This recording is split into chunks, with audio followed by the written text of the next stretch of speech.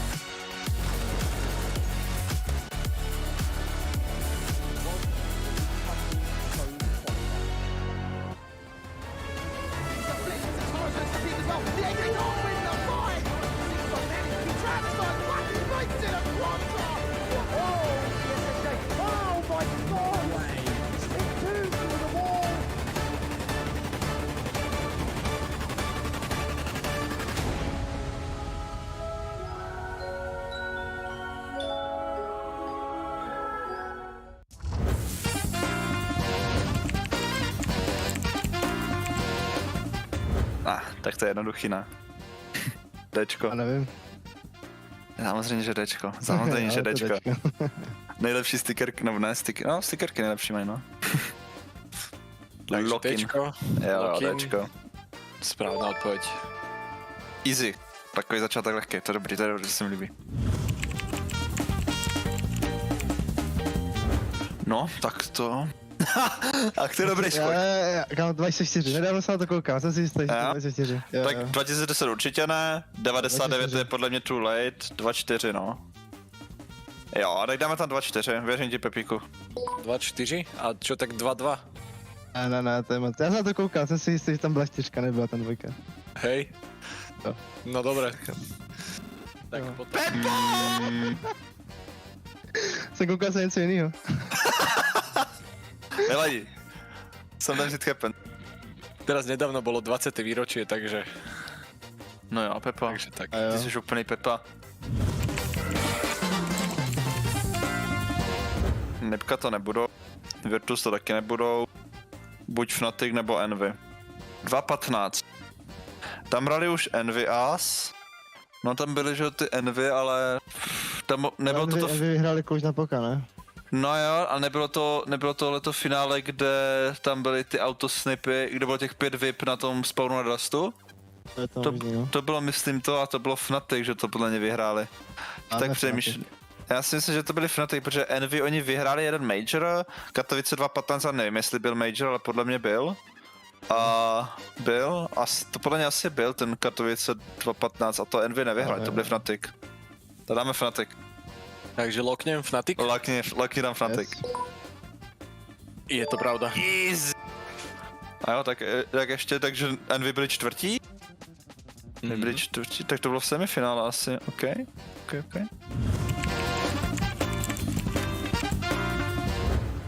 Inferno Mirage Train Overpass. Tak Inferno tam byl.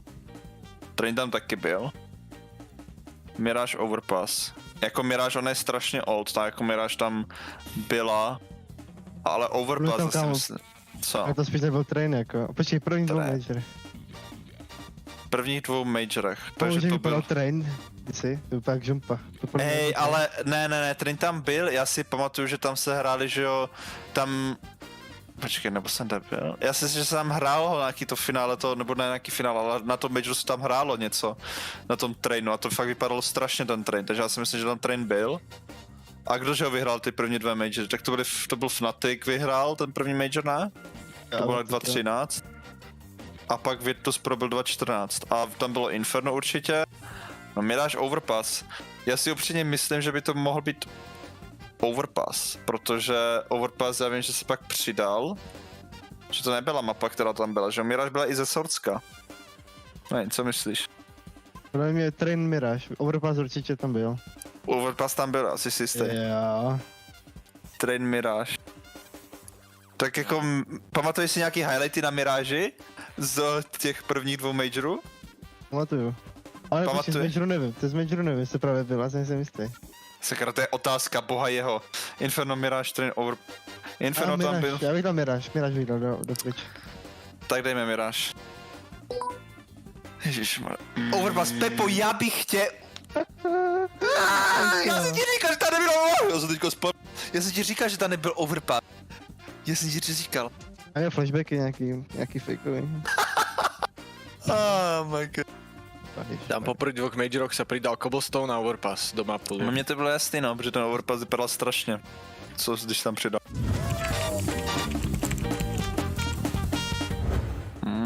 Tčko to nebude. Cčko to taky nebude. Pčko, Ačko. Já se kouknu. Nevím, přemýšlím. Buď to je Ačko nebo Bčko, no, 8 nebo 11. Já si upřímně myslím, že on jako device neměl právě, že tak jako tak dobrý rok prostě, no. Já si myslím, že to bylo to Bčko. Protože tak jako, že v těch té top 5, no, top 10 asi nevyjmenuju, ale... No, top 10 asi nevyjmenuju, ale já si myslím, že to bylo 11. místo, že on nebyl 8. Že 8 je až takový... je to asi až hodně, já si myslím, že to je 11. Co myslíš? Já si myslím 8. Ale víš co, víš, jak to dopadne, jsem dvakrát... Pepo, teďka to dáme na mě a uvidíš, že to bude Dobrá, správně. Bude 11. 11. místo, Lokin. Takže Lokin Bčko. Jo. A je tak. Pep.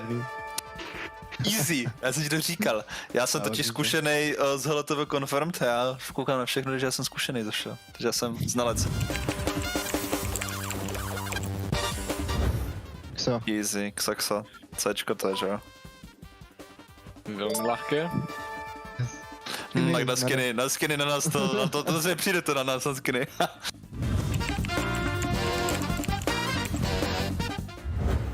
No, tak to se nemělo říkat, že si na nás nepřijde se skinama, Pepo, víš? Chyták, já bych dal padáš to. Hot Snakes. To nebude z té nové kolekce. Hot Snakes to nebude z té nové kolekce. Tyjo, no. Pade až to tak jako Factory vždycky budou prostě víc expensive. Ten skin nevypadá, ale že by byl nějaký z modré casey, protože to bych věděl, protože to by mě pořád padalo z mých otevírání. To bude, já bych řekl na to Bčko nebo Cčko, no. 1000 euro to nebude. Bčko nebo Cčko, ale zase víc jak 200 euro za Mac 10 to podle mě není. Dáme Bčko? Yes. Dáme Bčko. Lokin. Takže Lokin Bčko, finál. Jo. Yes. Final answer. Je to Cčko. Jsem Mac 10 800 eury, ježišmar. Ach jo.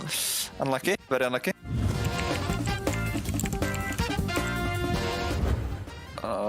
Copyright problémy.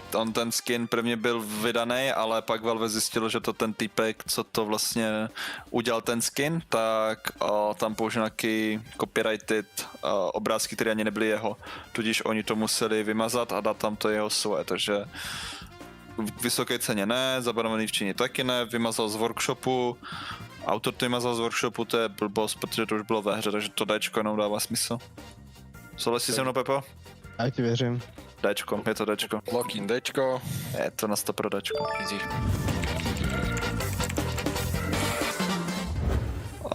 Pod tím heavnem, to modrý, nevím jak to nazvat. To je raketa, to je raketa, ne? To je správné? To je raketa, no. Bez Inferno určitě. A nebo spíš Inferno. Kde, jak on bys našel raketu na Inferno, Pepo? No, však máš těch rakvích na Bčku. Rakvy na Bčku? Inferno? V rakvi. Pepo, co? No tohle je pohřebák, co jsem v tom myslel. Pohřebák prostě, nice Pepo, ale dobrá práce.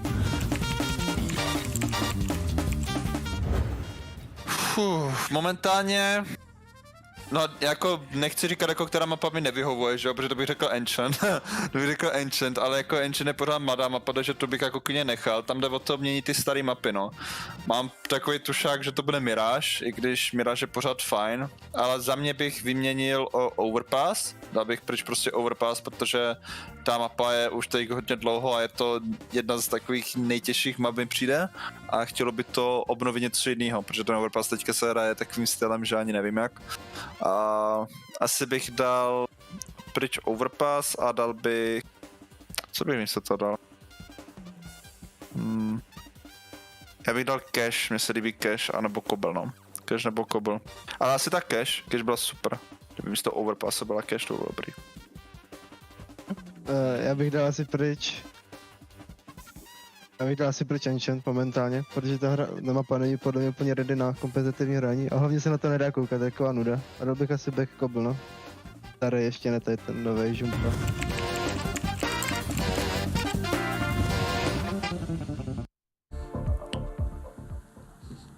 Hello and welcome, ladies and gentlemen, back to REPUBLEAGUE Season 3. Gotta say, quite a vibey little quiz there. We were vibing out big time. That was good fun. The music was up. We always love it, mate. It's Always good love stuff. it. Good stuff. But welcome back, ladies and gentlemen. Of course, we kickstart today in the closed qualifier with a game that means a lot. It's Entropiq Prague taking on Enterprise. But before we do, we'll introduce ourselves. My name's Kai. I'm joined by the lovely Retro as per usual. Ryan, how you doing? I'm good, man. As you said, we were vibing out. I'm not too sure how many people at home were listening to the music in the background, but it just gave me good TF2 vibes, man. Back in the day, you know.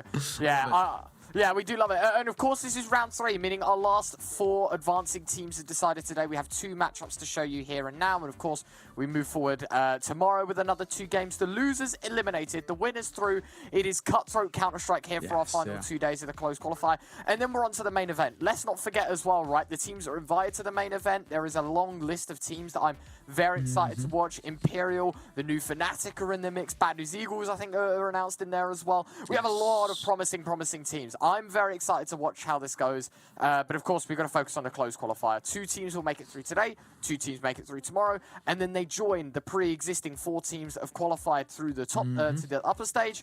And then, of course, they join the teams that are invited to the main event. Yeah, exactly that. And of course, we've got another game later on as well, which is Sinners taking on Budapest 5. So another banging game with a lot on the line for it. But kickstarting in towards this one, it's an interesting affair. I think it's safe to say. You've got sort of an Enterprise side who, I know you personally have covered them a lot recently. You know them very, very well. We, of course, had the pleasure of covering them just a few days ago together. And then you've got Entropiq Prague, who, you know, to be honest, there's actually not too much about them. You don't hear too much about this Entropiq Prague side. But what I've got to say is I'm pleasantly surprised by the performances that Entropiq Prague have put forward. They've had a couple of roster changes here and there, and aside that, like I said, they have pleasantly surprised me in the level of Counter-Strike that they're bringing to the server. So, well, yes, you may want to say Enterprise are the favourites on paper. I don't know. I feel like Entropiq Prague could cause a couple of problems. I mean, taking a map off the X-Mad Lions lot is very impressive. You know, we can't forget their only HLTV record, their only game with this new roster has been against that X-Mad Lions side. Entropiq Prague, they are going to feel a little bit out of their depth with these changes. Nothing wrong with getting the experience, though, and of course, facing off against Enterprise, a team that has done so much in the Tier 2 space. Of course, the updates of the rankings happen tomorrow, or, yeah, indeed, tomorrow. So we get to see the more refined rank of Enterprise. But they're currently 71st. They just won a tournament. They're on the back of a pretty hot streak as well in other events. Elisa, you know, as we talked about, they had a pretty good run there against the Apex boys, beating them 2-1. We have a pretty decent lineup now for the Enterprise boys. The question is, of course, Entropiq Prague, how do they fare up against them today? Yeah, I feel like we should see that Enterprise rank climb a little bit. I mean, as you mentioned, their recent form of late has been super hot. I think that's going to be the biggest kind of question coming into this. Is for Entropiq Prague, they've got quite a mammoth task ahead of them. They've got a side who not only are very, very good, just generally speaking, but they're on fire. Their run of form at the moment has been arguably one of the best in Tier 2. You know, a couple of months ago, no one had really heard of these guys, or no one really took notice to these guys. And look where we stand now. And an Enterprise side who have been pleasantly surprising everybody, but also scaring everybody in the Tier 2 scene as they start to pick up very big victories. I mean, take down Apex, that's no easy feat. Yeah, let's jump into maybe introducing the teams and what we can talk about here. I think Entropiq Prague should be the first team that we discuss and have a little chat about. These guys are a side that have not been together too long. As we talked about earlier, a couple of roster changes. This is their second appearance as a team, taking Twist from Sampi, and that's not the Swedish Twist, that is the Czech Twist. Yes. As well as that, we have Jinzo, the German, and obviously we have Leka, Mori, and Cecil in the roster as well. Very exciting times for these guys. On the flip side, Enterprise, of course, we have a very, very formidable side with the introduction of Han and Stinks alongside the Alive, Mangus, and Blitz as well, 3 longest-standing players for this Enterprise roster. This side have looked very, very good from the moment that Han and Stinks were introduced. Yeah, I mean, Han in any roster is always going to be a problem because he is just an animal. He's just absolutely stunning. Take a look at the last 6 matches as well. 1 loss in that. And it gets ecstatic. And when you look at the kind of form and how good ecstatic are, generally speaking, I'd probably make the argument, and I don't think too many people would agree, that they at the moment are one of, if not the best side in Tier 2. So I think, you know, for them to go to an R3 map affair and only just lose as well, not too shabby. Take a look at the map stats as well. And one thing to see that I do like about the Enterprise side is they actually can have the ability to head to any map. They don't have an insta-ban. Yes. Yeah, and something to note as well, Entropiq Prague, when they played a game against the X-Mad Lions guys, they banned Ancient. And so, I mean, not all bad when you look at the Enterprise roster. Ancient's one of their better maps, actually kind of plays into them a little bit here. And we will see maybe a Dust 2 ban come out from Enterprise. We're yet to see really the depth of the Entropiq Prague map picks and what maps they're best at. Of course, all we can go off is the fact that they picked Vertigo and Inferno was picked into them. And they won on Vertigo and they lost on Inferno. So, you know, we've still got a lot to discuss. And of course, as I was talking about just a moment ago, to paint the greater picture, ITB, Mad Lions, Ecstatic, and Mouse NXT are in the main event. We're still yet to determine the bottom 4 teams to qualify through, and that's what today and tomorrow is all about. And as you look towards the lower bracket as well, the BP5 Sinners game, obviously the Enterprise Entropiq Prague games up next, Sprout Skater in the mixer as well, K23 Hellslayers. We have some amazing games, especially that bottom one there, the Sprout Skate game. I'm very excited to watch. Yeah, but we still have 4 more teams to introduce to the main event to join the pre-existing 12. So a lot more Counter-Strike to watch. But as we focus and hone in on this matchup here, yeah, I'm very excited to see how this one goes. For Entropiq Prague, I think this is just going to be a bit of a learning curve for them and understanding maybe what's going on in the greater scheme of things and what they need to improve on.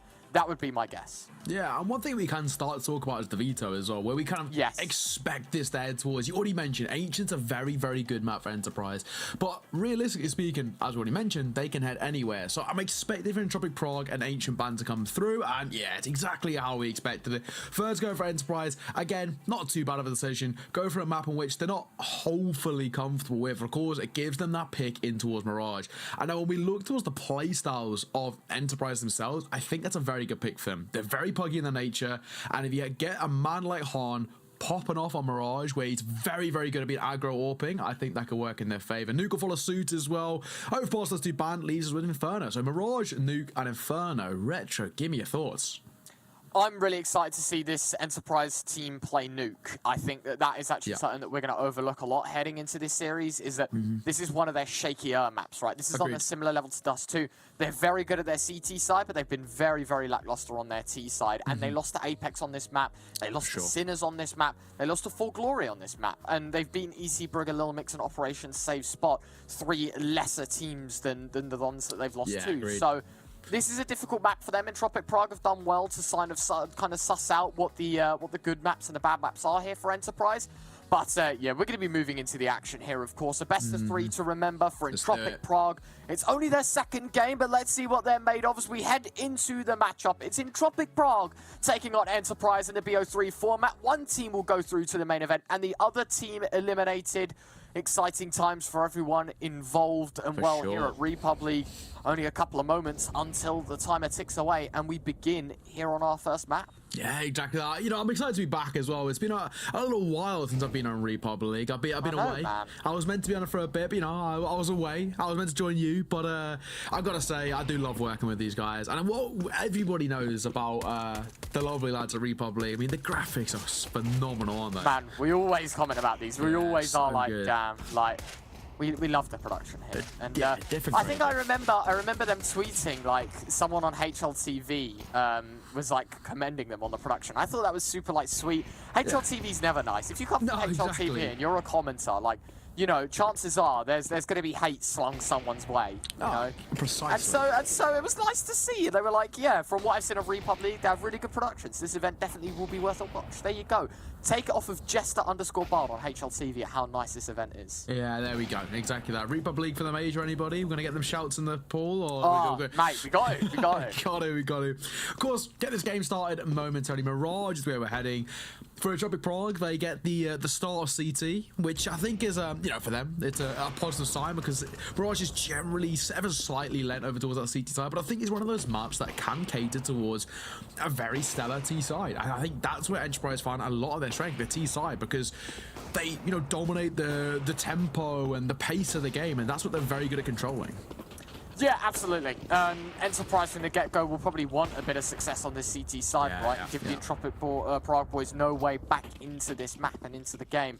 Of course, we are just waiting for a couple of people to ready up. If you've only just joined us from home, yeah, we'll be getting this one underway very, very shortly.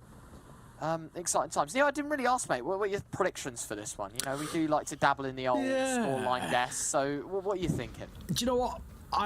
I don't want to go with the obvious, but I am going to lean in favour of Enterprise. I just think their current form as of late has been stellar. I mean, the only loss they've picked up in the last 6 has been to Ecstatic, and even that was a close loss. I mean, we were the ones on that.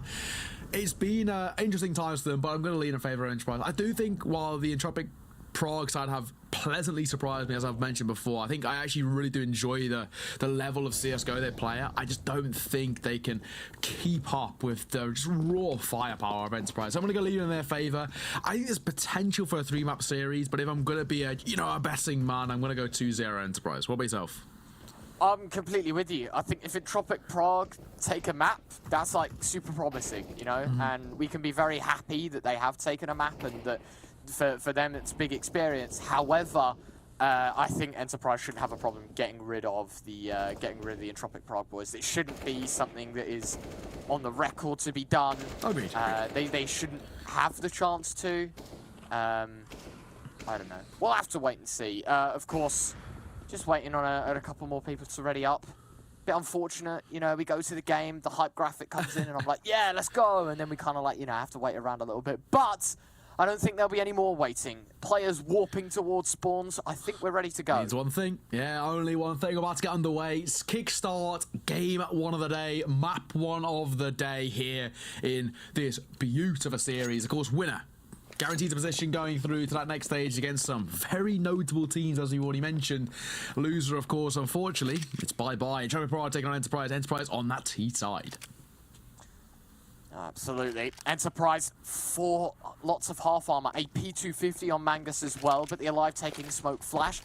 Just a very chilled setup, but one in which they're going to try and fake towards A. The bomb is in B. 3 of the T players are surrounding the hallway position. The apartments play, but 2 players, including that P250 raid boss, going to be heading towards A.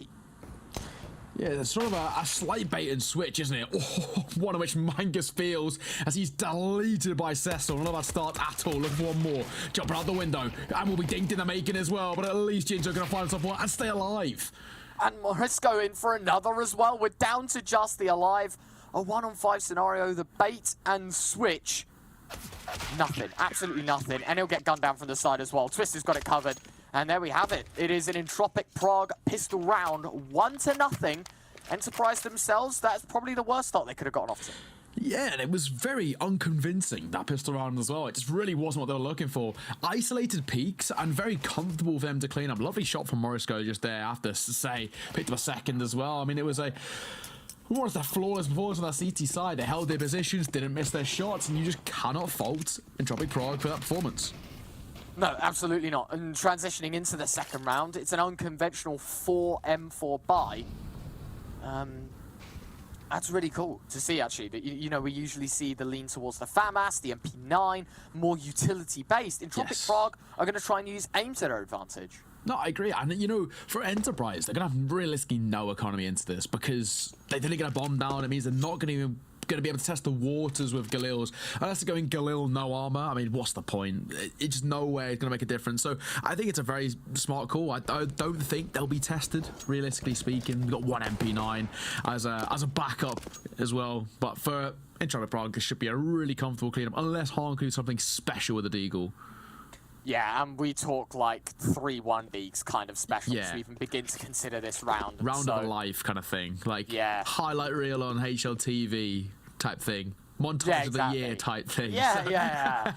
We're shooting for the stars here. Exactly. And something to note, Enterprise love the double Deagle buy, where they'll take 2 ecos but buy Deagles and no armor both times. Interesting to see that they've kind of switched up the strategy a bit and they've gone for the force investment. Han, he'll only hit the deck, no kills for the Enterprise side. Entropiq Prague should slide quite quickly up to that second round. But now with that Han investment, what do we expect to see here? Is this a buy where he's on a Mach 10 or on a scout or something? Or is this another eco where money for for Enterprise is going to look pretty good? By the looks of things, it's just a Galil, a single smoke. That's tossed over to Stinks. And Enterprise go for a 4-buy with 1 deducted premium rifle. And I think maybe for Han, they might even try to make him play a little bit aggressive, try and be sort of cannon fodder, quote unquote, and allow for the entries and the trades to come through. Of course, Han, in terms of raw firepower, is probably up there for Enterprise, if not at the pinnacle of that side. So, you know, how do they want to make him work? In towards mid, Twist, slightly aggressive, but behind the smoke actually might just catch them off guard. Well, there we go. Big tag damage. Blitz low HP. The flash will catch Jinzo off guard. Morisco, through the smoke will find Blitz. So much happening right now. He's low HP. Twist is going to dive towards Underpass and take down the Galil. Mangus is available for a trade. And it all kicks off in round 3. Enterprise implode as they look for that man advantage. And while they aren't successful in finding a numbers lead, Morisco low HP and Cecil taking a bit of damage as well does give Enterprise a good chance at winning this round. Oh, for sure. Now, of course, Lekker's in close and personal, and B9. This sort of range can cause a couple of issues, but in a 3 versus 3, that tempo's gone to a bit of a grinding hold. They're cautious of the flank. They're aware that's a possibility, but it's not going to be found as of yet. 55 seconds to work with. A smoking towards short, and this more or less confirms that Rap now in towards that B site. It is dead silent now. As Entropiq Prague patiently wait for the push, for the play to come in for Enterprise. They boost Stinks up on short. The box is going to be used as a point of elevation. For the rest of Enterprise, though, very split up. Mangus is looking towards A.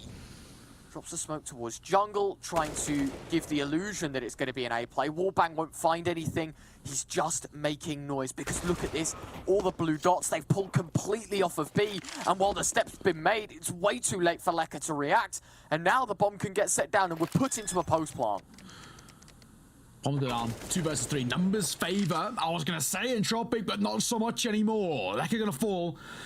And now with a low HP on both of these Entropiq players, they could drop in a matter of seconds. Stinks, to be careful. Walks blinding towards Stinks. It's a freebie. A 1 versus 2. How does the Alive play this? Well, he's got to be careful. Low HP on both of these players. So the AK easy for the chance. He's found Cecil. Morisco low HP, and he'll walk right into the Alive as well. Heads are rolling, and the Alive puts Enterprise on the board. 2-1. And Entropiq Prague, the money is in shambles already. Yeah, that's unfortunate. You know, with that big investment of the M4s that we've spoken about, and of course how they wanted to also support it with a lot of utility, losing that round and in that sort of fashion as well leaves them in a little bit of an uncomfortable economic state, but that's brilliant for Enterprise. Only thing to mention though is they themselves are still with that glass floor beneath them. Of course, they only had 1 player remain with an AK-47, so yes, we'll be able to pick up a buy. It's going to be kind of lackluster in terms of the long-term economy. So for both of these two sides, essentially winner of round 4 gains momentum for at least the foreseeable future. Yes, absolutely. Entropiq Prague, while they are down in terms of the weaponry and sort of the utility that they have, they try to make up for in intuitiveness, right? We go aggressive towards B. We've got more of a lean towards apps than we do on short. We're giving up a lot of mid-presence and relying mainly Enterprise will hit a site directly. Unfortunately, not going to be the case. The smoke towards top mid, Entropiq Prague. Going to hear a lot of these flashes come over the top. And so for Enterprise, they're just going to take the mid-control. Settle in ever so nicely. The minute mark only just being hit. This is a very slow, methodic round here for the T side. Yeah, very, very slow. I mean, it's sort of about holding and waiting now for, I guess, the Entropiq side, trying to invite a bit of that pressure in. Yeah, they've got a scout to work with. A Deagle in the hand of Lekker isn't the greatest as well, but those 3 M4 A1S can cause some significant issues, and that's already one of them. Stinks off ball. Numbers in favor of Entropiq Prague as they're flooding their way forward, looking for more. Morisco finds another and falls away somehow. Really nicely done. A numbers game that favors the Entropiq Prague side, but the Alive looking to snap back, and he has done so. 1 kill already. Low HP is a problem. Not to mention that Twist has gone aggressive towards ramp, which could encounter a couple more problems if Enterprise don't clear this one out, but the Alive just does one better. Punches in the digits, it's planted for short as well. Such an open position now for Entropiq Prague to try and retake. Bomb down. Post-spawn set up. Numbers, of course, kept at not even standing, but I think what you see for Entropiq Prague is send the scout forward and the Deagle as well, see what they can find, but try not to risk that M4A1S as much. They know that long-term economy isn't great. They can afford for a scout to fall, same for a Deagle. But now Jinto can make the very smart decision just to fall away. As we expected, just keep hold of that 1 premium rifle. And of course, unfortunately, give up the lead. However, Hahn in from behind, read him like a book, and that's an M4A1S drops. He might just have enough time to collect it. No, not going to be the case. The Galil, may I say, kept across. But what's most important, Ryan, is this game is now tied to a piece. And as we mentioned, winner of round number 4 more or less controls the momentum, especially in terms of the economic situation for the foreseeable future. And that's going to be the case for Enterprise. Really nicely done. Mangus finding both of those kills. Harm with one on the exit. And although he doesn't get the upgrade, it's integral damage done to that CT side economy. You saw the desperation on getting that A1S away. Not happening. And now look at the money. We're talking pistols. We're talking no Kevlar. It may not even be an investment other than what Morisco's brought forward, right? It's just that one Desert Eagle. Enterprise have stacks of cash, and they're going to start to build up their empire. That CT side economy is going to stay in troubled water, while Enterprises will only grow. And so for this T side, it's going to get pretty promising for them, especially in the next couple of rounds, as long as they play it right.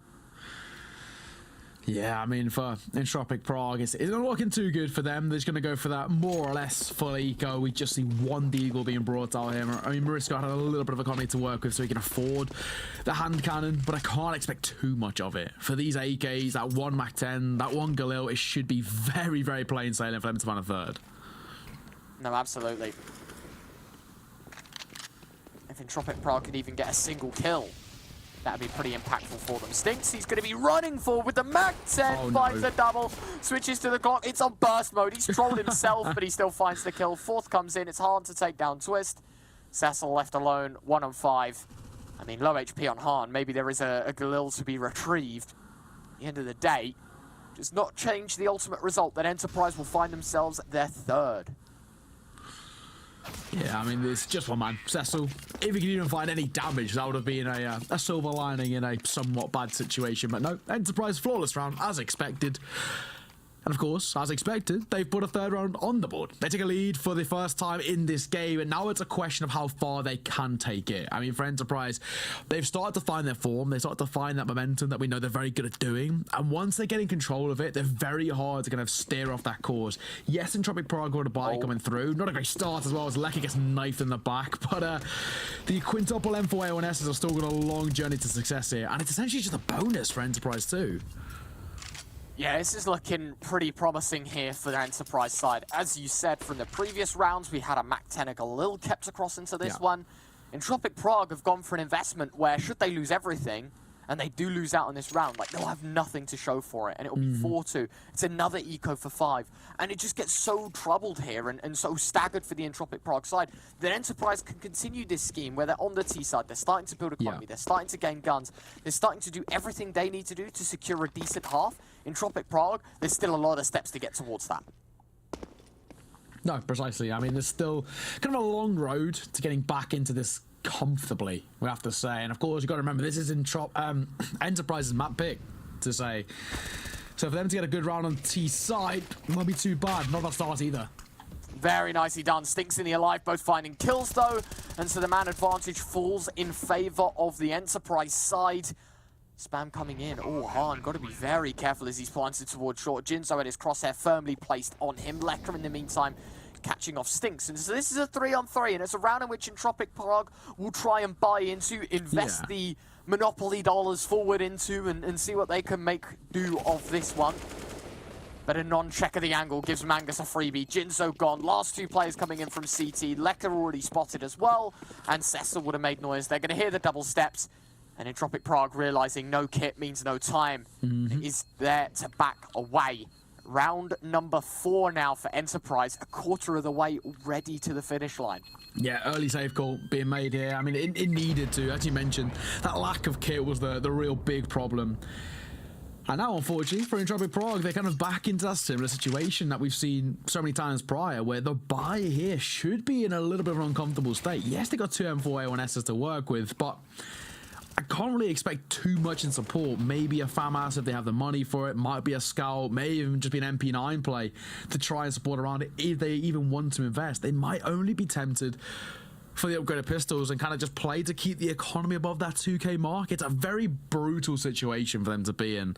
Personally, wouldn't like to be the one trying to make the calls around here, because you want to stop the momentum of Enterprise, but you don't want to risk your economy in doing it, because it might just give them a wealth of rounds over you, and on a T side too.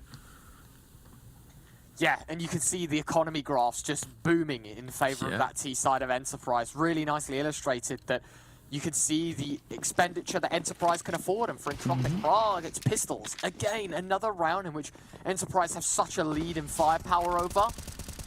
And yeah, it's going to get very, very difficult here. And all in all, Enterprise going to play a slow round, try and catch off these weapons, make sure they don't walk into these stacks. I mean, Lekker's gone aggressive. I do actually like this play for him. When you've got this, what is a middling buy for Entropiq Prague, you have to try and force your way in the lead. And by going aggressive with that one of the rifles, it's sort of that high-risk, high-reward play. Try and find the numbers in your favor by going a bit aggressive. But of course, if he falls, that leaves him with one M4A, one S in play, which more or less confirms Enterprise are 5th on the board. So far, it's a slow one. Blitz, just quicker with the AK. Cecil will trade, but a 4-on-4. Mangus to gun him down from behind as well. Deagle and Morisco able to find one, but it's not going to happen. The mission now turns maybe to a save of the weapons for Entropiq Prague, as the remaining 2 players fend off against 3, all of which full HP, and we still have a fair bit of util to drop in as well here for Enterprise. And this is unfortunate for the CT side. It's another round that Enterprise were able to run right through. Yeah, Sampy holding. He might be able to get a consolation kill here. He will be aggressed momentarily. They're trying to clear these close positions. Flashes will come through. He's actually got a bit of a gap here. They haven't cleared him yet. And he gets a freebie. Stinks will fall. The Alive looking to try and trade, but he's still just posted up in towards Firebox, looking for another head to fire, but so far not being given it. PT-50 not going to be able to deliver.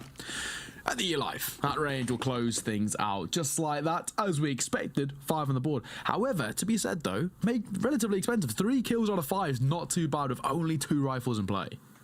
Yeah, it was decent damage done by the Entropiq Prague side. Let's not forget, as you said, there was only 2 save weapons. The rest were in an eco, and so for Enterprise, probably took a little bit more damage than they were looking to. But at the same time, we know that the lead that they've established comes with great wealth, and so for them, they could just rebuy those lost rifles. Very nice shot from the Alive at the end of that round as well, may I add. But round 8, Entropiq Prague, a full investment, a double AWP setup for Enterprise. You know, not really a dent left in that economy. It's just Stinks that's low on cash. Everyone else, prime time, ready to buy again should they need to. Hard will take the fight towards B early though. Nothing to come from it. This might do. Blitz again in towards mid. He's been given that twice in a row now. And this is becoming a problem. Blitz is low on HP, but all he has to do is hold and wait. That's unbelievable. The fact that they've just gotten away with that. Cecil, he'll move forward towards middle, and the advanced position will grant the refrag, so a 4-on-4 scenario. And at least the AWP can get away as well. The plan of action now maybe turns to an execute for Enterprise. Smoke dropped in towards top connector. And all in all, I think this is just a very slow round now played by the T side of Enterprise. Yeah, no, exactly that. It should just be, at this sort of standing, a pretty slow round. Just close things out in terms of playing time in their favor. They know for the defender side they have to play that sort of 2-2 split. They can't gamble stack. It's so risky to do so, and making their way over towards B. And as you can see, there's only one man here waiting, holding. What will he find? Well, the AWP on the angle. Yes, Lekker with the first. The Alive moving forward to trade, but Cecil, the crossfire set, the 2-scope guns continue to rain hell upon the T side of Enterprise. Mangus getting legged in the mix as well. Lekker, he's thinking about moving forward and jumping over the top of the smoke. Stinks, he's going to hear the rotation coming in from spawn, and he will pick up another. A 3-on-2, but with 15 seconds left. The bomb left in towards apartments, and there's still 2 snipers to take down. Mangus would have spotted one of them, has to jump away, and this is a save call. Enterprise, yeah. They'll concede themselves a third. Very well played by Entropiq Prague. The double stack towards B, and both snipers finding success. Yeah, you know, sort of one anchor in that Lekker finds that opening kill and falls back, and all he has to do individually is just buy time. That's all he has to do. He knows the clock in that sort of scenario, that situation is their best friend, and he plays it to perfection. Falls back, holds and waits a window, and as you mentioned, that double orb setup working really well. Cecil quick at the rotate, denying that presence from that deep kitchen angle. It's a really well constructed round there from Entropiq Prague, and this is what I was saying about them kind of pleasantly surprised me despite being a new team, because they play some very good CSGO. Yeah, absolutely. And a fast play towards apartments, a trade. The 1-for-1. Stinks will take down Twist. Morisco will get his edge in on the start of this one. And a 4-on-4 to stem from it. Blitz got to be careful, because as he faces it, will be in towards the AWP, but perfectly timed, coinciding with a flashbang. Gives him space towards ramp to work with, and a missed shot will cost him his life. Blitz has nailed the man towards CT. Mangus going to arrive from connector. He's bottom stairs, and there's one man for the job. Morisco in Palace, the advanced position. But as you can see, the molly on the map, Enterprise are all too aware about this one. Yeah, they're holding. They're waiting. Bomb to down as well. I mean, what does Ginger do from this scenario? They know exactly where he is. He's being held at range as well. That AWP will pick him apart if he even overextends ever so slightly. Segu's over Lekka. Hasn't got control towards connector. And I think this actually is just that early save call. There's no clear pathway back in towards that A site. There's no kind of safe, secure route through. I mean, Morisco potentially could get an exit frag, but that's the most he will get. An AK as well could be a silver lining. But yeah, Enterprise again going to take a 3-round lead of a 6-3 score line here. And you know, for Entropiq Prague, that was a nice idea. It was just the lack of kind of manpower was their biggest deficit there. Yeah, absolutely. It did feel that way. Enterprise going to be gifted a 6th round, and you start to consider Mirage as a whole, right? If Enterprise are doing so well on the T side, we know that they're better structure on the CT, that they do get away with more on the CT side. This does get worrying for the Entropiq Prague boys, but not to worry, as they still have their map pick to rely on, and obviously this whole BO3. We'll have to wait and see though here, Neo. It is round 10, sure. Enterprise 6-3 ahead. Winning this round, again, money problems for the CT side. Does get a bit scary now here for the Entropiq Prague boys. Yeah, you know, they have to start being very cautious about letting this get to the question of too little, too late, or, you know, too much of a deficit for them to climb back into. So they need to be ever so cautious of kind of giving up rounds where they potentially could opt for that retake coming through. But once again, all back and play. This time not the double up setup. Lekka just got M4 A1S to support. And with 1 minute 20 on the clock, everything goes a little bit quiet in the server. Yeah, Enterprise want to take this one slowly. Hahn, missed shot. Lekka nearly losing his life just for the information plate. Enterprise now, having shot the AWP, does create a bit of an alarm for the Entropiq Prague guys. You can see the rotators heavier towards B. We don't have a double A setup. It's now just one connector, one jungle. Unfortunately, the bomb will make its way towards A though, Neo, and Entropiq Prague have left this one a little freer than maybe for the taking that Entropiq Prague would have thought. Yeah, no, exactly that. Well, back over towards the A site, it looks like they're posturing. It's actually a good call. There's a bit of Manga play being made over towards that of B, and what a shot from Mangus. Good for the first. Molotov as well denies that presence in towards jungle, but not clear properly. Morisco twist, what a piece. Blitz in for the trade. 3 versus 3 as they flood their way over towards the A site, and Morisco finds one more. The Alive falls. Blitz and Hahn now left to pick up the pieces. Bomb in his hand, spammed down by Jinzo. And it is just Blitz left in a 1-on-3. Will find the first, tries to snap back to find a second. The spam not going to be good. Blitz has found another. Down to just Lekka here in the 1-on-3. But coming from ramp, he shouldn't have many problems in clearing him out. 4 seconds left. Blitz will scoop up the AWP. He runs towards ramp. And it will be after time. No. He's got money. Yeah, just before, I think. Quite literally just yeah, before. I think if he had waited half a second longer, that would have been so much more damage done. But thankful that he gets a bit of extra cash here. That's it. Exactly that. Well, that's a really nice round, you got to say. I mean, there was a slight anchor play over towards B, which kind of forced that rotation, and they lose the initial connector control, and it looked like it might be dire. Bit of luck as well with the spam through the smoke, losing the Alive and the bomb being dropped too, and then all they had to do was just play the numbers, play that rotation back over towards the A site, and it worked so well. Now this time, going a little bit aggressive, twist just in front of the Molotov. All he has to do is hold and wait. There's a double stack here from Morisco and Twist. Flash will come through. Doesn't clear the close angles. Twist makes it a double. And for 3 as well. All powers Hahn will trace. Thinks one of his own too. And actually now the A site's open. Yeah, and Enterprise somehow, despite the 3K, have found their way onto a bomb site. The AWP of Cecil to shut him down, halt the tracks. Hahn left alone in a 1-on-3. Does have the bomb, and with 1 minute and 10 to go, the impression seems to be as if he moves back towards B here now, Neo, and tries to squeeze out the bomb plant and put these CTs into a post-plant scenario where they have to push at him. Well, now, for Hahn, I mean, he needs to be careful about being chased. There's still actually a whole minute on the clock left to work with as well, so this save call is going to be very, very tough. And you'd probably argue that sending at least one of the M4s hunting for him. Yeah, their long-term economy's not great, but dropping an AWP is such a big deal, right? So if I'm making this call, I'd be sending one forwards. Jinzo gonna fall. And we were talking about the save call, but potentially he might go for this. Could indeed. Now down to 2. Hahn Got to find a second Oh missed my God. shot, though. How do you hit that? Man, this round would have changed. Leka let his guard down, and he nearly loses his life for it. Fortunately, there is a response eventually. It comes from the AWP of Cecil. Entropiq Prague will take 5. And Enterprise starting to lose out financially. Maybe even an eco having to be taken in this round. And I do believe there was a Deagle bought. So yeah, it will be. Twist really well played on ramp to find the 3K. And somehow it still ends up in a 1-on-2. That is quite concerning. Yeah, very, very true, right? I mean, from that sort of advantage where you take the initial massive advantage with 3 players going down towards ramp, you think, yeah, close one out comfortably. Han at least makes it a contest, but now look towards Enterprise. Just their grenade pistols to come through, a little bit of utility for them to work with, and the priority in these sort of rounds is just getting that bomb down. Get a bomb plant, gives you economy to work with going forward, as you haven't really got too much to work with at the moment. That's what they're doing. Pops out towards B, tried to force their way through. Flash will miss though, Mangus just forced to stop at his tracks. All the util burned. Yeah, really nicely done. Blitz has actually managed to make his way through towards jungle. Of course, I guess the covering of jungle, what do you call that? The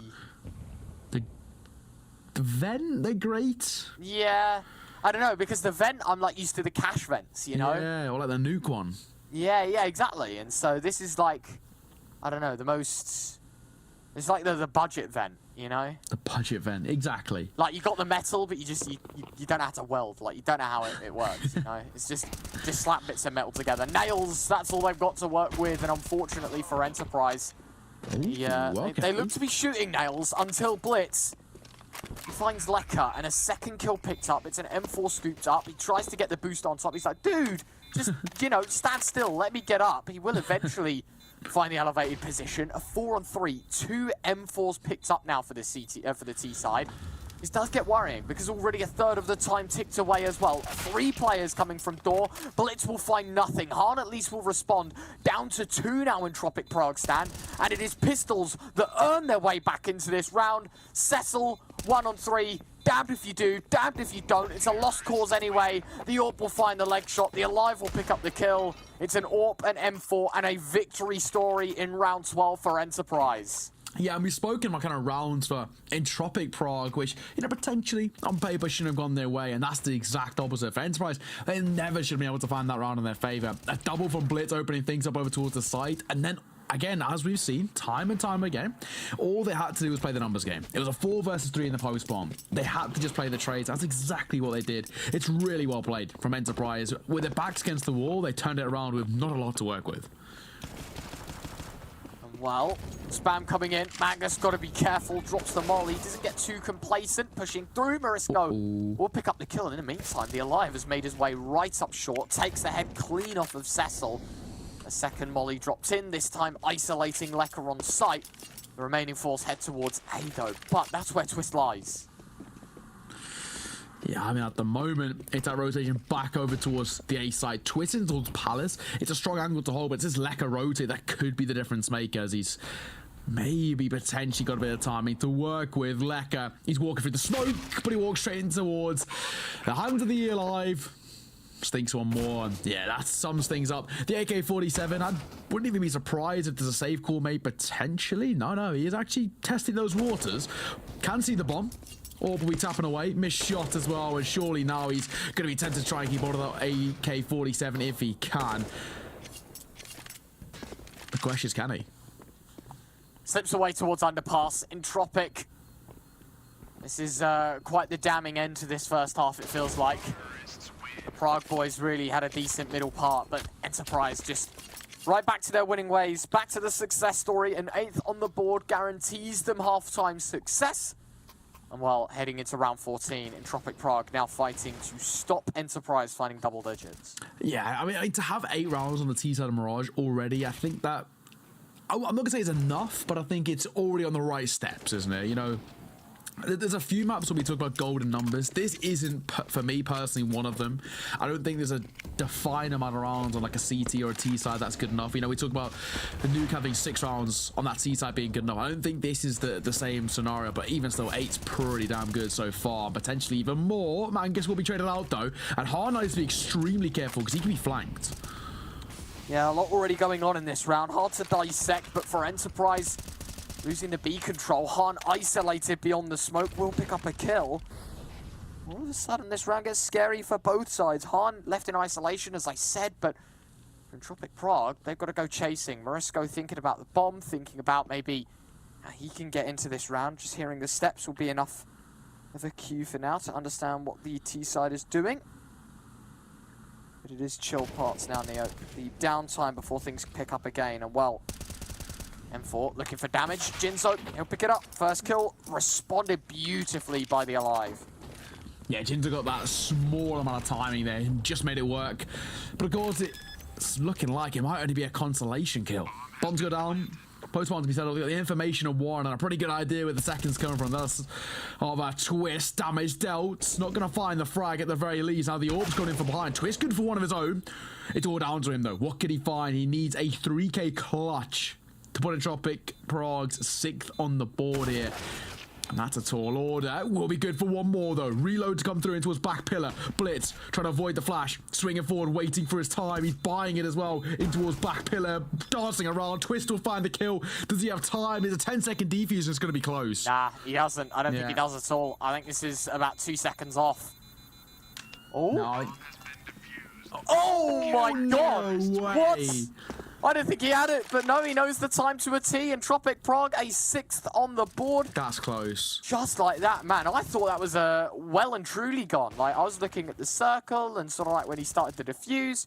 No, mate, easy. Fair play. Oh, mate. What a shot from Alive there as well. Yeah, I think, you know, I gotta say, credit towards Twist. That's a really nice round from him. I do feel like Enterprise slightly played that wrong, though. I mean, they, again, had the numbers in their favor, and all they had to do was a double swing. 3-2-1 swing, get the trade-off, Bob's your uncle, but yeah, they give him the isolator fight, and credit to him for isolating them. Oh, and that is a brilliant shot from Cecil, opening things up. Lovingly taking down Blitz. Denied of 15 kills in 15 rounds. He's stuck at 14 to 12. What a great half he's had. But for the rest of Enterprise, now's their time to step up, Neo. Get back into this game. What is going on? What is going on is a brilliant question. I mean, as we stand, it's not looking too good right now. But we hold, we wait. As a 2-round differential into the final round of the half. Han going back over towards that ramp position. Numbers now not in their favor. And Entropiq Prague, all they have to do is play the waiting game. Well, 55 seconds left.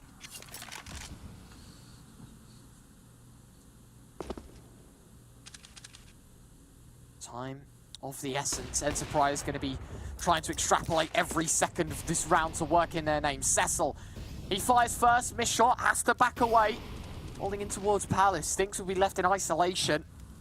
Rest of the side now thinking what they want to do when they get out. Jinzo, he'll pluck off the Alive, and all of a sudden this goes from bad to worse. The nade damage is good, just down to Mangus, and while he's good for 2, we are done. It's an 8-7 half, excuse me. We head to the break. Second half up next, don't go anywhere. Enterprise 8, Entropiq Prague 7. Left, and shoot left. Yeah, he's in front of you to the left side. Yeah, you hit him. In front, he jumped water to right. Yeah, you're running about it. Pretty much in front of you. Right. Right. Just press. Stop, left a bit. Yeah, just shoot. Yeah, shoot. Right. There. Nice! In front of you. But it's okay. He's by setbacks. He's look down. Run right. He's going water. Shoot. To left of you.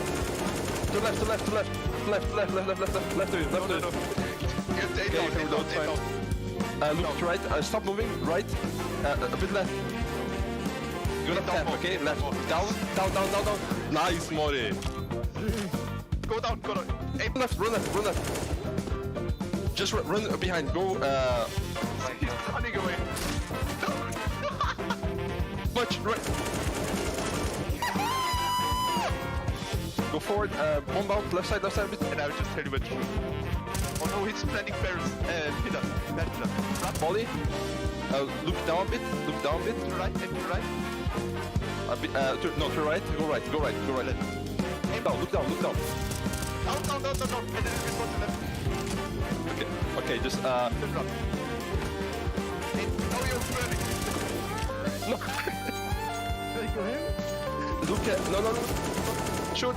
Reload. Kill. Shield. Move. Run.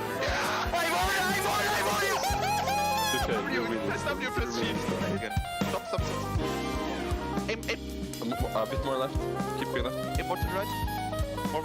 No, it's once again. Press W. Walk. Tap A a little bit. I go straight now. Side back. You cross the side. Look. I go to left. Go to left.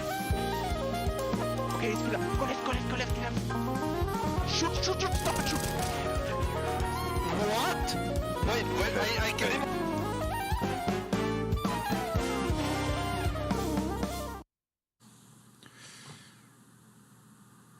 Well, ladies and gentlemen, we're back into the second half. Entropiq Prague taking on Enterprise, and of course, Mirage as close as you could get heading into the second portion of this game. It's 8-7 in favour of Enterprise as they move on to their CT side. The question is, can they get it done, or will Entropiq Prague make the recovery mission possible? We find out. Second pistol just underway in a few moments' time. Already, Enterprise investing heavily in the armour and Kevlar. Just one smoke kit. Everyone else got the $650 investment of the chest Kevlar. Yeah, I mean, it's, as we stand, it's as close as it gets. But, you know, Enterprise now head on to that slightly more favourable CT side, and I think that's where potentially it could work into their favour. And Entropiq Prague, they need a strong pistol start here if they want to gain any sort of control of this map. Absolutely. Minute and 30 already left on the clock, and the Alive has taken a dink. So, not the best of starts here as Entropiq Prague look to head out towards Underpass. Mangus going to get caught off. Oh, Mangus, a sick flick, staying alive as well, just delaying. Very nicely done. Morisco able to pluck him off eventually. Han, low HP, will find Cecil, alive, coming alive. And while Morisco left alone, he's found a gap towards B, and so the bomb will be planted, set down, post-plant to come in, but this should be around all in favour of Enterprise. So many kills going their way, but Morisco will at least fight back for one. Question is, are there going to be any more on the cards, or will Morisco just be able to deny? Han on the angle, got him covered. Very nice. Enterprise with the pistol. Yeah, so I got that question of what more can he find. And just at the very least, getting a bomb down is pretty decent. At 1 versus 4 to get a bomb plant, that is a real silver lining.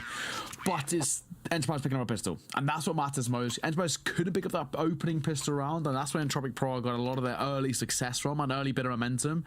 This time, they'll be denied that. Of course, you know, with a bomb plant, it does give them some room to work with in terms of economy. We can see some AKs picked up, potentially a Galileo to support it, or something along the lines of a Mach 10. But, you know, realistically speaking, Enterprise taking around in their favour, gives them a slightly better buy, and that's what we see. 3 M4 L1Ss, MP9, UMP, all looking pretty decent. Han. Oh, no. Oh, no. What's just happened there? He goes for the peak. Blitz also wants to go for the peak, and then all of a sudden, there's like team blocking in the mixer. I don't know what's happened, but they all take damage anyway. Round 17, the worst possible start here for Enterprise as they're down to 4. Deducted quite quickly. Han fighting with Jinzo. And AK set back to half HP as well. Yeah, not a dream start at all, but to be honest, they've still got a decent amount of control towards the A site. Lecker with the Eagle will have been heard. Molotov's come through as well. Han can make a swing off the back of it, but Morisco on top. A shot from him, and as he deletes Han, and now the numbers looking very good in favour of the C side. Lecker to set the bomb down. The Alive looking to deny, won't be able to find any kills, and so with a 2-man advantage, things do get quite scary. The retake is going to look pretty promising for Entropiq Prague to hold on to. Flash as well is pretty good, and well, there you go. Already chalked up. Stinks is moving away. Mangus to follow. The Alive isn't short behind either. This is it. This is a save. Entropiq Prague will get themselves an 8th.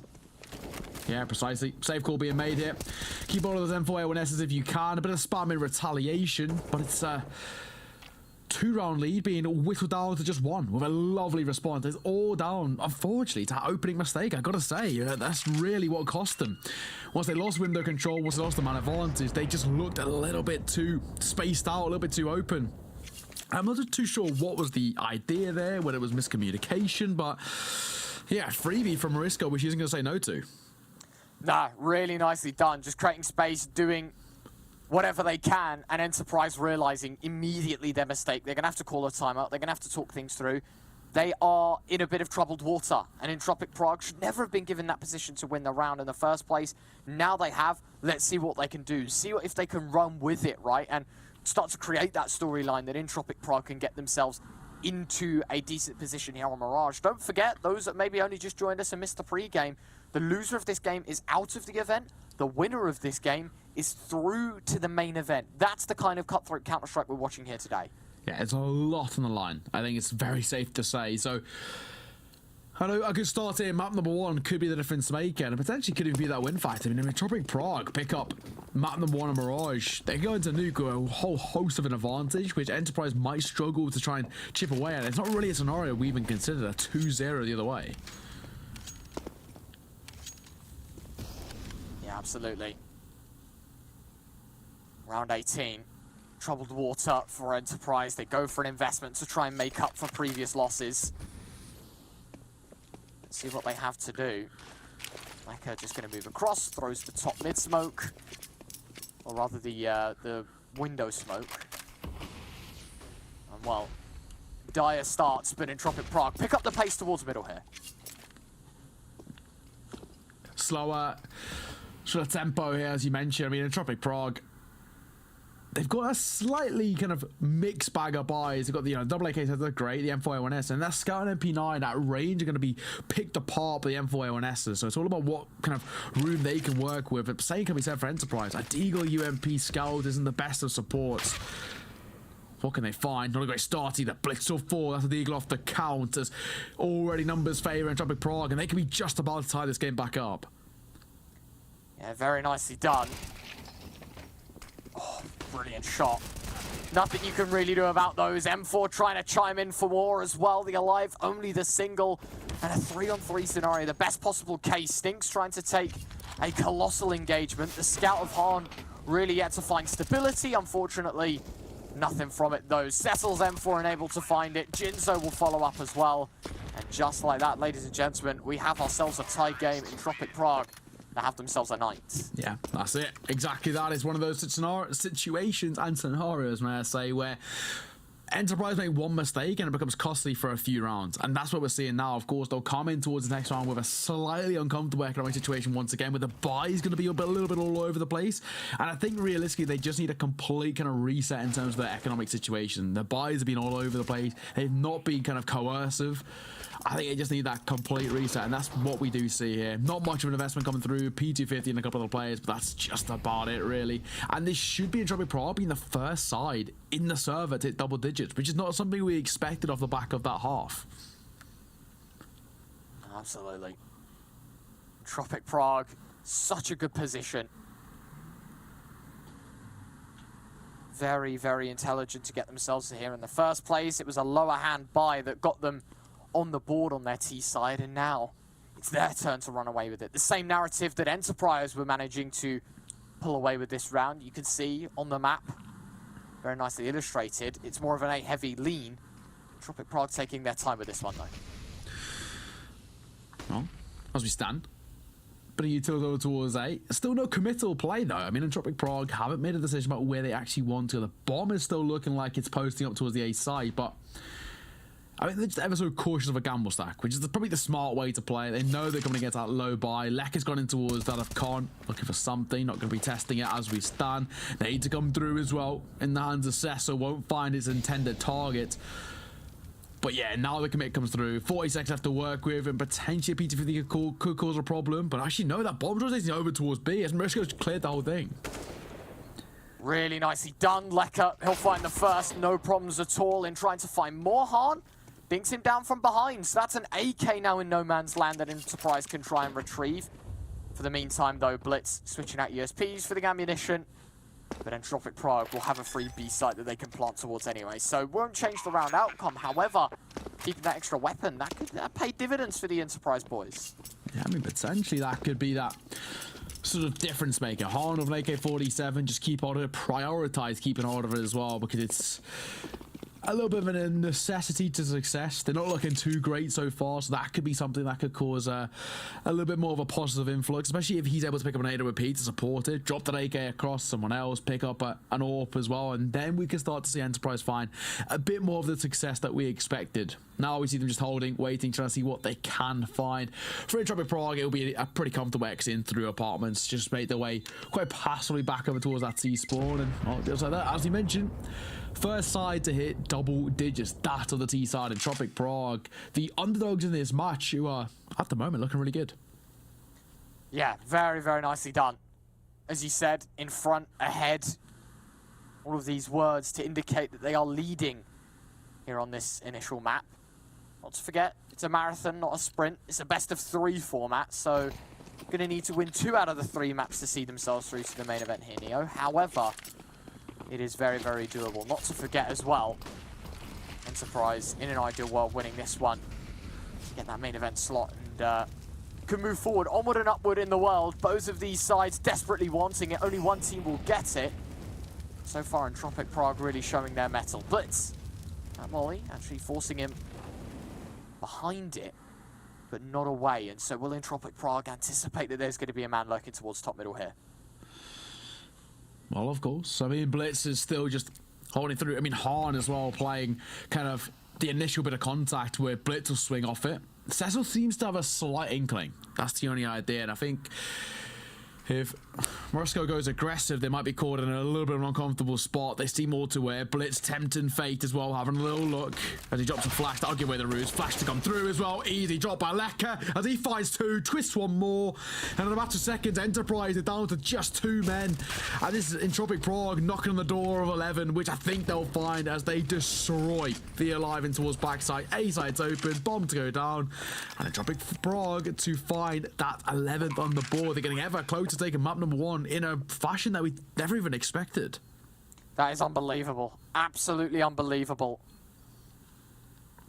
Finding this. Just, yeah, I think it goes against everything that I thought was going to happen in this matchup. I thought once Enterprise were good at a decent buy and we were able to see them with M4s, maybe even the AWP on Hahn, how quickly this turns south, and there's only 1 man left for the job against 4, already 3/4 of the way ticked. No chance of getting a bomb defusal in this round, Stinks. He's saving. And with that, Entropiq Prague 2 rounds ahead now. Yeah. This is looking not great for Enterprise. I mean, coming into towards the CT half, I really expected them to come into their own, especially with how they started. A pistol round looking pretty comfortable.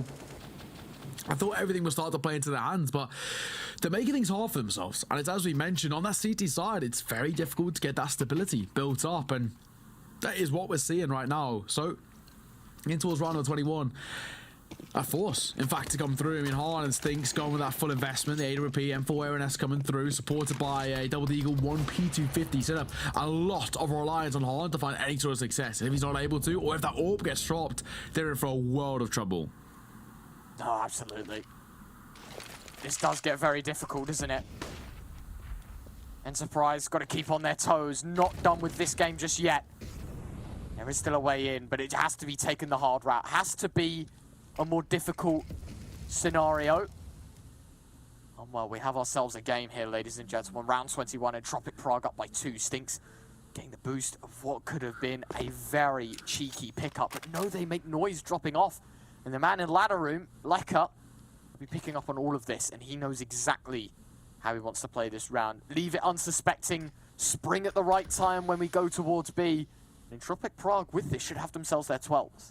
Yeah, I mean, they're trying to draw that attention away from apartments. Hahn, of course, a lot of reliance on him. He falls off the angle at the worst time, doubles back over towards short. But Leka, all he has to do is hold and wait. Speaking of, Morisco strikes away out towards the A site.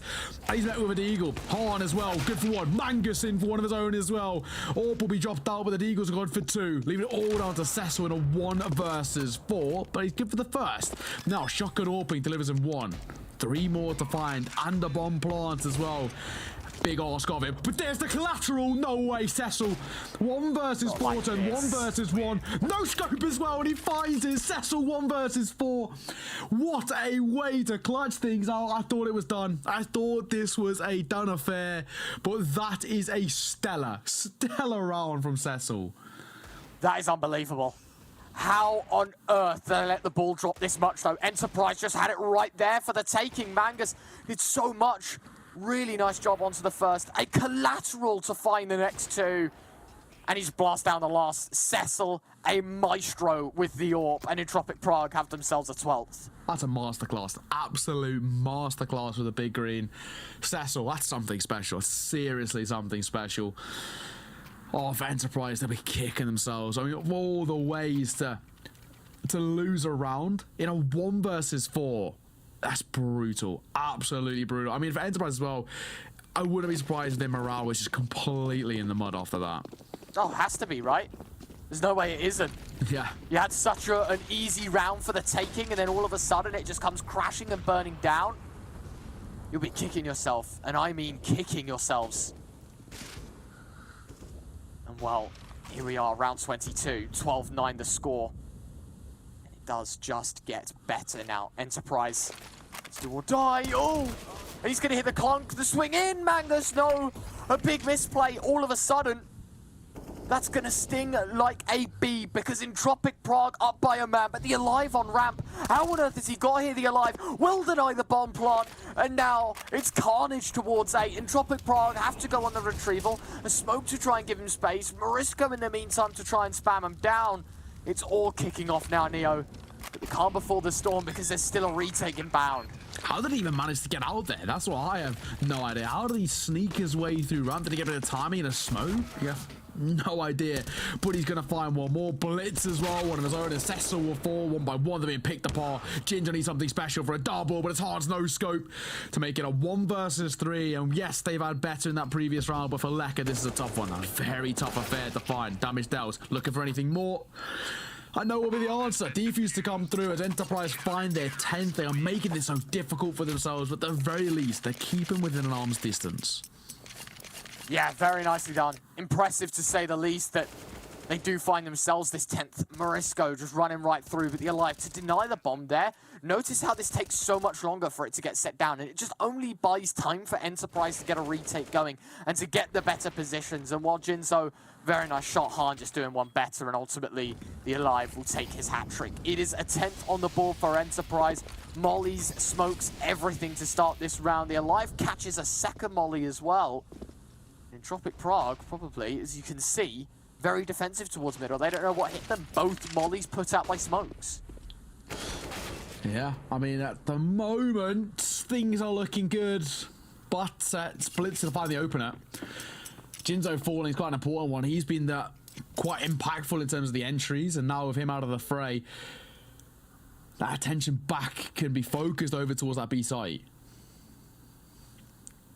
Entropiq Prague will make their way towards it. There is one man for the job, and it is Stinks to find them all. A first domino falls, but there's not a second one behind it. He has to go chasing for another kill, dancing back and forth between the empty pillar. Stinks, nearly a hat trick, but somehow Entropiq Prague hold on, and they thrive amidst the chaos. As Cecil and Lekka both low HP, but they have sieged themselves onto B. That bomb still needs to be picked up. Lekka will do exactly that. The nade, touchdown, Cecil gone.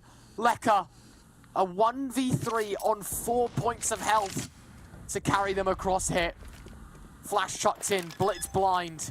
And he's going to look to punch in the digits. The denial comes in, the Alive on the flank. It's an 11th on the board for Enterprise. Yeah, they're starting to chip away that deficit, and they're looking a lot more comfortable now, Enterprise. As Entropiq Prague, they're feeling the pressure. Hence why we see that pause come through from them, because it's no longer looking like, oh, you know, this might just be a couple more rounds until they close one out. It's sort of looking like it might swap hands now. Enterprise are finding the security, finding their stability on that CT side, and they're consistently having these kind of 1v3, 1v4 situations. Yes, there was an unreal clutch from Cecil, but it's sort of once in a lifetime sort of round there, once in a game opportunity.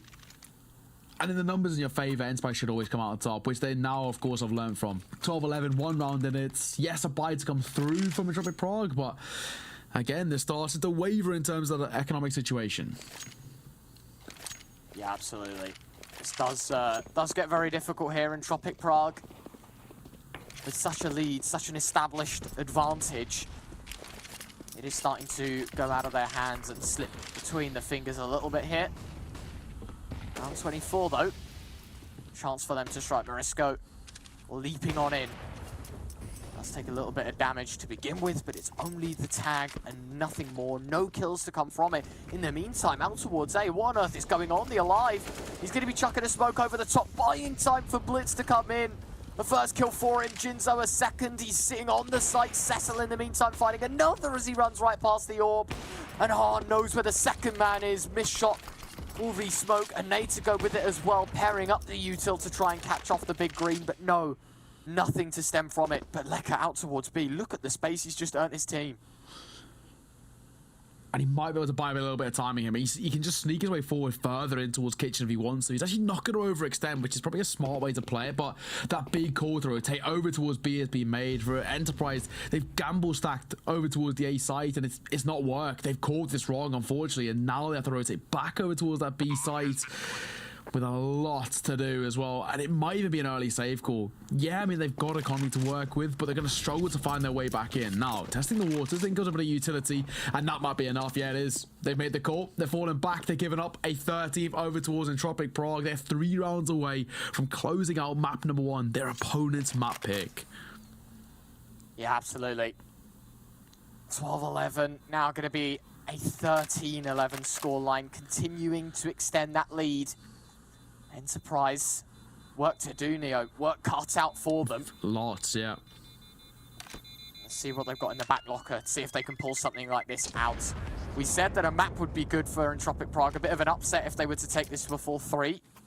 So far, seems to be they are delivering exactly that. No more, no less. They're 3 from the finish line. Okay, well, where do we stand now? 13-11. 3 rounds away, Entropiq Prague stand. Enterprise keeping all the AWP is definitely the priority for them, but at the same time, there's only so many times you can call for that early save call without, you know, leaving it too little too late, which is where things are looking right now. Hahn going aggressive in towards mid, trying to find something with AWP. Nade will come through, and he takes a chunk of damage, down to 16, as he doesn't have anything left in for him. He's 16 points of HP, a flash and a nade. That's unreal. What a start, what an advantage ball into Blitz though. Will only find the one. Leka responds, low HP on the Alive. Got to be careful not to catch the nade. Jeez, it's okay. It is very much okay. Man disadvantage, but for both teams, they are down to 4. It's just a way that they can get back into things. It's difficult for Entropiq Prague. Yeah, not looking too shabby right now as Entropiq Prague are going back over towards the A side. It is the good call, but the Alive, look at this double aggression in towards ramp. This could work in their favour, but it doesn't. Jinzo, go for the first. The question is, does he clear the close angle? Hahn as well, flash going through. Laboured spray, but Mangas will just about come out on top though. Trade be made as of yet. In towards Palace, Hahn at rage, low on HP, but comes out on top, which is what matters. He's just still staying alive, shotgun AWPing, trying to make something work of it, but it's Cessa who comes out on top. Stinks has to go huge, and he does, just about with a slither of HP left for him. He survives, picks up the AWP. We're back to a 1-round affair. This game looks like it might be going the distance. Talk about the round of a lifetime, you know? Talk about the way that they wanted to get back into this one. It's a 1-on-2, the lineup. A low HP heroic for the M4. And it somehow finds her the round. Stinks first, and then a second. Good God, Leka. 1 bullet the difference, but it is not meant to be. A timeout used by Enterprise. It's probably going to be their last call before the curtain is drawn. Whether that's in favour or against them, we'll have to wait and see. Yeah, we will. I mean, as we stand, I think Enterprise have a slight better control of that momentum that we spoke about so heavily. Momentum-based has been kind of the story of these two teams. Look at the opening kills as well. I mean, Blitz, 6 opening kills. A lot of them have been towards mid as well. It's kind of been where he's controlled things both on that T and CT side. Well, it's 13-12. Entropiq Prague, they've got a full buy, but it's not much of one. Like AK-47 and Galil and a couple of upgraded pistols is not great. No, absolutely not. Round 26. It might be doomsday for Enterprise. We'll have to wait a second, though. A technical pause coming in. Maybe a disconnected player. Don't know, mate. Either way, that is not the way you wanted to start this one. A little bit of a delay before we get things going. Yeah, and then we can we can get back on the way momentarily. But yeah, 13-12. Things looking very, very good for Enterprise at the moment in terms of I just think they have a little bit better control over that momentum that I've spoken about. For Entropiq Prague, they've gone for a full buy here. This is sort of do or die for me. I feel like it's very risky, this full buy, this full investment. 1 AK, 1 Galil, a couple of upgraded pistols.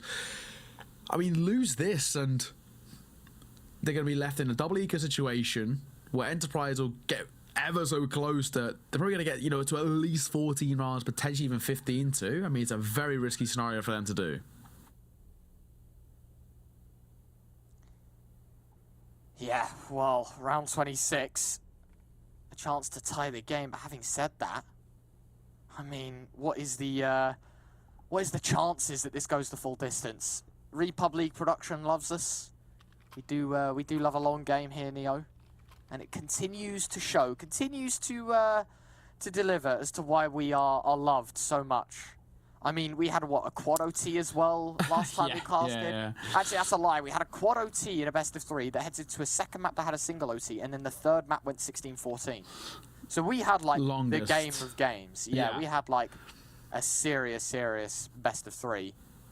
Whether we see that one again, I'm not too sure. However, this game is getting close. A lot closer than I think most people had anticipated at home. Yeah, no, I agree. I think, I mean, me as well. I came into this very comfortably thinking Enterprise should just close this out. It's their map pick on a map in which they're very good on, and, well, unfortunately, it's not really been the best of scenarios or stories from them. It's been slightly underwhelming at times. I think it's probably one way to put it. Even though, generally speaking, none of them are underperforming, it just hasn't been that stellar standout Enterprise that we've seen as of late. Flash to come through as well. Stink's going to be dropped immediately. Mangus now holding into his backside. He has to buy time for the rotation to come through, and he could be caught in timing, and he will. Lekka good for one. Blitz has to come alive for something, but the Tech 9s are causing problems. It's all down to one man, the alive, at range. It's Morisco to make it with 4 remaining alive. Entropiq Prague find 14. How have they turned that around from that sort of buy with a Galil and an AK-47 and a few Tech 9s? They have found some stellar show in there. I don't know how this round has gone so negatively. Enterprise should have had this one, no problems at all. But the fact that they're able to run right through with the buy that they had, I mean, wow. What a result. Enterprise now looking for 13. Problem is, look at the money. Like, this timeout is used by Entropiq Prague to calculate what they want to do in the remaining few rounds of this game. For Enterprise, this is worst case scenario because you've got no money. You have to take an eco and you'll be fighting from a 15-12 scoreline. Like, literally from nothing. Oh, absolutely spot on. I mean, this is, for Enterprise, a horrible situation ends up being. They've essentially got one slip up left in them and essentially one buy left in them. It's a really brutal situation for them to be in, I have to say. I mean, you look at them now, it has to be an eco here. It'll be, in my eyes, stupid not to go for an eco here because they just don't really have the economy to work with. So stick around that 2k mark, gives you a buy going into next. But they're, unfortunately, forfeiting a 15th over towards Entropiq Prague. And this could be Entropiq Prague causing an upset on map number 1 of taking Enterprise's own pick of Mirage, a map in which statistically as well they've been very strong on as of late. You know, they've been putting up some very decent performances, and when you look at it as well, it's one of their most played maps, 13 times played with a 62% win rate. It's a very good start line to have coming into this. Absolutely, round 27. Difficult times for Enterprise. Pistols across the board, Neo. And that'll only drum up to the scenario that we look to in the next. It doesn't matter what Enterprise put up here. Numbers, kills, more or less, they've guaranteed themselves a loss in round 27. And so we turn our attention to number 28, where Entropiq Prague will have to win 1 out of 3 to get themselves to the finish line and to take Mirage away. Enterprise's map pick away from them. That's the setting that we're in, the scenario that we've indulged ourselves into. But for Enterprise, worst possible outcome. You thought their CT side would only get better? In fact, Entropiq Prague may have just found a way back in. Oh, that's exactly that. I mean, as we stand, 14-12, I mean, they're trying to cause some problems if they can. Even consolation kills will be something, but I would very much doubt too much can happen from it. Utility's going to come through, going to clear their way in. It should be that 15th on the board here for the likes of Entropiq Prague. I mean, Enterprise, they must be trying to use this as a bit of a kind of an elongated tactical pause as well, as there's not much of an investment coming through. But they need to figure something out because, as you mentioned, they've got 3 opportunities to try and push it to OT. Well, and they need to win all 3, right? It's like we're looking at a scenario where Enterprise are going to need every single round from here on out should Entropiq Prague convert this round. With the second kill coming in from Leka, you can only assume so. And yeah, I think this is looking pretty steep. That the next 3, it's Enterprise all or nothing. Should they lose this round, or should they lose one of the next rounds, you know, Entropiq Prague up a whole map to none. We stare down the barrel of an entire BO3 unless Enterprise stunned by the Prague boys. That's it. That's exactly that. Of course, the round goes in their favour as we expected. It is just that 15 on the board. Three remain alive still for Enterprise. Leka looking for a little bit of a hunt, see if he can find himself another on the board. Actually pays the price for it. Blitz does drop him. Granted, no weapons collected, so not the end of the world, but maybe slightly overzealous. I think it's probably one way to put it, but it's 15-12. 3 opportunities for Enterprise now to try and tie this back up to deny Entropiq Prague taking their map pick. I mean, a lot on the line, and this could be their last opportunity.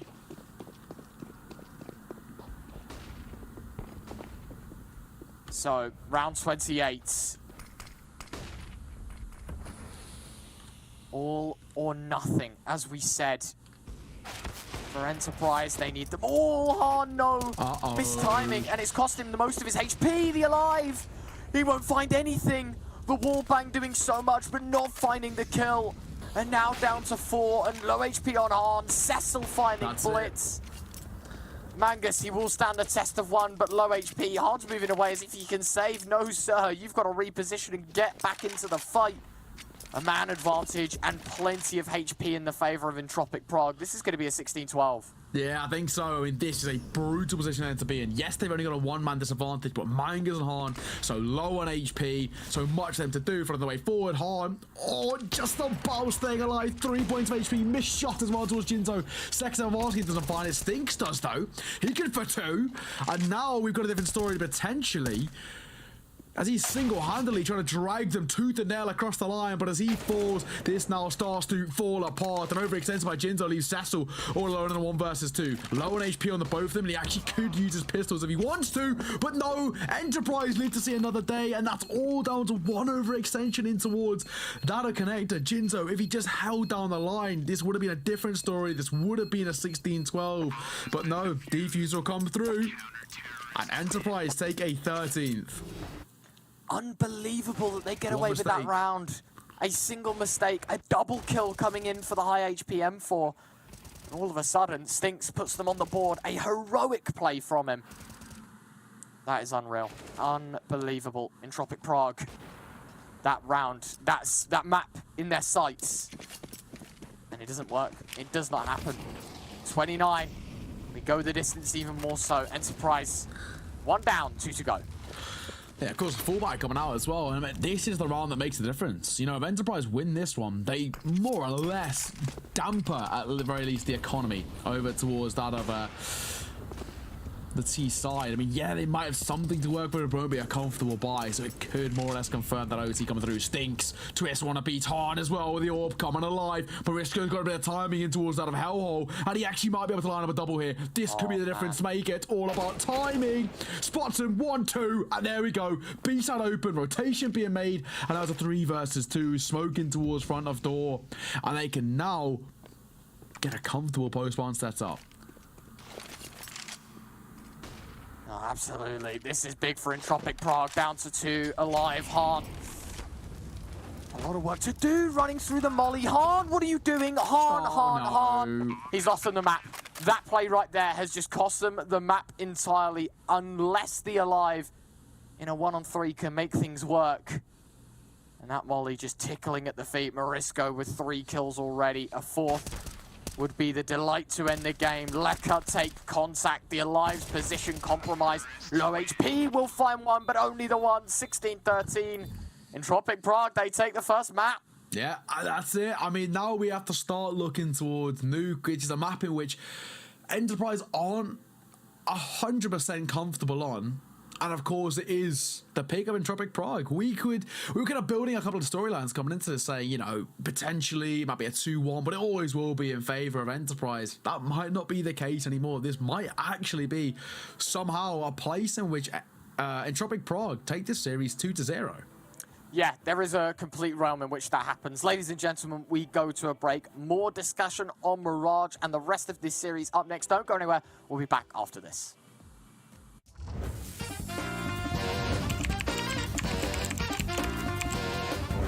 It was Hellraisers, no? Or not? Wait. Oh no, it was Liquid against Hellraisers. Yeah, it was the last match was Liquid versus Hellraisers, should be. Or no, it was Hellraisers. I think it's Hellraisers. It was like the old major with Markarov. I think it's Hellraisers. What do you think? I have no idea, like, if he played a major with Hellraisers. Like, I know he played for sure for them. Yeah, I think he did. I think he did. With Hellraisers first, then with Liquid. Wait, are you sure? I'd say Liquid, but if you think... I think it's not Liquid, because the Liquid, it was... He qualified to quarterfinal with Hellraisers. I think they ended because he had the trophy with Hellraisers in the profile. I think it's actually B. Alright, it's on you. It's gonna be my mistake. I think it did with Kucher and like in older Hellraisers. It could be. I have no recollection of that, but yeah. Yeah, let's go for B. Final answer. Final answer B. He's right. You got it. Nice things. Nice. It was You the got this lineup one. you mentioned.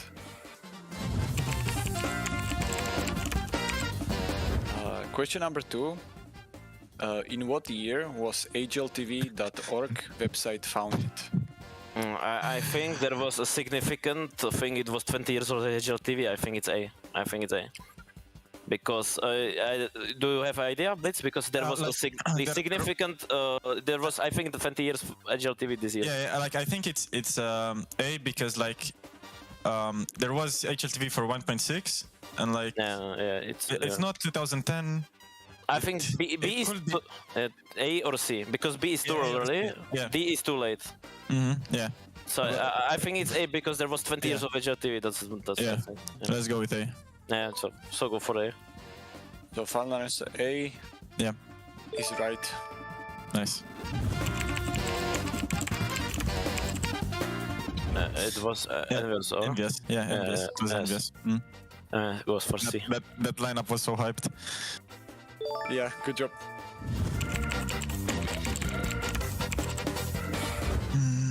It's probably C, right? The first one. This is. I think it's C because like all the maps are 1.6 except Overpass, so I think it's C. Yeah, like Inferno it was for sure. Because I'm thinking about Mirage. Like I remember the very old Overpass. You know, like I remember the very old one, but I'm not sure if that was. Yeah, I remember Mirage from 1.6. I played. It was called Triple Mill. It was Triple Mill. It has to be Overpass. It has to be Overpass. It makes only sense. Good job. It's Overpass. Good job. In first 2 majors there were only 5 maps, and Cobblestone and Overpass was added. 2021. I think 11th place. I think it's 11th place like because 8 or 11. I think he was out of top 10. I think he was out of top 10 or not. Like. Wait, let me think. Okay, if you can remember who was like the first ones. So the first ones were like Simple, Zeu, Shiro. Like if we can like try to get it to top 8, we might know if it's top 8 or 11. You know? Okay, so it's like, gonna be like Nico, Simple, Zyvo, Electronic. Hobbit. I think Hobbit also was Electronic. I'm pretty sure he has to be 11. Like he has. I think I have feeling it's 11th. I have feeling. He has to be 11. I think it's 11th. Yeah. Yeah, just go for it. 11. Just risk it. Yeah. Yeah, go. Yeah, go. For Final answer B. Yeah. He's right. Yeah, I had feeling it's B. Yeah. Yeah. Like it was too many good players that were like. Yeah, and he had like not good season with Astralis and NIP. Mm-hmm. Oh, this is like from Play with Prem account during Danger Zone launch event. It's A. So final answer A.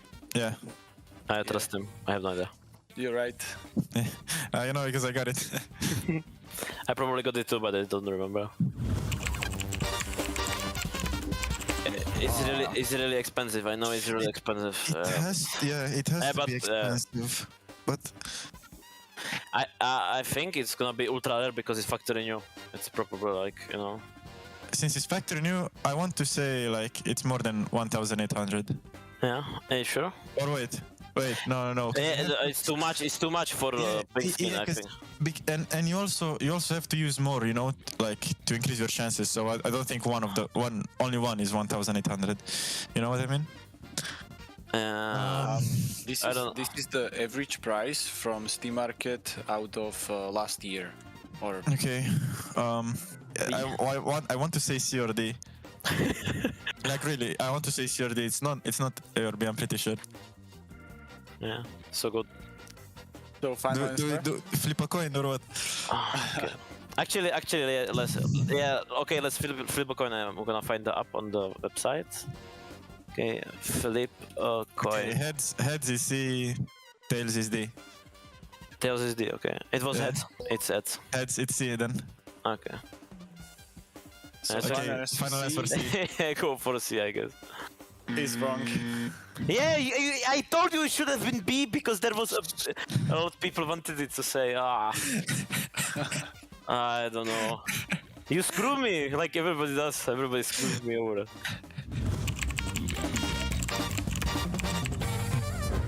Why M4A4 Howl became a contraband skin?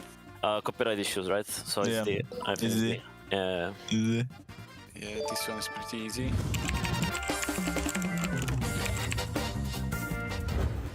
3 out of 4 braids are photoshopped. Which one of these 4 is in real game, in real screenshot?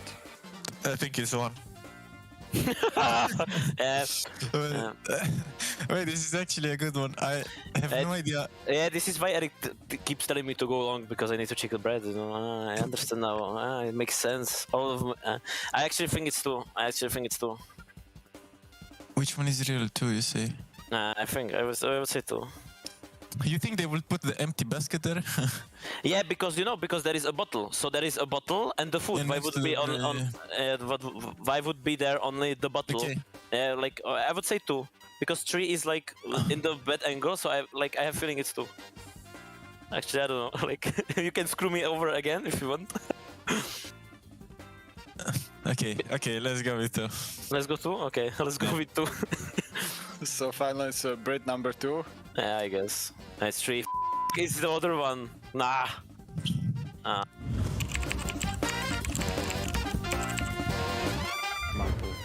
want to remove Mirage. I don't want to add anything. Just remove Mirage and just play A map. Anything. AWP India. Just don't play Mirage.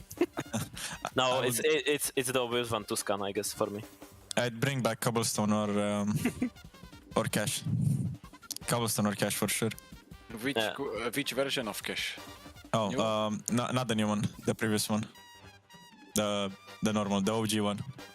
Funny because everybody said that bring back old Cash version and minus Vertigo, so minus Mirage is new one. I don't like it. It's just like the pace of the map. It's like different every match, and like I don't like it personally. I don't like it. I mean, I not even like don't like it. I hate it. I hate it. Like it's the worst. It's the worst. With a passion.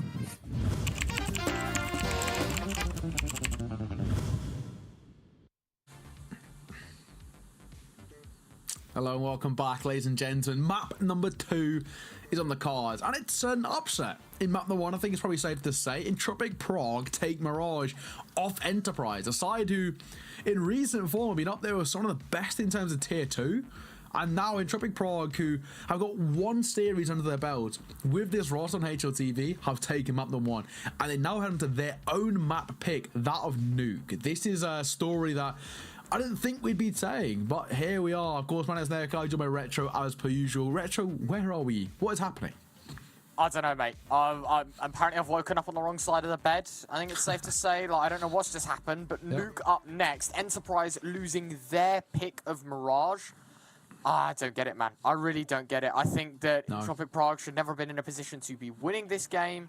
I think that we're now looking at a scenario where this could actually go 2-0 to Entropiq Prague, something that neither of us would have expected, neither of us would have predicted or produced a scoreline like it. Enterprise, their results now rely on Nuke, and as I said earlier, sort of in the pre-game and sort of discussing a little bit, is we have a look at this side that hasn't really had decent success against the better teams in Tier 2. We have losses to Apex, For Glory, and Sinners. The best win we have is a 16-9 over EC Brugge. That's like the most definitive result we've seen from them here on this map. And so as we head into this second matchup, map number 2 of Nuke, Entropiq Prague, it is their picks they start on the T side. However, it's a clean slate and a chance for them to make this a 2-0 series. And there's, there's obviously a method to the madness, I guess you could say, for the likes of Entropiq Prague picking in towards Nuke. They obviously have got a formulated plan when it comes towards this map that actually could be the difference maker. So I'm very scared. I'm worried for Enterprise that this could be the last time we see them in Republic because of, basically because of a really poor performance on one map. That could be the difference maker. They needed just a drink of that Republic easy tea. Well, here we go. Does get very difficult now. Heading into our second map, it is Enterprise on that CT side, but it's Nuke, the pick of Entropiq Prague. 16 rounds separating them and qualification to the main event for Enterprise. Winning this game, or winning this map, will give us a decider. However, they're not done just yet. The Alive, he'll take first contact towards outside, in on ramp, the Cinnamon Swirl. I don't know what this is, but we've just looped around the map about twice to get to where we are. Blitz will find the first. Jinzo, quick trade, no one's checked underneath. Mangus, he's gonna find one, surely. Oh, it's a big dink though. A nice kill, Twist will fall. Blitz a second, Cecil, he'll pick up the low HP of Stinks. In the meantime, the Alive and Mangus, both low HP, both vulnerable to the Glock, but the USP will beat him out in that engagement. It's a Jinzo 1-on-3. How's he playing this? I mean, this could be a very, very tough one to retake. Trying to make his way in. Of course, going loud and proud. Door open, stomping his way through. How does he want to play this, though, is the question. 1 versus 3. Does spot it out. Could be good enough. Good for 1. Looking for 2. 180s, but head of the swivel doesn't make a difference. But to show things out, Enterprise take round number 1 of map number 2. And of course, it's on that CT side of Nuke. So a very good start for them. Unbelievable. Unbelievable. What a recovery. What a start here. Surprise, winning the pistol. Only just, though. The HP, the players, the amount, it was so close to a loss there. Entropiq Prague, they've got to be careful. No response in a second round force. It's an eco, just the pistols. Let's see what they can cough up here. Nade's doing already a fairly decent amount of damage. Oh, now, once again, of course, making their way towards our side. They're kind of testing the waters in all capacities. Fabas arranged, very comfortable, picking up a kill down towards Jinzo. Already numbers favour that of the CT side Enterprise. This should be one of those rounds that is pretty comfortably in their favour. We see towards Entropiq Prague, they've gone for that lesser buy. Upgraded pistols, but they're trying to play around that 2k mark, gives them economy in towards the third. A Constellation kill here or there is a silver lining, but I can't expect too much from them, and they're just being pulled apart.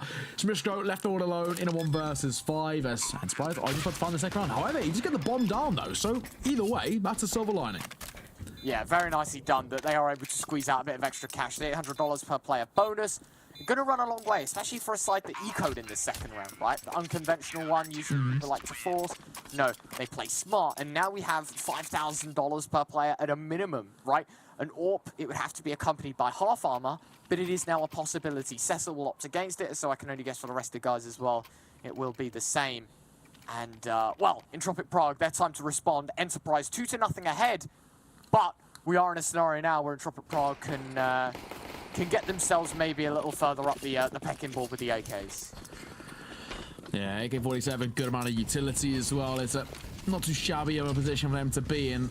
Bonus round for Enterprise, but one in which would be good for them to find something. Lecker already good for the opener. Hard or form, comfortable to close things out early doors with that numbers in their favor. Now it's about just playing the trade game. Try and play for the numbers in your favor. No committal play being made by the bomb yet, but they are still just gonna have a little toy with the idea over towards that lobby control. They're actually expecting a CT push to come through here.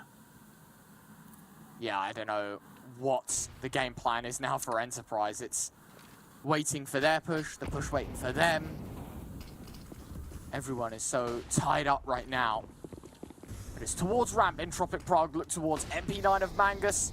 Bear in mind, they're already a man down. They need a way back into things. M4 a blitz, 1 kill. Low HP on Jinzo as well. Cecil to try and take the fight, but Jinzo through the wall. It's put him to sleep in a 5 on 4, turn 4 on 3.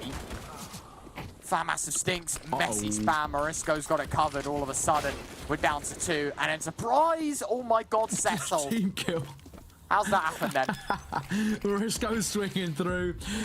I thought for a second he just got deleted from Ven. I was like, whoa, shot. And then look up at the top right. Cecil's the one who destroyed him. Speaking of, Mangus as well, with the MP9 at range causing a couple of issues. Cecil's low on HP too, but him on top of his feet forces him into an awkward position.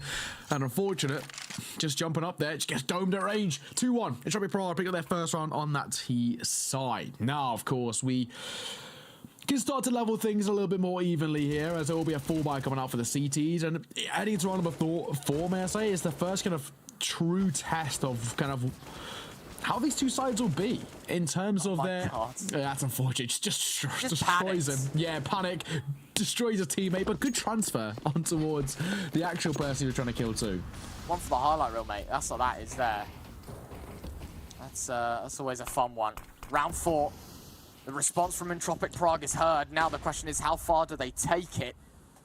So look at the Enterprise buy here. Although we're in a scenario that, sure, you've just come off of a round loss, we don't have good weapons already. The worst one of the lot dropped.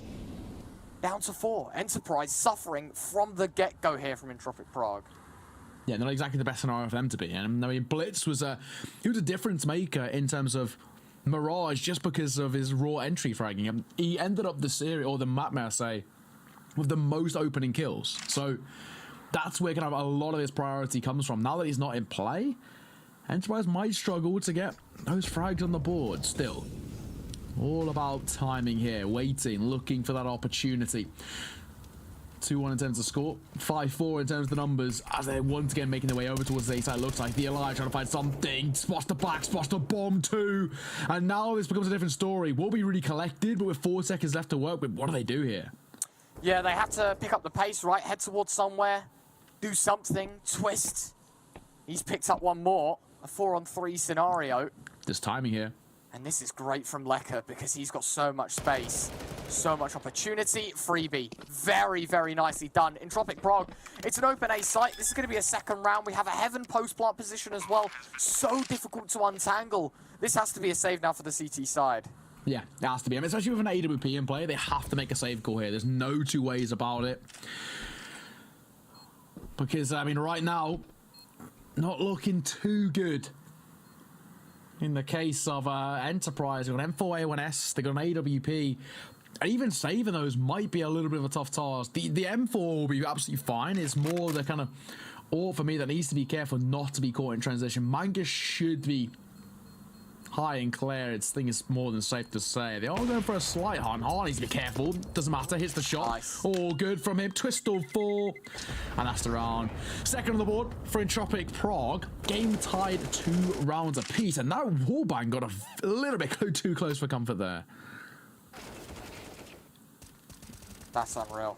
Unbelievable how well this was performed. Twist. Ever so nice. Lecker ultimately finding the aerial kill. Han, sure, he's able to find one on the exit, but it doesn't change the round outcome, right? Entropiq Prague have themselves a second round. We're at a tie game. The CT side economy. Sure, we saved a couple of guns, but actually, this isn't a good round. You know, we have to take an eco surrounding these weapons, and if we don't take an eco and we take a force buy, our money is even more toast than it would be right now. So, Yeah, it's very difficult. Do they leave their guns hanging out to dry, or do they just take the eco and firm it and get into the next round rather than taking the weapons? We'll have to wait and see.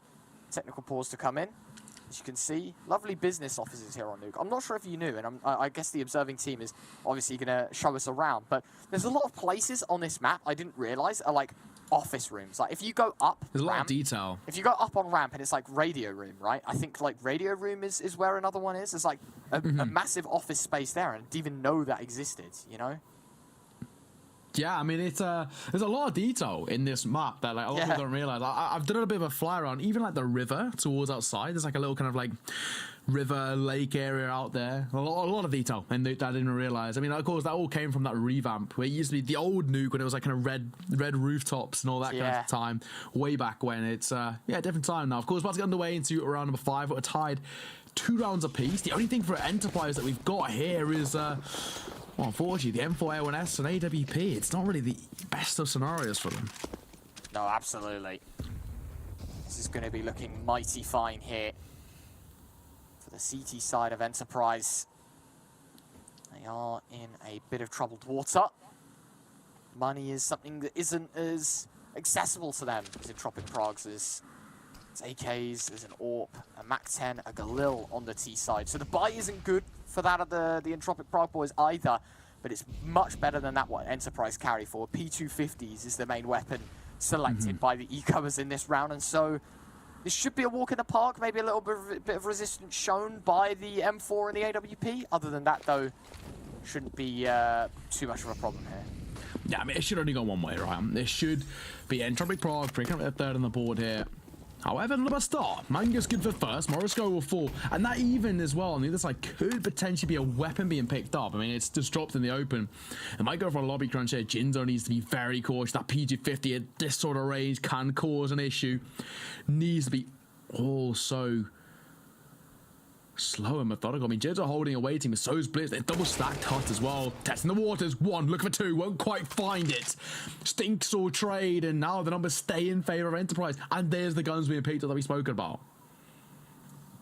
Yeah, it should be no problem now for Enterprise to convert. As you said, the guns have gone into the wrong pockets. Entropiq Prague, there's still a Galil and the MAC-10 kick, and we've lost the 2 AKs in this round. And so now we're relying a little more on those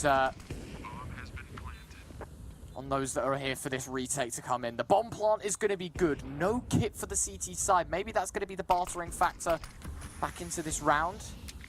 Smoke chucked out. Han scoped in. Enterprise going to be kitted out and ready to go for this retake. He'll have to drop in a molly. Backside will be up in flames. Cecil twist, a double, and it's an AWP collateral. I say collateral, it's 2 kills the AWP as well. And Entropiq Prague fight back from the man down and the weapons as well. Enterprise, that's another round that should have gone their way. Yeah, I mean, that's, as you mentioned, another round which should have gone probably the other way, especially with how things started. Opening kill and the second 2 with Jinzo falling, which meant, of course, AK collected. Things were looking pretty good, but that's that MAC-10 double at that sort of range. For Han and Mangas, that's unfortunate. I mean, it was looking very, very uncomfortable. I think it's safe to say, and, well, look where we are now. 3-2. Entropiq Prague take the lead, and 3 rounds on T-side so far off Nuke is really not that bad.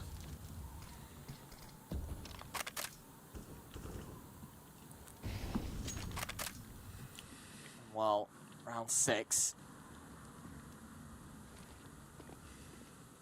Enterprise down by a round, but we know they're a team that works well with momentum, and we're in the lower end when times get desperate. We have seen some serious business from them. Well, tapping away, Morisco. We'll try and dive down. Take the early advantages, whatever they can, the map control away from Enterprise, but for now, a slow game once again, Neo. I mean, it's very slow here because I guess for Enterprise, they're not going into their standard aggressive nature. They're not, you know, early doors trying to find an opening kill, whilst you've seen time and time again for them. This time they know they have to be a little bit more cautious, especially with them not having that stability long term. Back turn, the alive falls, and that's an unfortunate kill to lose as Leka single-handedly takes some advantage in favor of Entropiq Prague, and it could be a second here, but a misspray. Blitz will come out on top. Numbers will level once again, trying to double back over towards lobby, but the walking into the double stack here. Mangus could be in for a couple. Oh, and if he is, this could be huge. His teammate falls. Mangus 1-2. Jinzo at least will trade down to the 2-on-2. Entropiq Prague. They found their way back into this round. Morisco with one. Blitz will need to clutch up. 10 seconds left. Morisco, he's gone right by where he thinks the player would be. Looks to tap the bomb. 3 seconds, 2 seconds, 1 second left. The swing is good enough for Blitz, and he will find the round eventually. Enterprise 3, Entropiq Prague 3. Oh, even the swing there from Blitz. I mean, that could have gone the other way. I mean, he was sort of looking in that area, so there was that risk of it not going as intended, but no, Blitz does clutch that one out. Decent form. There's all that Mangus double in towards ramp. What you saw as well was, unfortunately, just the wrong mid-round adjustment made there by Entropiq Prague. Once it goes back to a 4 versus 4 by losing the outside control, they just double back towards B, not expecting it to be double stacked, and unfortunately for them, they walk into that brutal crossfire, may I say, which is sort of nothing they can do to chip away at it.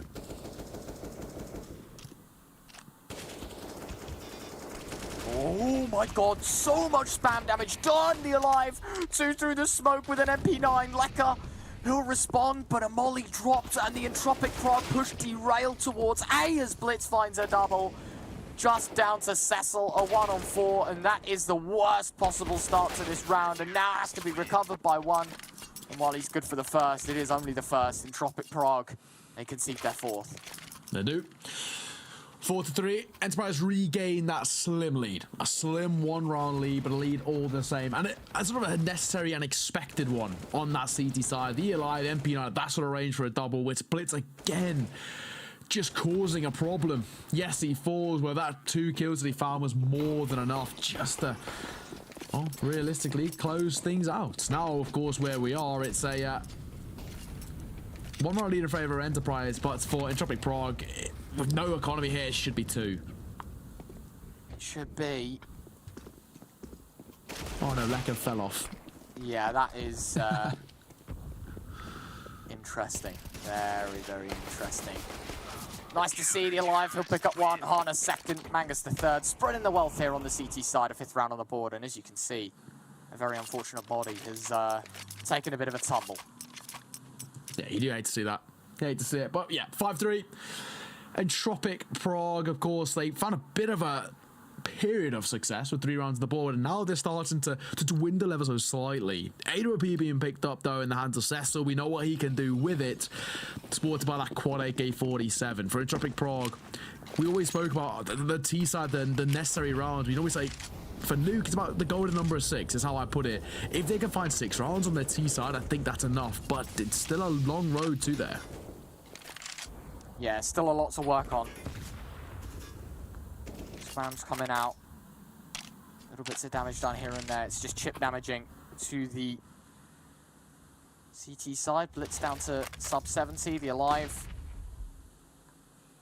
not much hurt either.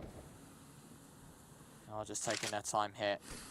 Slow starts here for Entropiq Prague. Don't want to be making the same mistakes as maybe the A rushes that we saw in the previous. Yeah, slow tempo. A minute left to work with. No real kind of definitive decision being made here yet, but the outside utility coming through. This gives them some space to work with now. Risco will avoid that flash. They need to be careful of the player in towards Seek and Molotov as well in front. Risco jumping through in towards Gary, trying to get that clearance, and he actually will get it. Information gain. There's no one there holding for the rotation coming through, so they could wrap back over towards A now. Yeah, this could be huge. This could be monumental. Entropiq Prague got to make sure the next step is the right one, though. With that, seconds start to dwindle. 30 of them to be precise. Mangus will be a key role in this round. The defendant of the Hell position. Will they clear him out is the first question. Yes, Cecil. Very nice shot, but this isn't towards Hell. This isn't an A play. This is towards B that they head towards. 1 M4 kill. Blitz will find Jinzo. but it is the whole lower side compromised. Hahn's the only man to defend. He's let 2 by. Lecker, messy spam will get taken down. Problem is, there's 2 more chasing. Marisco will pick it up. Bomb set down. No stinks to deny. 2 seconds left. That's the bomb dropped. That's the round for Enterprise. Yeah, brilliant. Again, Enterprise just play timing. It's another scenario where for Entropiq Prague, the idea is nice, but the execution's not there because they leave it just that little bit too late in terms of the clock, and they make things so difficult for themselves when it comes to just closing out a round. It's, you know, for them, it gives them barely 20 seconds on the clock to try and get on towards the side and then get the bomb down as well. All it takes is one person stepping up. And that's what we see. You know, Hahn, he just buys enough time for them to be unable to get that bomb down. It's enough. For Entropiq Prague, it's something they need to learn just a little bit quicker on the fly now, or else they will really, really struggle to see out a solid T side here. And while the peaceful music that comes with the round end and a bit of a breather, Entropiq Prague have themselves a 3-round disadvantage to get back from. Enterprise in front here on Nuke. Shouldn't be too much of a worry. Have too many troubles in converting this round. It's an eco around the saved AWP. Enterprise, a 7th on the board, does look quite scary. Yeah, it's looking not too good right now for Entropiq Prague. Just that hero AWP for them to find anything. And it needs to be cautious not to lose these sort of early doors. It needs to at least buy a little bit of space for the Eagles to work with. But even that's a tall order. Still, so far, so slow. Jinzo over towards boosting through as well, looking to try and find something. That could have been a sound Q gain. And actually what we see for Enterprise is no real aggressive stance being made on their CT side. They're inviting the pressure, in fact. Absolutely. This is where things get a little more difficult, where plays start to get a little harder to make. Cecil with the AWP, I'm wondering, what's he seen? Has he seen the foot of Blitz stick out? The fact that he's so scoped in, no. I was going to say, this is a terrible angle to be in. Does get legged. Blitz, low HP. The Glocks to try and chase him down. Stinks in the alive. Keeping him alive. All 5 to come in. Very smooth on the A-hold there for Enterprise. They get themselves the 7th Entropiq Prague. Their investment to come in. Yeah, potentially wouldn't have been so aggressive with the AWP there, because of course now they can't pick one up. Yeah, Cecil can have himself an AK-47, no head armor, but I don't know, I maybe would have prioritized keeping that AWP sticking through. Enterprise up to 7 though, as you mentioned. Looking very, very good for them so far. We already mentioned about how on a CT side, you want kind of at the very least 9 rounds, but potentially probably more as well on a map like Nuke. So at the moment, things are looking very good for them. Round 11, a chance for them to exploit that little bit more. Enterprise to gain that lead a little bit further. Nades dropped in. Util in general, not a bad one for the Enterprise side. They've done very well with their smokes in hindering pushes and delaying the attempts that Entropiq Prague have been making. For the T side, I was going to say, we haven't really seen much presence towards outside as of yet, and so I was wondering if things were going to change heading into this one, which it looks to be as if they are. Yeah, you see that kind of that lobby hold coming through. Twist as well, just trying to kind of invite them in to try and go for something aggressive, but then back over towards that outside push they're going for. But it could even still be that wrapping towards A. One flash coming through could be the difference maker. Blitz in the alive for the A side looking a little bit vulnerable, especially now as things dropping out. This is not exactly where they want to be at all. The AWP of Hahn tempted, may I say, to go Ven, but even that would be risky as Mangus falls. Just say, keep hold of what he can. Will actually find the kill. So on the end of the world there, Lecker will fall. Potentially could find one more as well, as he's just going to try and stay alive in towards that lower site. 1 versus 4, he's not going to attempt it, of course. But keeping all of that AWP has to be a priority. You can just hear the expenditure of utility, making sure they don't lose out on this round. Entropiq Prague have themselves a 4th. And Nuke, let's get a little more up in the rest of this series. We're going to be entertaining it that little bit further now, because Entropiq Prague back on the board. It's a 4-7 scoreline, and there is a way back into things. Yeah, there's a lifeline.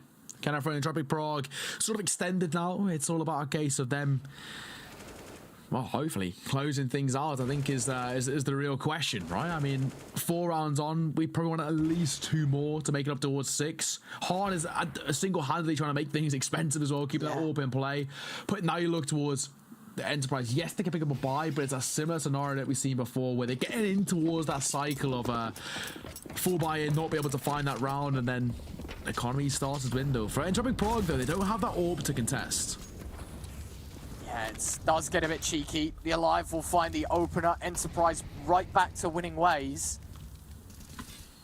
And things do get a little scarier now, maybe, for the Entropiq Prague side, because they themselves, man down, minimal money, minimal chance to respond. But Twist has done wonders in finding that kill onto the Alive.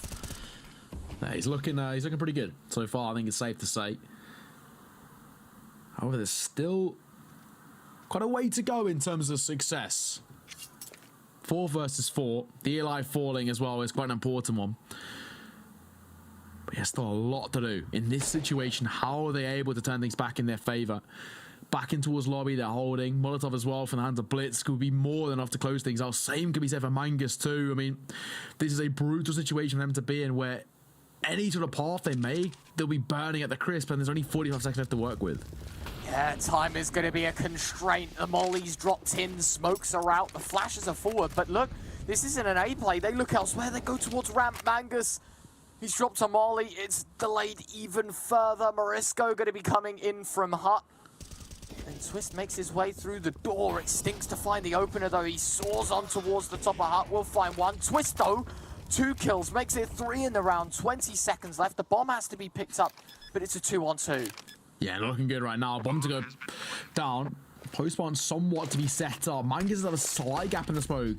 Flash to come through. Nade to come and follow suit, but it won't cause any problems. Harney's position given away as he's making some movement in towards main. That she's be careful not to extend in towards him, and that's what I was speaking about. Leka walks straight in towards the scope, and that's enough. They know where both of them are. It's all about trying to isolate that fight, and that's a good way of doing so. Flash to come through as well with that presence.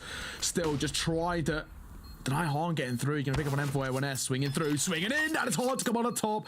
Twist drops, and Harn in a 1 versus 2. That's good enough. Defuse to come through. 8 rounds on the board. Enterprise, once again, take a 4-round lead. That is massive. 8-4. How on earth do they get away with this round? Twist does wonders in opening up the site, but the fact that Harn's just able to stroll right back in and put on a class like that, brilliant. Absolutely brilliant. 8-4. Enterprise continue to run away with this half. 8 wins them the half, but I think they're going to be wanting a couple more than that, especially with the money situation in Entropiq Prague currently with hold. They've got to be careful here. This CT side really could rack up some force.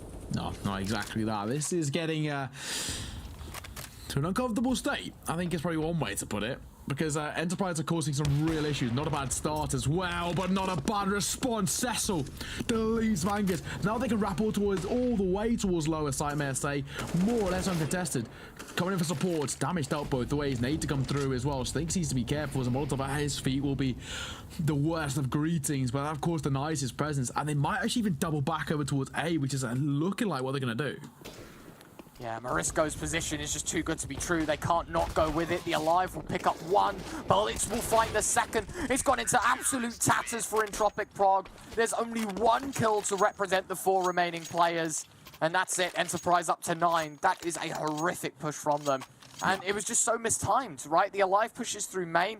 The timing from him is beautiful. He's able to pick up the kill. And then all of a sudden, we go chasing. The backside player comes in to swing for a kill. And then that's it. We're all done and dusted. Precisely. I think it's just a very simple case of the overextensions and getting just a little bit too, how's the word, kind of overconfident with their scenario. It really wasn't looking too good for them once they made their way on towards the side. Doubling back as well to clear outside, which they hadn't even properly done yet. For Enterprise, it was a case of comfortably for them just catching players in transition, catching players with a back turn, and that was more than enough for them to find 9, which was what I was saying of them. I was saying, you know, at the very least, I'd like them to find 9 rounds on the CT side, and they've done that, and they should find double digits here. As I mean, Entropiq Prague don't have the best of economies, but are actually going to force into this. Yeah, they're going to give it a go. Not going to be the best of worlds to be in for the Force Buy, as you said, delivering 3 Galils. Not the greatest of starts either. The Alive, he's picked up the first. Morisco looking for the trade. He'll jump into the smoke and get out from Hut. Blitz in the meantime towards the closed vent. There was no molly, no care in clearing the angle. Cecil, good for 1. Blitz and Hahn have things covered. It's 10-4. Enterprise run away with this one.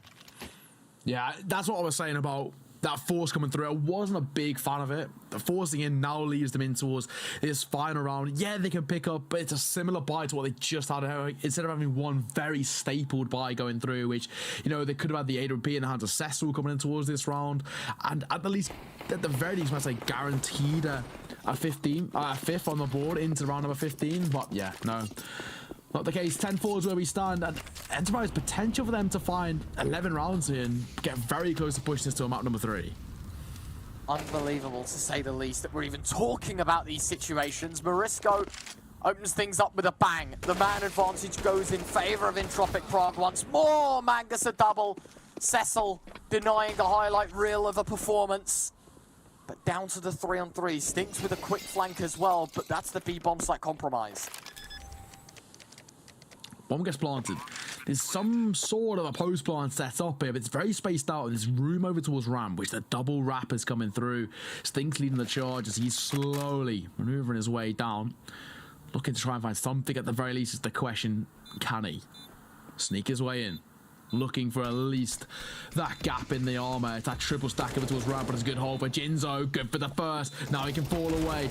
Invite the pressure in. Makes the second. It's only down to 1 man. Hahn. M4A when that's picked up. Nade will find 1, but what more can he do? A 1 versus 2 bomb so far ticked. Surely this round is done. Surely this is a 5th on the board for Entropiq Prague. Damage dealt. Bomb goes off. 10-5 at the half, ladies and gentlemen. We'll throw this one to a quick break as we see you back for the second. Hold A still. Stop. Oh no, he's aiming on the right. Move right. Hold A and shoot. Hold A and shoot. Nice. I hit him. I was just Right. I legit hit him. He doesn't. You hit him, man. Oh no. To the right. To the right. Run. Nice. You got him. Made it. Yeah, have a knife out. Take shoot. Run. No. Close right, not here. He's not here. Stop. You hit him, but you don't go forward to the right. Yeah, you aim and he now shoot. Right side, for right side. Get behind him. Use knife. Right side, right click. Front, left side. Side. He's into corner on the side. Now we are in the corner and he's behind the he's on the bomb almost. And you are aiming a lot high. Down. Move now.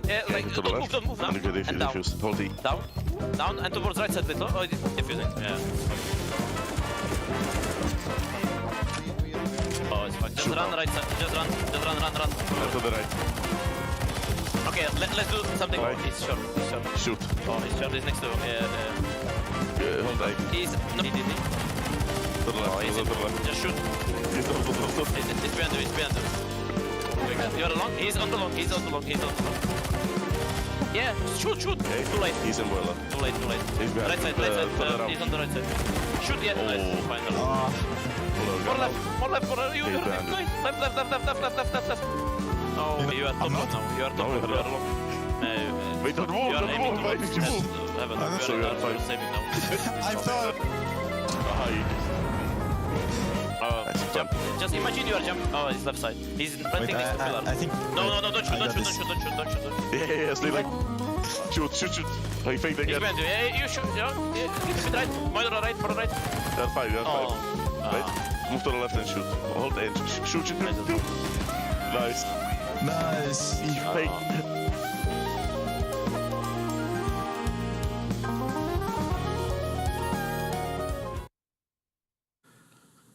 Second half. Yes, sir. Pretty one-sided, I think it's safe to say, isn't it? Entropiq Prague, even though this is their map pick, it's not looking too great, Retro. No, I think that when we head into the second half, all eyes are on the CT side here. For the Entropiq boys, definitely not how the T side would have wanted to go. Let's see what they got on the CT side. The pistol feels very much like a must-win. At this point in time, Neo, if we don't see them take the pistol, I think a map 3 will be looming. Having said that, of course, if they do win, then this becomes a lot more competitive. Make sure to join the conversation using hashtag REPUBLEAGUE, and of course you can follow our REPUBLEAGUE on Twitter to catch up on all the latest. But as we head into the second half, the conversation absolutely lies on Entropiq Prague here. Can they get things done? Can they take this series in 2? Or will Enterprise push us to a third?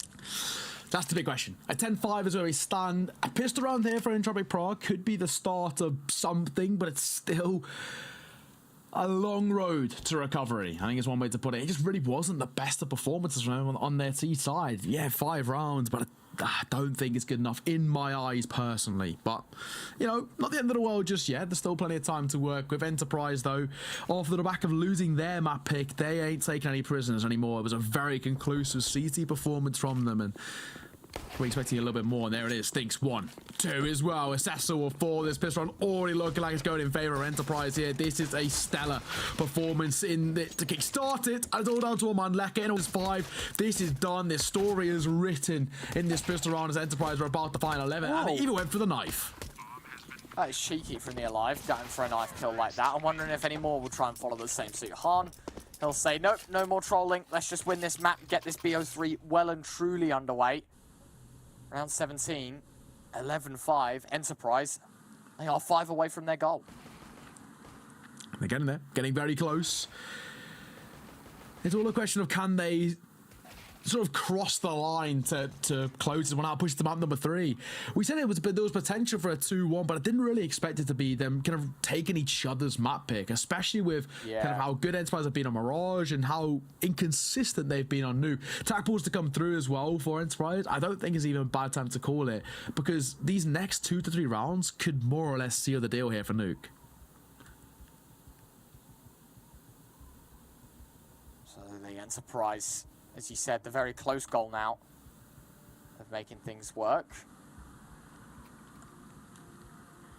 Well, here we go. Round 17. This all boils down to this one. Entropiq Prague, if they win the Force, there's a chance. If they don't, that's it. I feel like we're cutthroat, and map 3 is designed to be played in this series. Yeah. As you said, the map trade is an unconventional one, but when we do see it, it can sting. And for Entropiq Prague, I thought as soon as they won map 1, this could have been done in 2, but no. I did say Nuke is one to watch out for Enterprise. That they are delivering.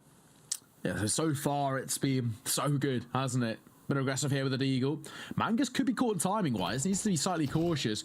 Tapping away as well, doubling back, but he gives a freebie. Looking for one more as well. The MP9 trying to close down the gap here, but I think it should only go one way, and it does. Yeah, Mangus in for a second. He is traded out by Lecker, but the damage is already dealt here. 2 versus 3.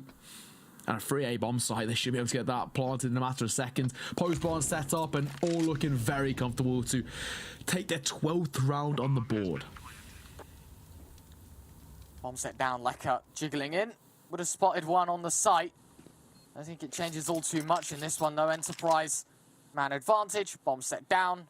And that's it, Neo. We're going to be wrapping up Nuke quite quickly here because the Force Buy, also a round that doesn't go the way of the Entropiq Prague boys. So we're done. We're dusted. As you can see, nice little rest taken by the ramp player. Yeah. Good safety awards though. Love to see it. Just, you know, they're prioritizing what matters most, right? The safety awards to come through. Yeah, of course. 12-3 on the board. Enterprise, I think. I must admit, Neo. Go on, hit me. I was going to say, I thought the trophies on the wall were to do with like the majors and stuff. But I think, as we saw just a second ago, like, they're nothing to do with it. Like, I know there's safety ones, but I thought what would have been cool is if in Trophy Room we actually had like the past trophies of like... That would be sick, actually, yeah. The majors, but no, it's just like this, Star of Excellence. Our race initiative for something and safety awards awarded for your dedication and implementation of safety procedures or practices and procedures. There we go. In 2011, mate. That's an old award. That is a very old award. Yeah, I mean, Nuke's one of the oldest maps, isn't it? It's been in the game since the very beginning, if I'm right in saying. I mean, obviously there's a lot of updates since, so understandable why. Still, 12 collected for Enterprise as well. They come in towards round 18 with significantly better firepower once again. The Force came through from Entropiq Prague and to no avail, and actually Jinzo could be in for either a lot of kills or none if he overextends. Well, the Alive up towards heaven. Mac 10 picks it up. Marisco peeks his head over the top. Eagle will connect, but it's an easy pickup for the SMGs. Lecker, he'll find the ease with the 39 at least. Molly's dropped in, but yeah, I think this is done and dusted. Enterprise should have themselves a 13th very quickly here. Yeah, comfortably. They're only going one way. It is just about twist. Yeah, now left all alone. Back 10. 1 versus 4. This is done. He could try and opt for an exit frag here. They're trying to pick us over a weapon, but yeah, I mean, it's not really going to make any sort of a difference for him.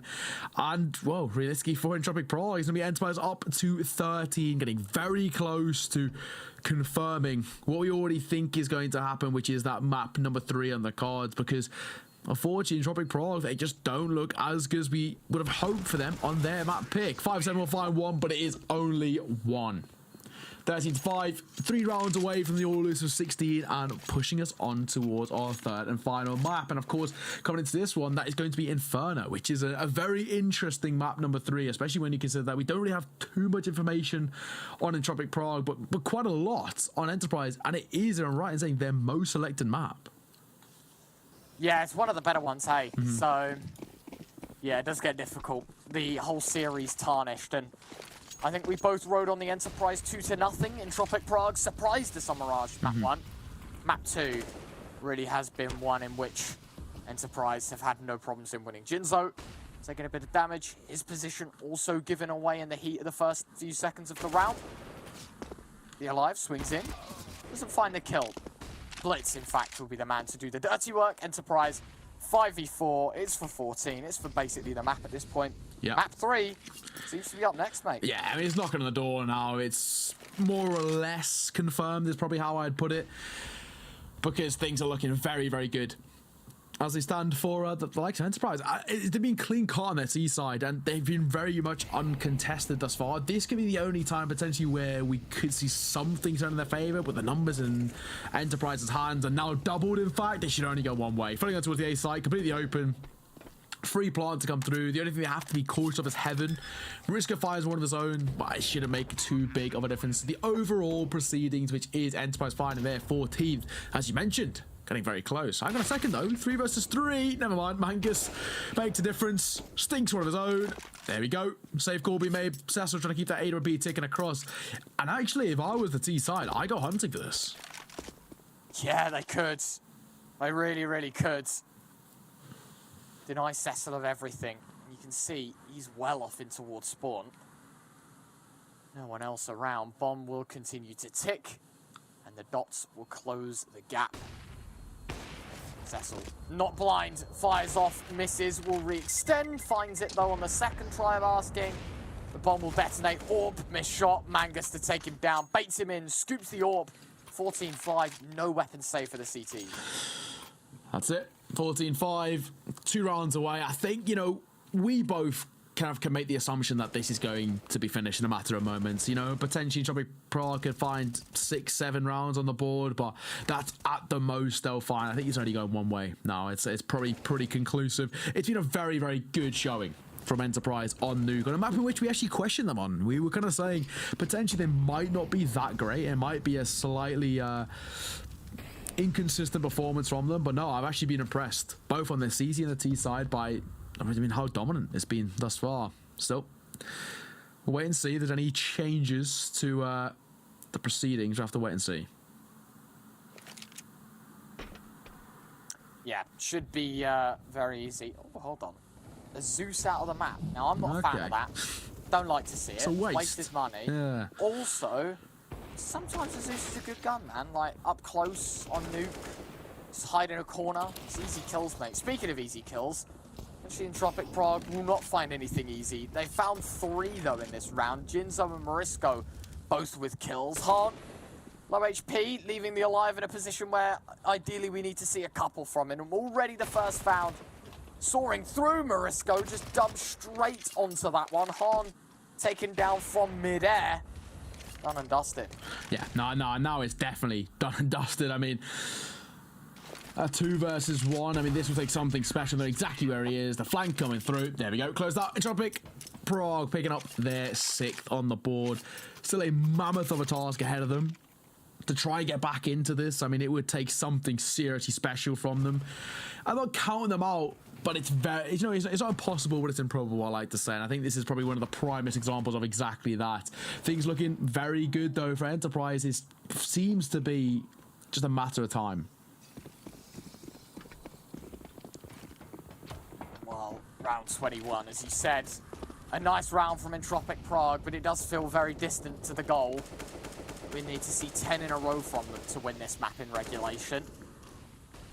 I wouldn't really count them in on winning that either, so yeah, difficult times, absolutely so.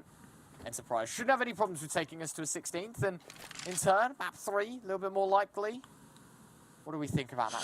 You reckon Entropiq Prague are going to be able to upset again, or you think it will be Enterprise to take it all the way? No, I think Enterprise, it's kind of how I expected. I said, you know, coming into the series, I think there's potential Entropiq Prague pick up a map and put it to a map number 3, but I think realistically, this series should go only Enterprise's way.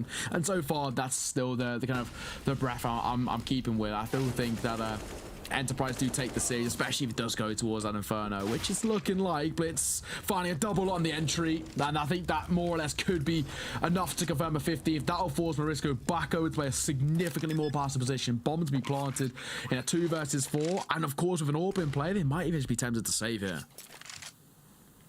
Yeah, that is the harsh reality. As quick as it starts, it can end. AWP alongside an AK to save into what it could be the last round on Nuke hit. Bomb just ticking away. And unfortunately, there is no change to the outcome of this round. 15 for the T side of Enterprise. Map point could take us to the decider of Inferno. One of the better maps played, the more rehearsed one as well for them. So troubled water here for Entropiq Prague. Let's see if they can put up any more resistance here on Nuke, though. They've got one more round to try and make it work. Yeah, this is the last opportunity. And unfortunately, the buy around it is going to be brutal as well. I mean, a lot of them sitting on just around that 3k mark. It's really, really uncomfortable, to say the least, where the supporting weaponry might not be as much as they had hoped for. Yeah, we see the Envoy when has come through. Actually, no, it's not too bad. Util can be dropped across, so it's actually not the end of the world. You saw, you know, Morisco dropped over one of the M4A1Ss as well, so not too shabby, actually. Not actually the end of the world, but yeah, still.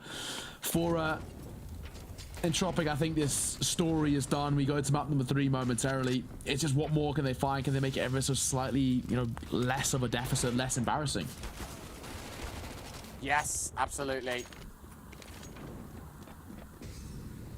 Well, already off to a great start. Enterprise 4 on 3. Mangus and Stinks both with kills.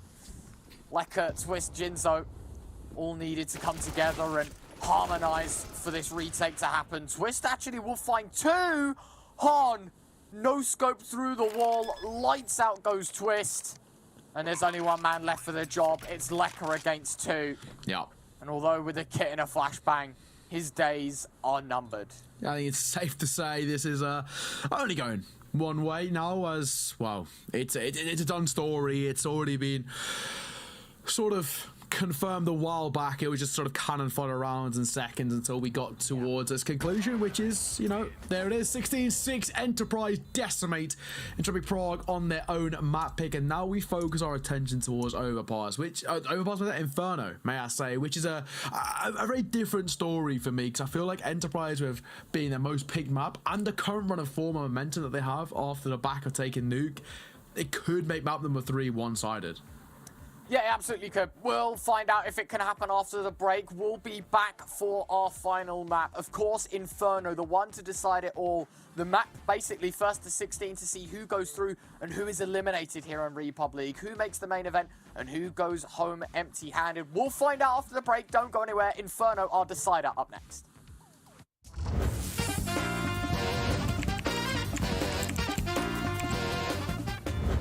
Tak to je jednoduchý, ne? Dčko. Já nevím. Samozřejmě, že Dčko. Samozřejmě, že Dčko. Nejlepší stickerky, nebo ne sticker, no stickerky nejlepší mají, no. Lock-in. Jo, Dčko. Správná odpověď. Easy. Takový začátek lehký, to je dobrý, to se mi líbí. No, tak to... Ach, to je dobrý skok. Kámo, 24, nedávno se na to koukám, jsem si jistý, 24. Tak 2010 určitě ne, 99 je podle mě too late, 24 no. Jo, tak dáme tam 2-4, věřím ti, Pepíku. 2-4? A čo tak 2-2? Ne, to je moc. Já jsem na to koukal, jsem si jistý, že tam byla 4, nebyla tam 2. Hej. Jo. No dobré. Tak potom. Jsem koukal se něco jiného. Nevadí. Sometimes it happen. Teraz nedávno bolo 20. výročie, takže... No jo, Pepa. Takže tak. Ty jsi úplný Pepa. Nipka to nebudou. Virtus to taky nebudou. Buď Fnatic nebo Envy. 2.15. Tam hrali už Envy As. No tam byly, že ty Envy, ale... Tam nebylo to... Envy vyhráli kouč na poka, ne? No jo, a nebylo to leto finále, kde tam byly ty autosnipy, kde bylo těch 5 VIP na tom spawnu na Dustu. To bylo, myslím to, a to bylo Fnatic, že to podle ně vyhráli. Tak přemýšlím. Já si myslím, že to byli Fnatic, protože Envy oni vyhráli jeden Major, Katovice 2.15, nevím jestli byl Major, ale podle mě byl. A to podle mě asi byl ten Katovice 2.15 a to Envy nevyhrali, to byli Fnatic. To dáme Fnatic. Takže loknem Fnatic? Lokni tam Fnatic. Yes. Je to pravda. Easy. A jo, tak ještě, takže Envy byli čtvrtí? Byli čtvrtí, tak to bylo v semifinále asi, OK.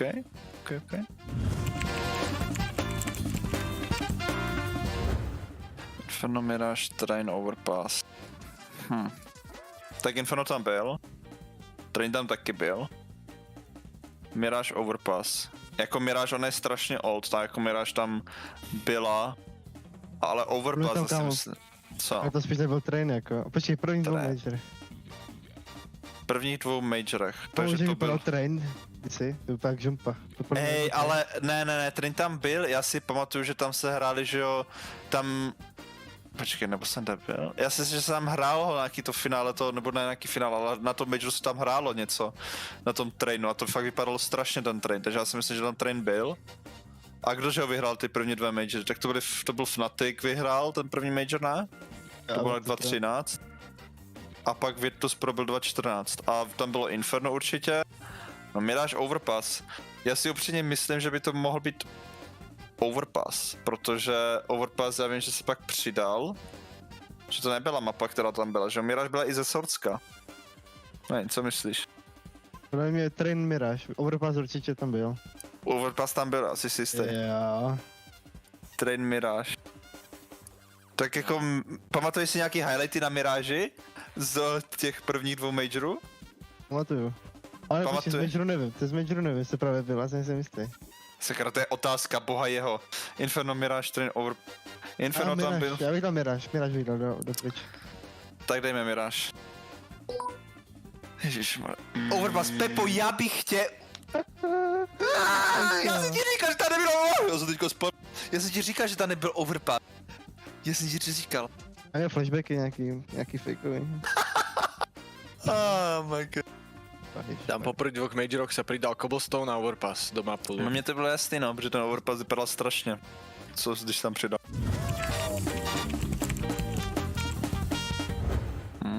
Tčko to nebude. Cčko to taky nebude. Pčko, Ačko. Já se kouknu. Nevím, přemýšlím. Buď to je Ačko nebo Bčko, no, 8 nebo 11. Já si upřímně myslím, že on jako device neměl právě, že tak jako tak dobrý rok prostě, no. Já si myslím, že to bylo to Bčko. Protože tak jako, že v těch té top 5, no, to top 10 asi nevyjmenuju, ale... No, top 10 asi nevyjmenuju, ale já si myslím, že to bylo 11. místo, že on nebyl 8. Že 8 je až takový... je to asi až hodně, já si myslím, že to je 11. Co myslíš? Já si myslím 8. Ale víš co, že to dopadly jsem dvakrát. Pepo, teďka to dáme na mě a uvidíš, že to bude správně. Bude 11. 11. místo, Lokin. Takže Lokin Bčko? Jo. A je tak. Pep. Easy, já jsem ti to říkal. Já jsem totiž zkušený z HLTV Confirmed, já koukám na všechno, že já jsem zkušený zašel. Takže já jsem znalec. Xo. Easy, Xaxa. Cčko to je, že jo? Velmi ľahké. Tak na skiny na nás to se přijde to na nás na skiny.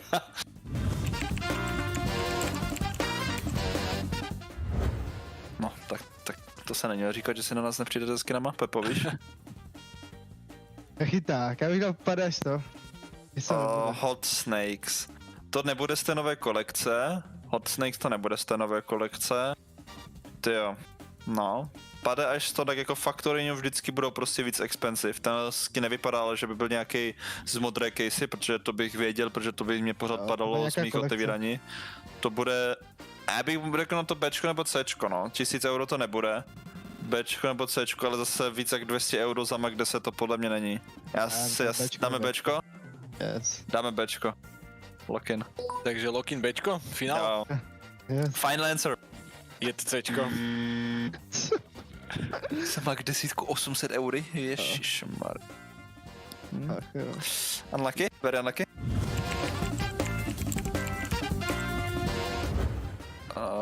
Copyright problémy. Ten skin prvně byl vydaný, ale pak Valve zjistilo, že to ten týpek, co to vlastně udělal ten skin, tak tam použil nějaký copyrighted obrázky, které ani nebyly jeho. Tudíž oni to museli vymazat a dát tam to jeho svoje, takže v vysoké ceně ne, zabarvený v Číně taky ne, vymazal z workshopu, autor to vymazal z workshopu, to je blbost, protože to už bylo ve hře, takže to Dčko jenom dává smysl. Souhlasí se mnou, Pepo? Já ti věřím. Dčko, je to Dčko. Lock-in Dčko. Je to na 100 pro Dčko. Easy.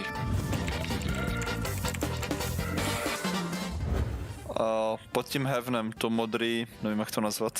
To raketa? To je raketa, ne? raketa. To je správné? To je raketa, no. Bez Inferno určitě. A nebo jako spíš Inferno. Kde, jak on vyznačil raketu na Inferno, Pepo? No, však máš těch rakvích na Bčku.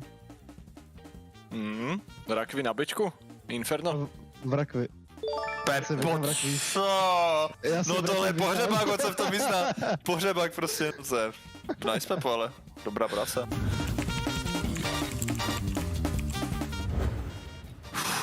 Momentálně, no jako nechci říkat jako která mapa mi nevyhovuje, že jo, protože to bych řekl Ancient, ale jako Ancient je pořád mladá mapa, takže to bych jako klidně nechal, tam jde o to měnit ty staré mapy, no.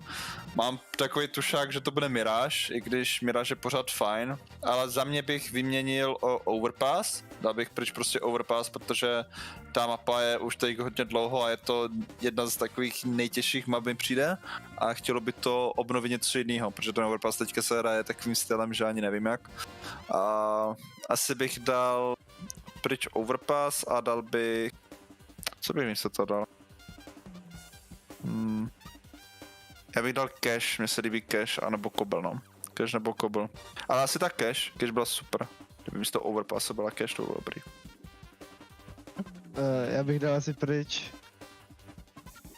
Já bych dal asi pryč Enchant momentálně, protože ta mapa není podle mě úplně ready na kompetitivní hraní a hlavně se na to nedá koukat, jako nuda. A dal bych asi back Cobble, no. Starý ještě ne, tady ten nový žumpa.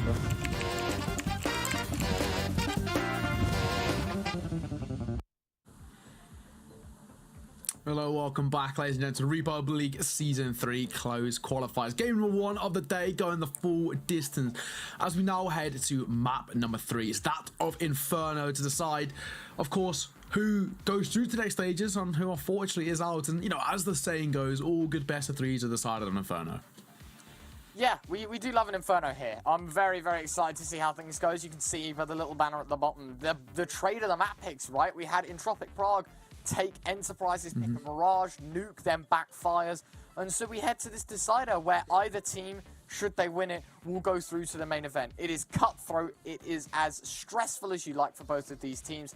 And it's a big opportunity for both teams involved, right? To get that main spot from the close qualifier would be a massive success for them. Yeah, for sure. I mean, there's a lot on the line here now going in towards Inferno, which, you know, you really got to look towards Entropiq Prague. It wasn't at all a good performance on, you know, map number 2. Their pick of nuke, it just wasn't strong at all. 16-6 the scoreline. It was, you know, as one-sided as it gets, I think it's pretty safe to say. And then, of course, you're now heading towards map number 3 of Inferno, a map in which is the most played pick, of course, for Enterprise. It's their most picked map, and it's got a pretty decent win percentage around it as well. So going into this, it does become very, very uncomfortable for the likes of Entropiq Prague trying to find a bit of success. But either way, we're about to get things underway into map 3. Inferno to decide who goes through to the next stage, and of who, unfortunately, this is their last performance in Season 3 of Republic League. Yeah, it's as I say as simple as that. Obviously, we're in a little bit more of a hyped up situation than that. It is quite literally do or die for both of these teams, and both teams would desperately want that slot. Yeah. No doubt about it, man. No doubt. No questions asked. No nothing. Both teams want a place in that main event. We can only give it to one of them. Entropiq Prague, they got a forfeit win, I do believe, against K23 beforehand. Yeah. Obviously putting them through to this stage here where they are one Inferno away from winning a spot in the main event, and that would be a great result for a team that has only just made changes. For Enterprise as well, with the introduction of Han and Stinks, you talk about a side maybe that you would want them to get into that, and we could see them compete at a higher level in a more experienced field of playoff teams. Well, that's what we're going to be asking ourselves as we head into Inferno, our decider for today. Do or die. And it's a knife round, I do believe. Yeah, of course. Knife round to decide who starts where. You would probably want that CT start. I think with Inferno, it's one of those maps that you can actually have certain teams who do prefer the T-side start. I think it is still very risky because it's very much easier to get a good control on that CT side, but of course it's going to go the way of Enterprise. There we go. So they get their pick of where they want to start things off, and I'd assume it'd be that CT start. Yes. As you said, CT side. Nice. We love that. We love a bit of that. I for one, I don't mind actually. I don't think Inferno is very one-sided. You know me, Pug Lord. When I play it, it's just for me. It's kind of like, okay, like if we lose on the CT side, I'm like, guys, let's just win on the T side. You know, like let's get a good start, win the pistol, and get the ball rolling. So I don't think it matters as much. We'll see though if Enterprise better off on their CT side. It's their time to start on it. Let's see what they're made of here. 0-0, Inferno. First to 16, they get that slot in the main event. That's what we're playing for. Yeah, that's it, sir. All down to one best of one, basically, to decide who goes to the next stage. It's interesting times. Enterprise start on that CT side, Entropiq Prague on the T side. Oh, so slow. Oh, so methodical, and of course, while it is, we can tell you, if you want to join the conversation, use hashtag REPUBLEAGUE on Twitter, as you can kind of talk alongside us. Now over towards Banana. Let's go. Have a little look. Blitz going to take a little pop shot, and a smart decision just to fall away. Yeah, no really need to overextend. Wow, that nade. A platonic bomb dropped in on Banana where Entropiq Prague stand. USP of Blitz, good damage done to Jinzo. It only adds to the advantages. No one on the site though, and so the B site vacated, allowing for that C4 to set down. Yeah, bomb planted. Not much of a post-bomb setup here because I haven't really got the utility to work with and a whole host of damage dealt, but still closer personal, trying to go aggressive, spamming through the glass as well. Blitz good for one, only though, traded out immediately. Jinzo a double, looking for some more as well. Closer personal, Lecker might have just confirmed this one. Stinks is left all alone in a 1 versus 4, and yes, damage has been dealt with. This requires some head tapping, and he doesn't have the time to do it either. No, that's looking good. Very good for Entropiq Prague. You start with such a disadvantage through the HE and still end up winning the round. Entropiq Prague take the pistol. That's it. First on the board for Entropiq Prague. A good start and a needed start as well, especially off the back of Nuke. It just really wasn't a great performance from them. Lackluster. Not as expected as well, uncharacteristic as well off the back of a really solid map number 1 on Mirage. So for them to struggle their way to 6 rounds and only 6 was not what we expected. Now, of course, that's much better. A conclusive, decisive pistol round there. Scout of Han won't find anything. First shot rattles, but an empty recipient at that. I was going to say Entropiq Prague had no one really there. There was a scout on the T side that was looking for the pick as well. I guess amidst the flashes and the mayhem, no one to find anything. Entropiq Prague, 1 round down. Not only that, it's 4 Deagles and a scout in this one. If they can do any damage, good, but I'm not expecting a round win here.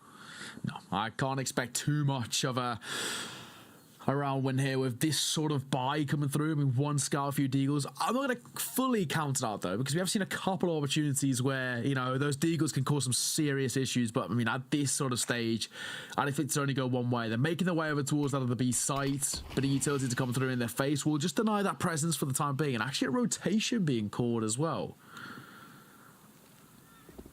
Yeah, this could get scary. Very, very scary, because look at the stack. The CT side prepped for the B play. There's an extra man of the Alive sitting around and waiting. But no, he backs away. Wait, he rotates. He's gone all the way back just as they're pushing out. That is worst possible timing for the Alive, and while he's good for some damage, it's the kills all in the name of Entropiq Prague. 3 versus 5. Nade tossed in. Bomb set down. This does sting. 3 kills, no response here for Enterprise. Yeah, not looking too good right now. I mean, a 2 versus 5, it's only gone one way. I mean, for the remaining 2, that of the Eli, the Mangus, you know, just keep hold of what they got, that double deagle if they can, cause a bit more damage. No, Jinzo just about staying alive in that scenario, and, well, as we stand, of course, that makes it a 1 versus 5. Entropiq Prague, up to 2 rounds. I'm impressed with the mental reset from them, to turn things back in their favour and sort of start to find an early bit of control in towards this game. It's more a question of now is how far can they take it? Yeah, continuing to run away with this game here in Entropiq Prague. Good start. Now it's, of course, how they double up on it and how they'll continue to, I guess, perform amidst the weapons that they have. Of course, this one's an eco, but should they take the bonus buy, it's a scenario in which 3 MAC-10s, a Galil, and a Scout will have no business in winning. So we'll have to wait and see how they conduct themselves economically heading into round 4. For this one, though, the MAC-10 Paradise that I bashed them for a moment ago actually pays dividends in this one, because they can just run around and shoot people and not really have much of a problem and make stacks of cash while doing so. Yeah, farm some money, right? I mean, the absolute sort of cash cows in that scenario, those MAC-10s. Big nade to come through, though. Marishko down to 45. Not exactly how he hoped to start things off here.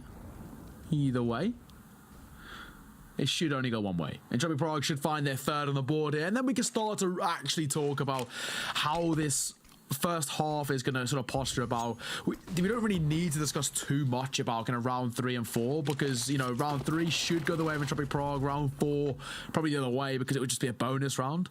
For Enterprise, try and make it expensive if you can. Even that's a bit of a tall order, but these MAC-10s need to make sure they don't just completely farm loads of cash. Yeah, absolutely. Does get pretty difficult. Morisco. There it is. Done. $1,800 in his back pocket. The MAC-10s continue to make more as well. Last man standing, Morisco. He'll make it a 4K. No celebrations. It is only the eco. 4 kills, stacks of cash in his back pocket. But we now turn to the Enterprise buy, and it's an AWP. There's M-Force, there's everything. And the T-side, they stick with the MAC-10s, the Galil, and a Scout. That's it. MAC-10 finding 3 comfortably as well. Just a bit of money in the pocket. Can't say no at all. It's all the MAC-10s finding money in that round, and that's what they needed, kind of long-term wise. And Rishka's on 8,400, may I say, which is pretty decent. But this sort of round, when you look towards the buy of Enterprise, it should only go one way. And Entropiq Prague, they're just going to go aggressive. Yeah, gonna run right at me and see what they can do. Blinks gets his head taken off by Lecker. The Alive will trade, continuing through the smoke. The Alive will find a second. And he does just about slip the net. Hans Orr patiently waiting. He'll find another. Just like that. This is looking pretty promising here. The Alive, the last 2 as well. How well played. Nicely done. Really well done from them. Kind of quite comfortable proceedings, as expected. As we were talking about, kind of round 3 and 4, you didn't really need to discuss too much about it, because the regular proceeding was Entropiq finding the 3rd and Enterprise answering back with the better buy, because it was just a bonus. This is the round where we can actually start to get a good idea about how this opening half is going to play out. It's a full buy going up both ways, and of course the AWP in both sides as well. This is the full true test to kind of get an early idea of who actually might win out this half. True test, as you said, quite quickly becomes a reality in which both teams will be looking to win. Let's see, for now, the spam, I wouldn't say all too good.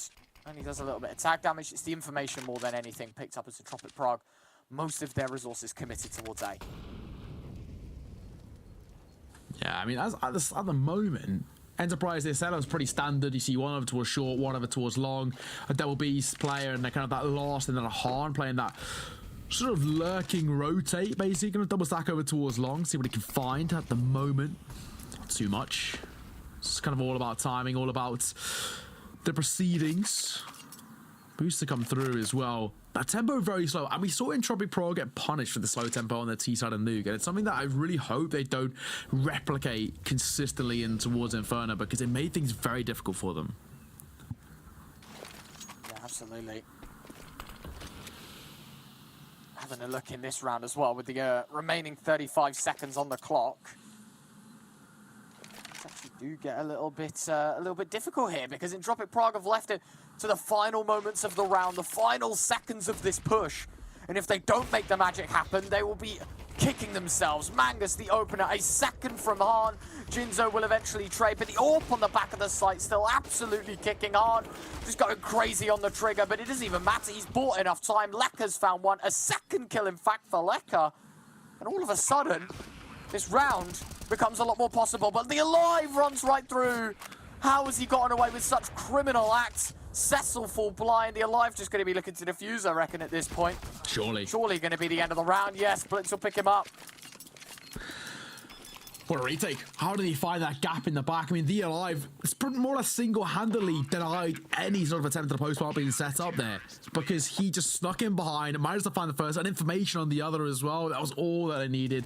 Bought time for the rotation to come through, and just like that, all that was necessary and all that she wrote. Enterprise up to a second on the board now, and this is a story about Entropiq Prague. Again, as we saw on Nuke, cutting that clock a little bit too fine, that makes him very much struggle to securely clear the site and get a bomb down without being really tested and it being very costly. Yes, as you said, it does get very difficult, doesn't it? Oh my word, the Alive nearly losing his life. Cecil in the molly was looking for the opener. Nothing found just yet though, Neo. Very relaxed, very slow. Yeah, I mean, that early bit of aggression, and then they just take a step away. There's no need to go, hyper aggressive with this sort of buy, because again, for Entropiq Prague, they can still pick up an AWP, as we've seen in the hands of Cecil. So, for them, going to hyper aggressive like you would on maybe a half buy or an eco, there's no need here. However, they are still committing over towards top B ever so slightly. Lekka will, off the back of that Molotov, take a step away, double back, as he doesn't want to be too overzealous. Mrishko is met with a HE to the feet, and it looked like a posturing over towards the A site again. Yeah. Very interesting. Seconds dwindle a little bit more. Looking for a chance. Looking for an opportunity back in from a 3-0 start.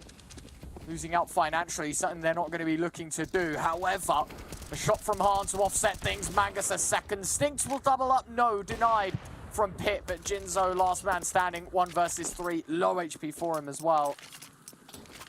This is, yeah, this is done. This is very, very much done. Start Jinzo 1 versus 3. This will require something monumental. And no, not even able to scrape the surface. Hahn takes a slight tag, but that's it. 3 kills to his name as well. Hahn, a really nice round from him individually. All-time square now. 3 rounds apiece. We're at a point where Enterprise, in this kind of earlier bit of the first half, even towards the latter part, they should be able to get a really good run of momentum going forward now, because Entropiq Prague are back again, stuck in that, as we've already mentioned before, that brutal cycle that we call, where it's going to fall by come in, failure to convert, double eco, rinse and repeat, and it's a horrible situation to be in because it's very momentum heavy, that plays into the hands of Enterprise. Yeah, it's difficult times, hey? It's very difficult times, because we're not in a scenario which we ever anticipated this. From 3-0 up, you should be running away with this game. For sure. You should be, winning the full buy. Sure, maybe not the force buy, but Entropiq Prague had a great window to exploit, but now it's just been given over to Enterprise. They've won the last 3 in a row. We've got AKs, we've got a double up setup, and we've got everything that Entropiq Prague cannot afford. Yeah, I mean, now, attack pause, done dusted. We get things starting towards round number 7. Tied all square. But, I mean, you look towards the buy of Entropiq Prague, and they've gone for a hero AK in the hands of Jinzo, which I'm not a huge fan of, I've got to say. I mean, yeah, it might be able to find something here or there, but it should still net the result that we expect, which is it going in favor of Enterprise. Missed shot, very close, though. Yeah, they are getting there, eh? They are very much getting there. Just trying to be smart with finding these openers and establishing these leads, but no. There's absolutely nothing going on right now. Stinks. He'll find the open up. Jinzo gone. And it's looking even more comfortable. The remaining players push out mid walls. Stinks will make it 3. Easy. Mangus will claim the last 2. Twist actually doing not too bad to find a couple there, but amidst the mayhem, it is Enterprise with their 4th.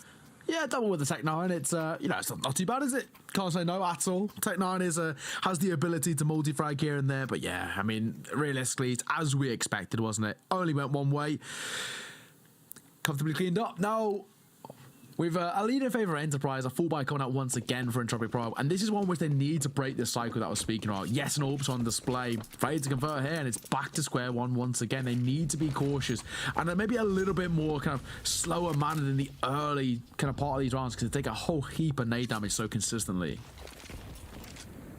Blitz lobs a nade in, does a little bit of damage. Nothing too substantial going on right now. Just chip damage here and there, Neo. That's what we're looking for. For sure. Mangus as well.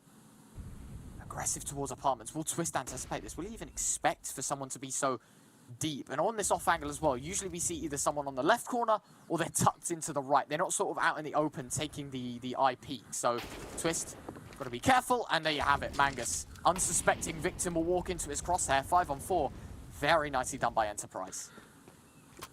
Yeah, and now for Enterprise, all they have to do is take a step away, play the trade game. Actually, Blitz's going to go slightly aggressive, turns the worst time. Flash coming through, one of his own though from the alive. Marishko's double opens up the site somewhat, and a smoking towards CT. This could make things all the more uncomfortable. Spamming through, trying to catch someone in rotation, but it won't be the case. 3 versus 3, and a lifeline's extended towards Entropiq Prague. That is huge. That is absolutely huge. Cecil picking up the alive as well. Becomes even greater. Han at this point in time. I mean, he'll try his best to contest. A nice flash. Jinzo just finds it though. Mangus last man standing. This is done. This is over. Of course.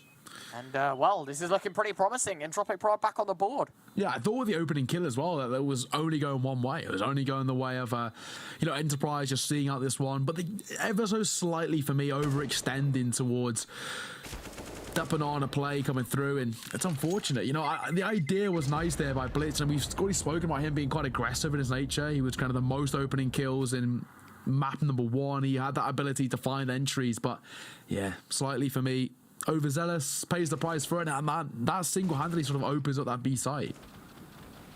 Yeah, that was pretty promising. Very nice that they found the control, and then I think Enterprise probably overstayed their welcome a little bit there. But, yeah, all is good.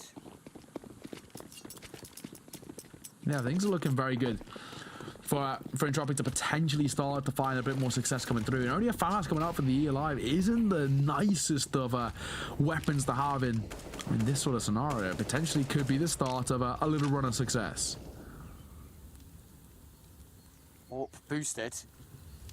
Give it a good go here. Han having a look down the barrel, see if he can find something. Absolutely dead silent across the board right now. Triple stack towards A conventional default being run by Enterprise in which the doubles boost was established. I think he's on top of the half wall at this point now, Han. Limit intent to go. Entropiq Prague, most of their resources being moved towards middle. Yeah, slowly making their way that way over towards the other middle. In comes the utilities, all that should clear out short, should give them some sort of an entry going through. And actually, Enterprise playing this quite smart. They're just playing quite passive. Oh, I was speaking about that FAMAS, I was shooting it down, but it's the alive. It's to find the opener with it, and this will force that double back over towards the B site. There's less than a minute on the clock left to work with as well. Yeah, it's looking pretty solid. Looking very, very solid now. Nade dropped in, Lecker. He'll take a fair bit of damage. 4v5 smoke in the face. Cecil, he'll beat it though. Blitz out of the round. And now a 4-on-4. There's still a FAMAS involved on the CT side as well. Marisko's got to be careful as he faces in. It's an AWP against him. Han take a bit of damage, but the bomb set down and even double faces. Marisko will pick up the kill. The alive thinking about it, but he knows his teammate's fate from previously. Yeah, no point going for this one, my friends. I think this is it. This has got to be done but dusted. Surely. I think this is going to be Entropiq Prague up to a 5th. Another scenario where Enterprise find the opening kill, find them on advantage, and then fail to convert it into a round in their favour. It's a really unfortunate situation. The alive might be able to find one more, and he will. Looking for a third. Won't be given the ability to do so. One remain alive, that is Stinksy, is nowhere to be seen. As 3 remain alive for Entropiq Prague to find their 5th in map number 3, the decider. We are getting another one, which is a meal fit for the Kings, it's safe to say. Yes, absolutely. I mean, what a crazy map this has been so far. We've had near clutches, rounds turned on its head. How on earth has he seen Mangus in that, by the way? Like, you've got to have sick reactions, and just your eyesight must be unreal. Like, I'm a glasses wearer, I must admit. Oh, yeah. Like, maybe not so much for gaming. Like, I'm the when opposite. I'm sitting here, like, I'm kind of the distance now that I would be to the screen. Sort of like when you see me on camera, it's like that kind of distance anyway. So, you know, I'm not like super close, but I'm close enough that I should be seeing these things. But I just don't. I don't know how it happens. I just don't know, man. Yeah, the reaction times, they're ridiculous, insane. I know, and it's like the things that you can see as well. Like everyone can just see through smokes a little bit better. It seems. I don't know. That's all monitor settings. You have to have like some super specific, you know, monitor and video settings, or all of the good stuff. I need to find out what they are, but I've never been that competitive that I've kind of cared about it, but I know all the pros are very, you know, the brightness up super high and gamma and all that stuff. Only time I've ever, you know, changed any of that is playing Minecraft in the caves. Man, that is my childhood. What you just said of there. Of course. Literally my entire childhood. And I must admit, were you a Club Penguin / Moshi Monsters gamer? I mean, occasionally I was more of a Roblox man. I was a Roblox man. You know, every now and again I find it quite funny. You know, but that was my childhood mainly, Roblox. I miss the days. I miss the days. You know, you get home from like primary school or like secondary school with your friends, and you're like on the Xbox 360. You're like, yeah, let's do it. Like, I want to play games. You'll jump in a party together. Everyone grew up, man. That's a shame. It is. I mean, this round is more or less done. We expected it to be. We didn't need to really talk too much about it. Enterprise nowhere to be seen. Prioritize, keep it all of that. M4A1S is sort of, you know, protect the president, win the hands of Stinks with that M4.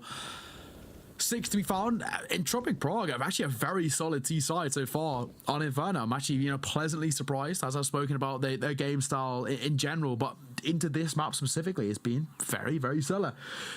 But we'll have to wait and see how this one goes on, or continues, may I say, as we can briefly continue our conversations about the child. I'm sure memories were rung up for a few of the listeners, especially Minecraft as a classic. Get the gamma up.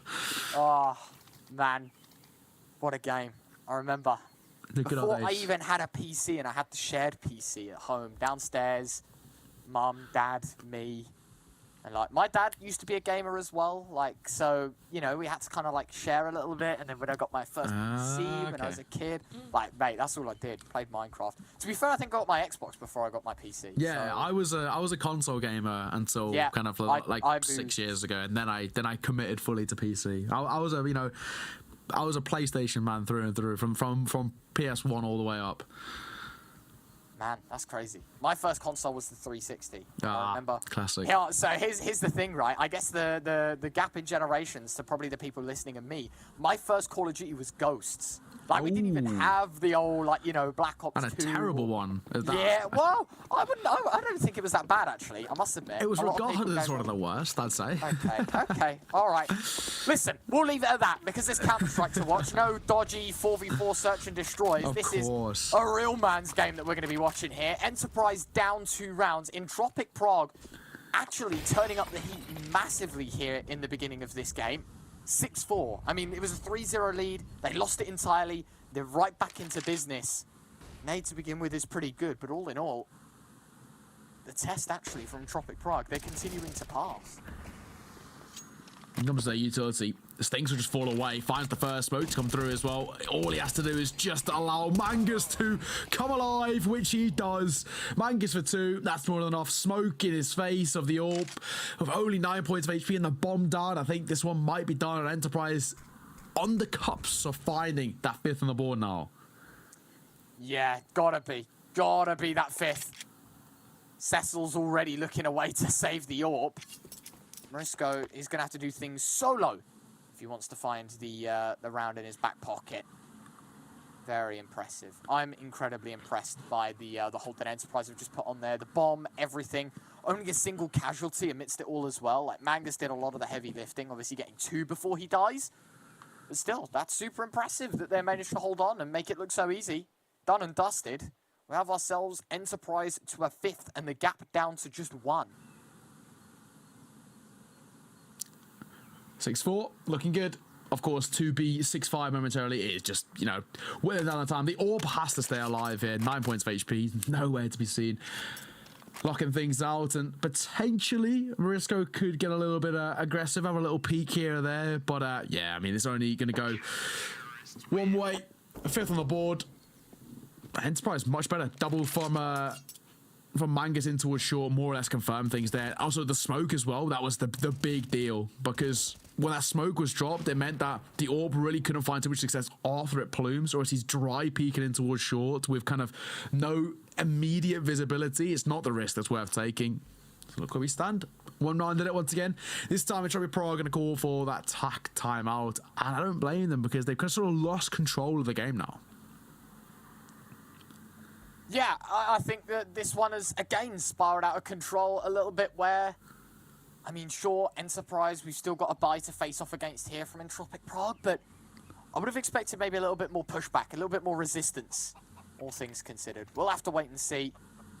This round getting a little bit more difficult because for the now, 5-6 could be tied up. If it does get tied up, Enterprise actually have a good chance of taking the half entirely. The money for Entropiq Prague still okay-ish. We've got to see how things go, though, moving forward. That's the thing. Fullback coming out, as you mentioned, both ways. AK in the hands of Mangus is something that I'm a fan of. He, for me, has been a real difference maker. And, of course, his stats show it. 8 and 6, not too shabby at all. Same can be said for the E-Alive, too. One round between the two of these guys, but, of course, more importantly, for Entropiq Prague, we said about that control of this map seems to be slightly slipping out of their hands now. They need to be careful not to have that lackluster finish to the half, or they might struggle to gain control of it once again, back in towards the other side, when Enterprise going towards the T side, which is, for me, one of the scarier sides. Molly's dropped in. Util is out. There we have it. Marisco, he'll find the opener. AK finds the first, looking strong for the T side. Marisco, a second, does let his teammate fall. A great nade to respond. Han, try and keep the numbers competitive. The AWP has found the bomb carrier as well. 45 seconds, slips out like nothing. And well, Enterprise, they may have just tied the game once more. Han thinking about pressuring in once more. Opts against it though. Smart decision. Don't risk everything. Yeah, 2 versus 3. What can they find with it? I mean, it's a very, very slow movement here, and Jinzo could line something up. This is the thing that makes it all the more uncomfortable. Incredible utility, that'll isolate Twist. He needs to be also cautious of it. Jinzo going to double back, play that double support role, but of course in towards Coffins. That's the problem. The Orb is sneaking his way forward. What can he find? Han going loud, trying to find some timing. Good for the first, looking for more. Spots him in towards water. With Jinzo 180s, head on a swivel. He's going to be able to find Stinks in Entropiq Prague keep the lead, and they double it, in fact, to 2. How on earth they get away with it in that round? It is criminal that they find success there. Watch this back, right? We have a great entry pathing here from Marisco. Takes his time, admittedly loses his teammate. Han, in this kill, drops the bomb carrier.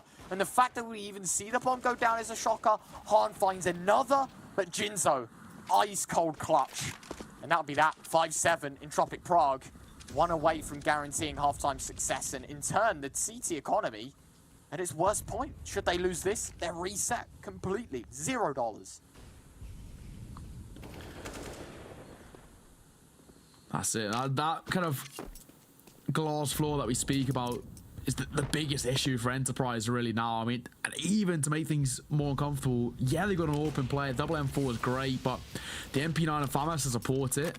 And in a round that's so necessary for them, staying in contention for taking this half, it's really not where they want to be now. Fronting over towards the A site, Mangus, MP9 Trying to go for the distance play here, but it's good for one from Stinks. Traded out. Harndorf comes alive. The MP9, good for one of his own. In towards Mini-Pick, causing problems. Spam coming through from Twist as well. Dropping down towards Haybells, runs out of ammo. Both of them do. Pistols come out as Mangas comes on the top. The P250 gets dinked down, and Cecil now in a grim position. A 1 versus 3. 19 points of HP to deny. Enterprise picking up a 6th with nothing of a buy, and they do. That is really unfortunate from Enterprise. And Entropiq probably never should have lost that round. That's unbelievable. How on earth have they gotten away with that? I don't know what's going on, mate. Like, is the round trades just keep coming? And while we head into number 14, Enterprise respond. Oh, yeah. The worst of buy wins again. And Entropiq Prague, look at this. They're broken. They eco for the last. Yeah, not exactly where they want to be. I think it's probably not quite safe to say it's a grim round for them, where for Entropiq, because they fully kind of committed to the prior and they want to have some committed towards that final round, they're left on just pistols. Marisco is making it expensive at the very least. Good for one. Traded out, it's kind of silver linings. Jinzo with a P250, comfortably dismissed. So that's the Cecil. Or Cecil and Twist, may I say, is they've got so much to do, but with just a double deagle setup, I can't imagine too much. Steel Alive should be able to clean both of them up pretty comfortably. Does he try so close to the question? He doesn't. That's the difference maker. Good for one. Looking for one more as well. Will Stinks be able to find it? Yes. Tall tie, 7 apiece. And similar to what we've seen previously, we could go into the half at a very even standing, or as even as it is, 8-7.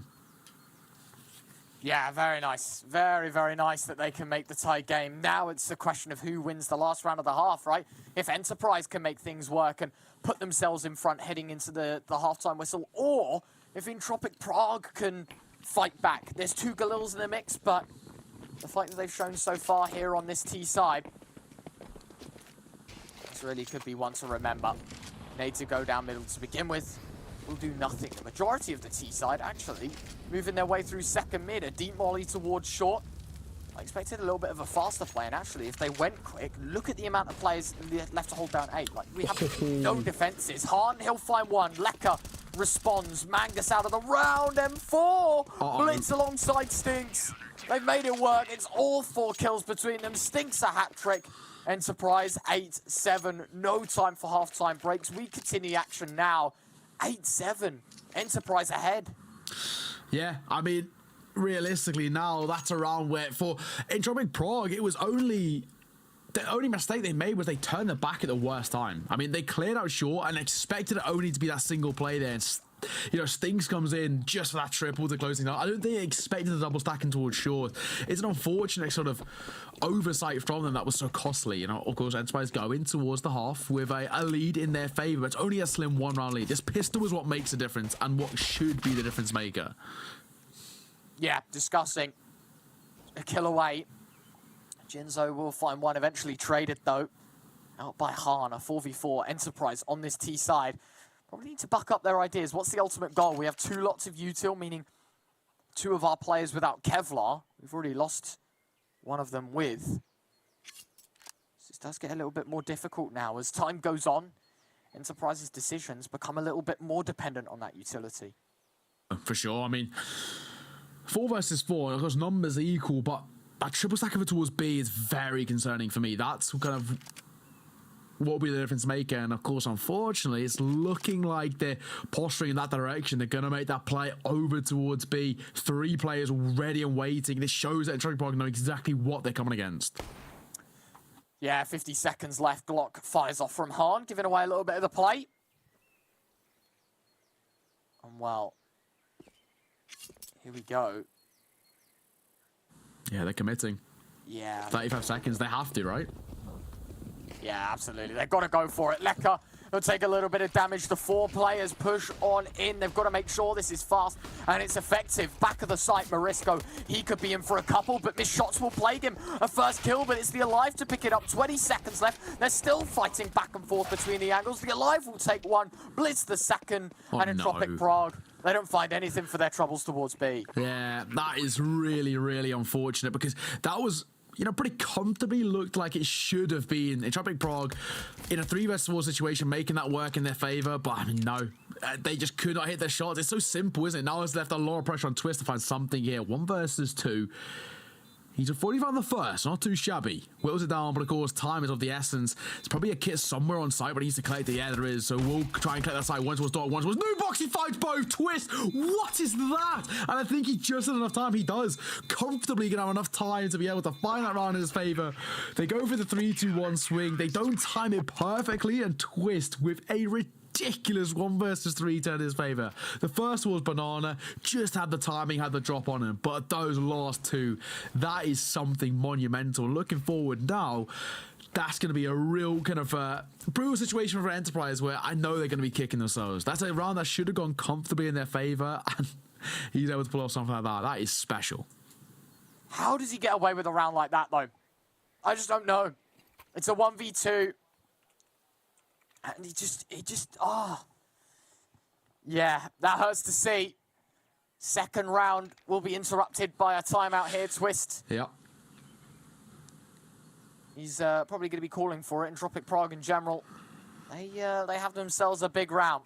They probably need to chill and let Enterprise seep in, I feel like, at the beginning of this one, because it has been an incredible start, an incredible 1v2. Yeah, and it really has been. It's been a very, very stellar performance of both of these two sides. Now we go into round number 17, all tied as a square at 8 rounds apiece. Mixed buy coming up both ways as well. Winner of this controls the momentum for at least a good chunk of this this first half. Second half even. Yeah, absolutely. Enterprise tie the game up after losing the pistol now, of course. Let's see how things go. The Alive explodes towards middle. First kill, the FAMAS, 1 but only 1. Cecil's MP9, good for the response. A 3-on-3 scenario, it's all kept competitive. Wedging their way back in towards middle. Morisco, his MP9 will not find a single kill. Unfortunately, this doesn't look promising whatsoever for Entropiq Prague after winning the pistol and delivering so much.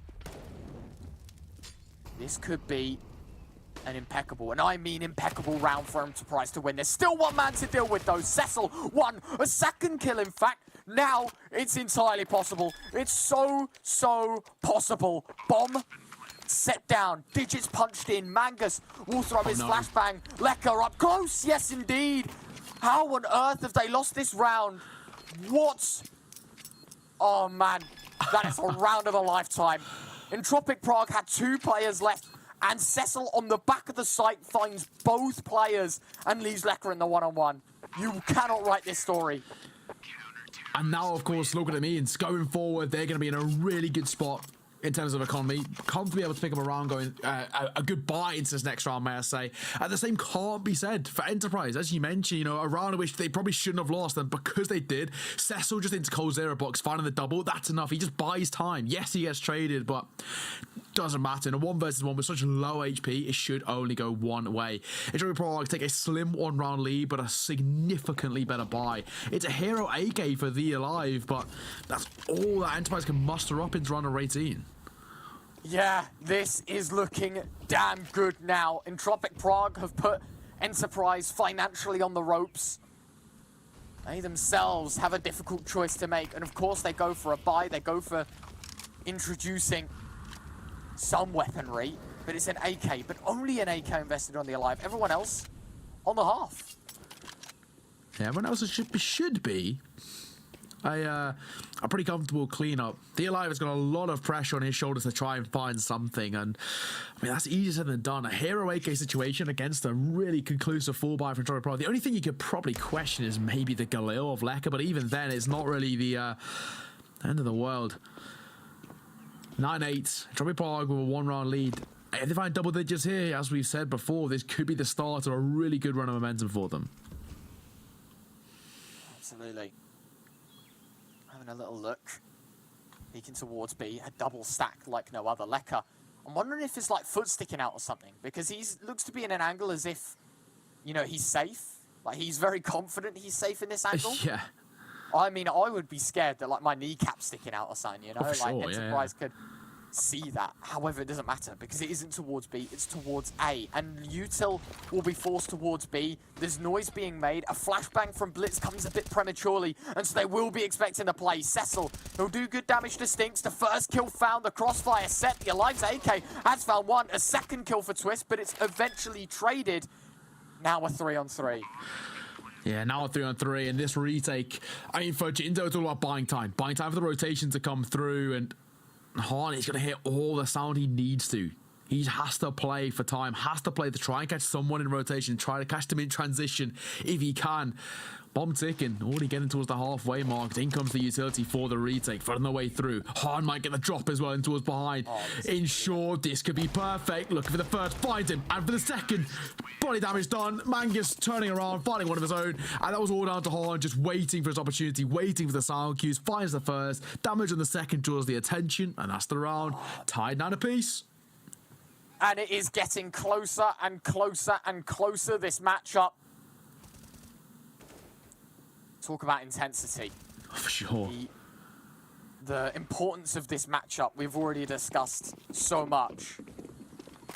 The fact that we're now into this round and it is as difficult as ever. It gets so harsh for both teams. Both teams want this just as much as each other. Well, they are 6 rounds away from guaranteeing themselves at least a little bit more time on this map. 7 would grant them a victory and put them into the main event. Han, that is a clinic of a shot. MP9 of Twist gets away with a kill and slips away. Teammate will fall in the meantime though, overstaying their welcome. Entropiq Prague, they go for a force buy. They end up the man down. Look where we stand now. I mean, you mentioned they tried to go for that force buy, now in a 4 versus 3 situation where Enterprise could be able to close things out here. And being like this sort of range, normally good for something, but low HP. Twist gets deleted. Now they're going to free run over towards the side, smoke in the face of Morisco. That's not exactly where he wants to be. Lekka down to 8 points of HP as well on the rotation. And, well, for him, it's just saving over towards B. Keep hold of that Deagle, half armor. It's not a lot, but it's better than nothing, I guess. Absolutely. That is brilliant. They find themselves around comfortably as well, getting away with 4 weapons. Like, this is a big win for Enterprise. They've hit the jackpot when it comes to sustainability and economy. In economy? Good God. Tongue twister, man. And, I mean, look at the side of Entropiq Prague, you know? We have a Deagle, half armor. Everyone else chalked up to, what, USPs in the next round, maybe? Like, we're in such a difficult situation. I'd hate to be in this one, and, I think definitely feeling this one here. I'm no accountant, Neo. I'm merely a man that shouts at pixels, but I can tell you next round, it is an Entropiq Prague eco. Yeah, I mean, that singular Deagle half armor, which was, you know, not a lot in that, was so treasured to save. I mean, he had nothing left for them to work with, and he's going to force into saving a Deagle half armor. That's how you know how desperate times they're getting over towards the Entropiq Prague side, because yeah, it's starting to become a very uncomfortable scenario for them. Enterprise first had to hit double digits. 10-9, slim lead for them. How far does this go is the question. To support that Deagle, 1 P250 and then just 3 USPSs.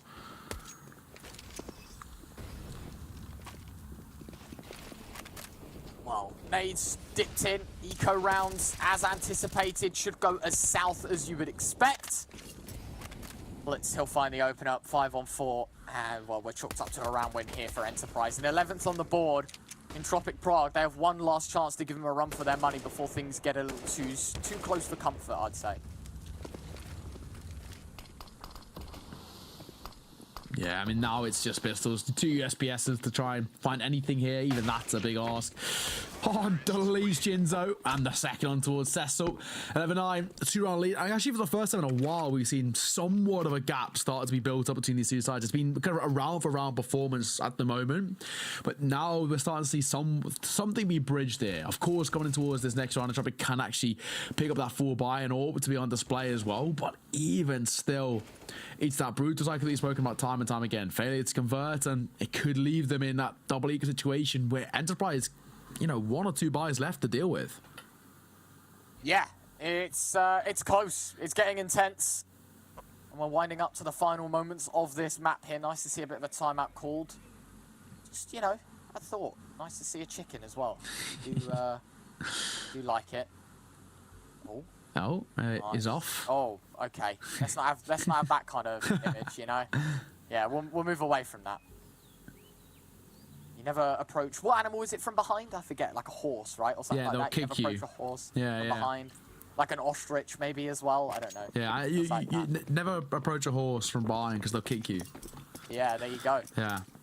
We're not just here to cast. We're here to Yeah, teach. teaching lessons, exactly. They kick out because they can't see you, so they just get nervous. Giraffes do that as well, actually, thinking about There we it. go. They're like horses, but just long necks, mate, and eat more leaves. No, you've hit the nail on the head. Giraffes. I could have said it better myself. It's just the same animal, really, isn't it? Same as Anyway. zebras. Yeah, exactly, mate. Just painted. They're just painted. Yeah, Yeah, yeah. exactly. Just, yeah. Decal on, you know, something like that. Yeah, exactly. Custom. My custom horse. Got a blue skin in a case. Equipped it, man. That's all he did. Easy. Anyway, fast pace towards A in this round. Stinks, he'll find the opener. Nice tapping away with the AK. Twisto finds a double. Heroics will only be short-lived. The bomb in the opener. Cecil finds another. Enterprise down to 2. Stinks on low HP as well. He will just about creep away with a bomb. This is looking pretty good. Bomb planted, 2 versus 3. Damage significant on towards Stinks. He's playing aggressive. I like the position from him. Hard as well, brings numbers level. That's important. Now they can get to work as one has been spotted. Hard just completely in rotation. You get sprayed down by Marisco, and he's just making sure that the death is done there. Hard, I think, tried to make that sound cue that he's going aggressive in towards Apps. Doubles back, knife in hand. Only gone one way. 11-10. Again, still seems like it's going the full distance. Yeah, we are getting there, aren't we? We're pushing the boat out to a very close best of 3. And considering how close map 1 was and how distant map 2 was, I think map 3, it was only right to see this map was at least a little more competitive than the previous few. Very nice to see how well both sides are holding on respectively, though. Enterprise, of course, 1 round ahead. Money starting to fade away a fair bit, though. Entropiq Prague, they've got a lot of work to do, but it is definitely a start, the right step in the direction. Yeah, they're starting to get on the right steps. Hard, lovely opener though. Cecil gonna fall, and that's an important kill. Cecil's been pretty quiet in this game, but at the times when that orb starts to rain off, that's when he starts to at least provide a little bit of space over towards Entropiq Prague. But by now him dropping, they might double that orb back away, and they actually are. The orb's been rotated back over towards the A side. This could be the wrong call. The bomb's still going towards B. Yeah, absolutely. Molly, nade. Oh, it's good as well. Jinzo, Ink tried to escape the molly, and the nade was set up so that if you tried to escape the molly, you'd get hit by the nade. Really smart. Enterprise, it's all a fake though, it's all a ruse. It's towards B, Lekka. Oh, big damage, Lekka, 2 kills. Now we're 3 on 3, now competitive. Mangus, that's a disgusting flank though, and he'll find Jinzo cutting the forces down by a 1/3. And that more or less should confirm the round now. It's an MP9 and an AWP. Yes, Twist might be able to upgrade, but I think it should be a call to save here. Marisco's still so aggressive. I don't know if he's trying to opt for an exit or something. Smoker, he jumped in towards CT and he walked straight in towards trouble. Didn't play that one right at all.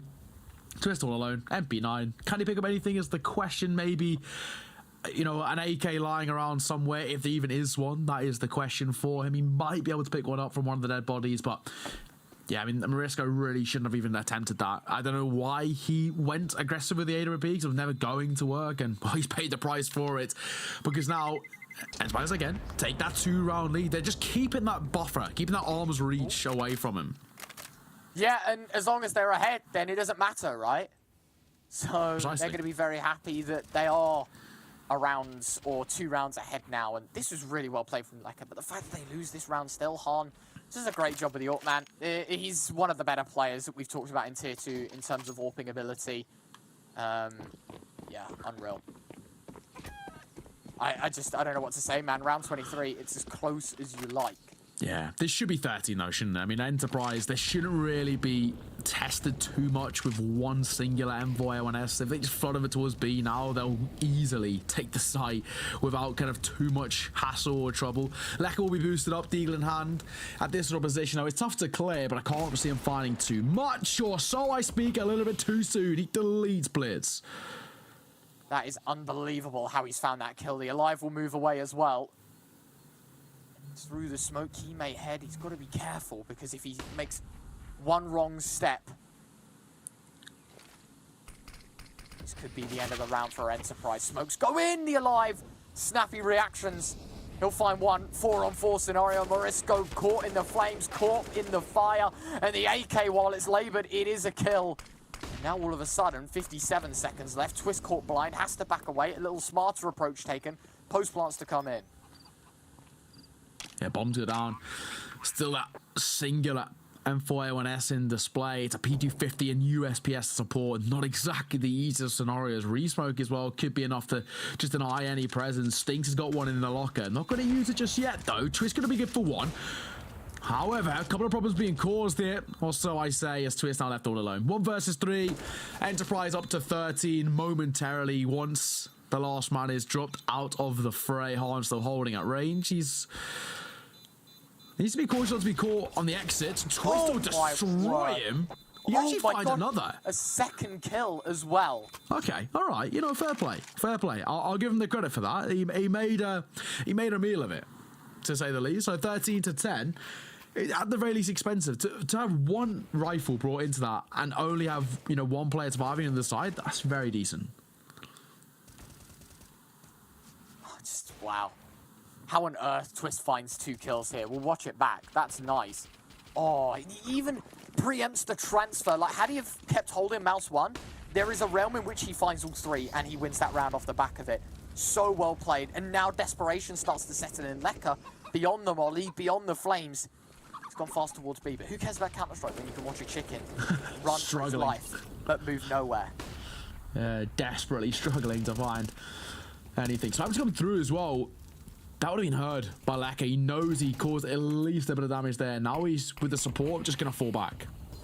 Yeah, no need to overextend, right? Don't rush at anything. Don't commit to too much. Nice shot, Hahn. He'll pick up the opener. Twist, a first kill for him. A second kill. Twist, the multi-frag. God, a missed shot from Cecil might just derail this entire round because Mangus and the Alive, both with kills. Lekka and Morisco left alone. There we go. Took us a little bit of time. We got there in the end. But Lekka left alone. 1 versus 3. Do you know what it was with that name? I read it different every single time. Yeah. Do you know what? The S, the K, and the R just moved around every time I looked. I was like, Morisco, Misic, I don't know. But it just didn't work, mate. My brain did not commute.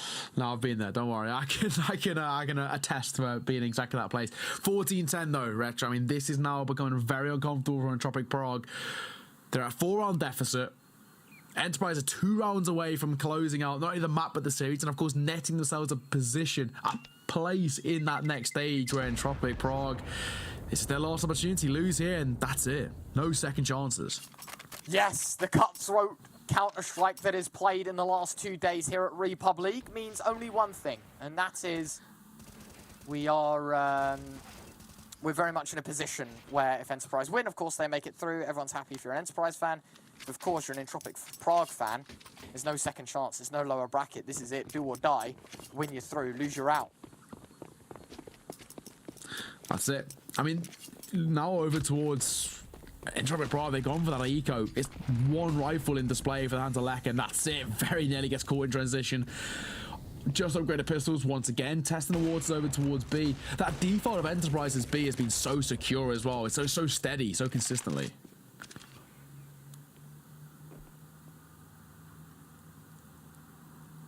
Well, 5v5, but no investment made by Entropiq Prague other than that M4. It is dead silent. Enterprise make their way towards B.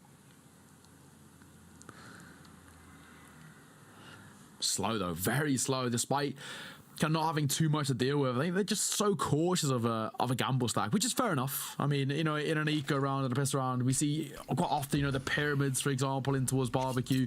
This time not going to be exactly that. They actually rotate away, and they rotate wrong because there's, you know, 1 player left over towards the A site that Amanga's causing problems, and it's actually that 3 over towards the B site, which will get the plant coming through pretty comfortably. Morisco could cause an issue. Won't be too much of one. Hahn disposes of it quite comfortably. That should be 15 momentarily. Cecil will fall, and that more or less confirms it. Yeah, one man left for the job. Only Twist to do it all. 1 versus 3, Deagle in hands. And I don't think he'll be expecting Mangus there anytime soon. You can see he's just trying to keep eyes on the gun. Timing not on his side, neither is it on Mangus's. No one checks middle or spawn at the respective times. It's a Twist, he will slip the net. Mangus double backing, second guessing himself that he could be around. I do love it when pros do this, right? It's like they're so concerned about flanks and like different possibilities, and when they're right, it's kind of like, whoa. Yeah, it's like a chess game in real life. It is, yeah, it is. It's like you moved the piece, like you've pre-moved, and then you've just like predicted it to such an extreme. Mangus, he'll hear the noise. Whoa, both of them actually will hear each other. Twist, lesser weapon. He'll go down 15 to 10. Map, series point Enterprise here, ladies and gentlemen. One more to the finish line, and they can make it through. Yeah, one more round is all the Enterprise need to confirm their place in towards that next stage of Republic Season 3. They're going to be the penultimate team to confirm themselves if they can just get one round off the board. For Entropiq, Prague, they've got 5 attempts to go to overtime. I don't know about you, Ryan, but I just think it's just a task too much. Yeah. It is asking for a lot here, and Entropiq Prague have never been great in scenarios where they're at the lower hand. I mean, you look at Nuke, right, and how quickly that spiraled out of proportion, just couldn't get the ball rolling. So for them, getting back into this game is going to be difficult. Cecil, he'll put that thought at ease, though, as he holds supreme towards the second mid position, taking down 1. Leka a second, the alive. He will trade, but only short term. Oresco, he'll respond, and Entropiq Prague, a 4 versus 2. Not a bad start, but we need to see 5 out of 5. That is the condition here. Yeah, I mean, there's no room for error, no room for slip-ups. This has to be a flawless showing from here on out. Not a bad start as well, in towards the kind of first of 5 rounds. It's only down to 1 man. On, AK in hand. Lots of economy, though, for Enterprise to work with, so it's not really the end of the world for him. Smoke to come through. He's still looking like he's trying to make something of this. At the very least, giving it an attempt. Smoking towards other CT as he can slowly shift his way forward. I mean, what's the decision to be made here? How do you even save as well? Yeah, I don't know. You're boxed in. You know, you've got nowhere to go. Maybe if you head towards Banana and try and get good timing towards T-Spawn, which he actually would be allowed to do so if he goes for it. Nade in his back pocket. 25 seconds. Like, there is time for him to find a kill or two, but I think he knows that if he overstays his welcome, he could very quickly go down. So we'll have to wait and see. Hahn scoping in, having a look back and forth between the angles. Nothing, mate. Absolutely nothing given to him. Nice attempt on the nade, bouncing it over across towards default. No one there, my friend. It is the save. And it is an 11th on the board here for Entropiq Prague. That's it. Getting themselves invested once more. Yeah, that's it. I mean, I think he was so worried about a hunt coming through, but it was just never in the idea, never really even tested that much. What? Is that how much he spotted? Oh, Cecil, a pixel is what he spotted. It was enough. That's disgusting. He even, like, he's on the angle, like, as he looks as well. Mm-hmm. It wasn't even like we were zoomed in too far to the left or to the right. That was dead center. He expected that jump to come in. That's fair crazy. Play. That's pretty crazy. Of course, now to 11. 4 more attempts now to close one out for Enterprise, or 4 more attempts that Entropiq needs to be flawless in to push this to OT. Of course. Doesn't matter how it comes. It just matters that they do come. That is the thought process, especially for Entropiq Prague here on the CT side. 4 more in a row, Neo. So far, so good. Banana control established. All 5 players located towards the A side of the map. The Alive chilling very passive towards spawn. But, of course, doesn't matter all too much here. Just taking their time. 1 minute and 10 on the clock. Still plenty of work to do here. No man advantages, no establishing control, nothing like that. So there's still a lot of heavy lifting to do, but Enterprise off to the right start with a baited shot. Yeah, bait shot. I mean, information too. So already, not too shabby. What do they do here? It's looking like they're just going to continue to go for this A here, continue to try and force their way down. Or potentially they might double back. I mean, there's only 1 player over towards B, and if he falls, if Leka drops, that more or less could open up that B side, a free path for them to run all the way. if they do, this could be scary. This could get very, very dangerous. No man advantages in the final 30 seconds. They've got to get a move on here. They've got to put a shift in. They've got to do something. And well, towards middle, Cecil, he shall fall on long. Twist, only good for the one. We turn towards Jinzo. He's had a quiet game so far, and we need to see more than just the one. It's the first, but the bomb towards short. If he could deny it would be good, but Stinks will overload, overrun, and put Lekka and Morisco a 2 versus 3, a retake that they desperately need to piece together. And well, with that bomb set down, the timer ticking, a smoke in the face of both players, their positions become even more critical. They need to find where Entropiq need to retake from, and more importantly from where Enterprise stand. Morisco, boost over the top, will spot nothing. Drops down, noise made. They're gonna know there's 2 players here, 2 different sets of steps. Stinks in the alive, they've got it covered. Ladies and gentlemen, Enterprise, they'll be the first team of 4 to take the stage, or take the main stage here in REPUBLEAGUE Season 3 through the elimination matches. Yeah, that's brilliant. Really, really well played from them. It was a marathon of a series, right? I mean, it went the full distance. Yeah, map number 2 is only a 16-6, but generally speaking, quite a long one. But fair play. I mean, what a performance from Enterprise. They turned things back around when it looked like the number was up, and, you know, credit where it's due. It looked like it was the beginning of the end for them when Entropiq Prague found a bit of success. But no, I'm really pleased with the performance, and they're a side who should go through, because I think they're one for the future. Yeah, and it would be nice to have a chat and interview the Enterprise boys, right? Because I do believe we'll get an interview up next in just a moment here, and we can talk and have a little discussion about how this best of 3 went for the Enterprise boys. Probably shouldn't have lost their initial map pick, and it should never have really gone to a full 3 map Inigo. But we are in a scenario now where Entropiq Prague, it's a shame to see them lose, but we do have a scenario where Enterprise now make it through. This is another step, another tournament in which they can go very deep in. We welcome Stinks to the desk to have a little chat, and we can have a talk to him about how that best of 3 went. Stinks, a pleasure to talk to you as always. We seem to see you too much around here now, my friend. First things first, congratulations on the win. How does it feel playing the Entropiq Prague boys? Thank you for the congratulations. I don't know. We probably played too passive. We were too scared. We didn't have the confidence. That's why we lost the first map. We let them play their game. We know that they are a really structured team. They are not doing some kind of shady plays. They just play, take map control. They just group up, and we didn't have the confidence on the first map. We let them play. They did the executes, and they just were better than us. On the Inferno, it was a little bit shameless from us because we lost the double pistol, then thank God we won some forces, so we were able to end it on Inferno, but I think a little bit more confidence would be nice for us.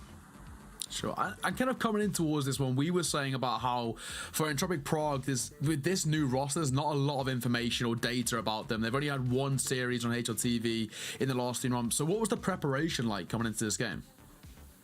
We don't really prepare, we just play our game. We know they have new roster, we know that they changed the Quartz guy I don't know. We seen them play before. They have the same IGL, they have the same kind of play style. They just switch around Morisco from the AWP, and we know that they play structured CS, but we just wanted to focus on ourselves. We didn't do that good as we expected, but we won, so that's the most important thing right now, I guess. Nice, nice. And of course, for the future of you guys, the spot into the main event is a big success for you guys. Obviously, I chatted to you not too long ago, and you were saying you just want to keep playing and keep working on yourselves. Obviously, some of the teams that were announced, Imperial, Entropiq, OneWin, Fnatic involved, NIP, Eternal Fire. There's a long list of names that look pretty promising. Is there anyone in particular that you want to be playing in the main event? We were talking about it before the game. I would say Imperial, NIP, any of good teams would be good just to get the practices into work against tier 1, tier 2 teams. So for me personally, Imperial, I guess. Nice. I kind of, for you guys as well, especially in the last kind of 3-4 months, you've really started to climb the rankings, really started to kind of make a name for yourselves with strong performances in and around the tier 2 scene. What does it mean as well for you guys to now qualify for the next stage and have the ability to play against those tier 1 teams? Honestly, for us, we just focus on getting better, and that's only thing that comes to mind for that question. Sure. Just need to work on our gameplay. That's everything what I'm able to say right now. Nice. Nice. Well, thank you very much, Stinks, for joining us. It's a pleasure as always. Congratulations on qualifying. Thank you. And I can't wait to see you guys in the main event. Thank you very much. Have a nice evening. Thank you. And you, man, and you. And there we have it. Stinks, the wise words of the man. Just got to play our own game, mate. And with that, playing their own game, they're through to the main event.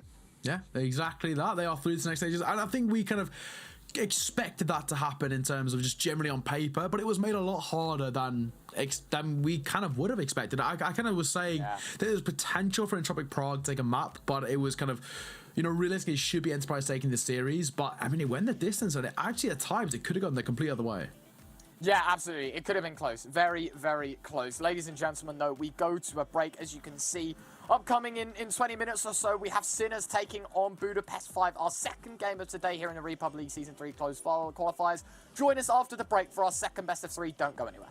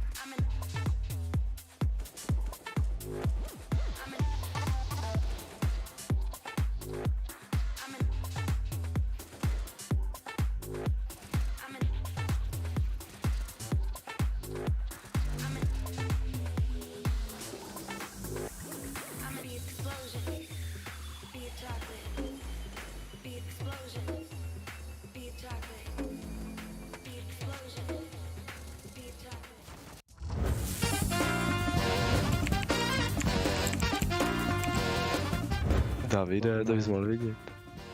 D. Dčko, správna odpověď, samozřejmě, celkom aktuálna novinka.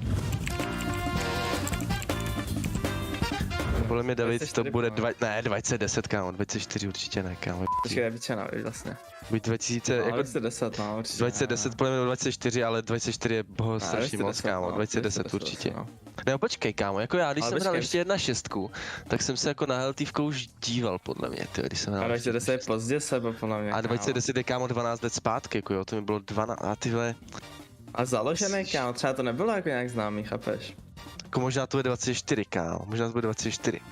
Tak To je- 2004, pravdě, i když Máme to je, kámo, 24, jako 2010 už je zase, ale jako jako kdyby založený, to bylo třeba kámo, 28, kámo, tak já, Jako 2008, můžeme dát 24, kámo, já bych dal 24. Kámo, nevím, no, co se týče. Jako 2010 je asi teda moc nakonec, tyjo, jakože moc pozdě už. Imo.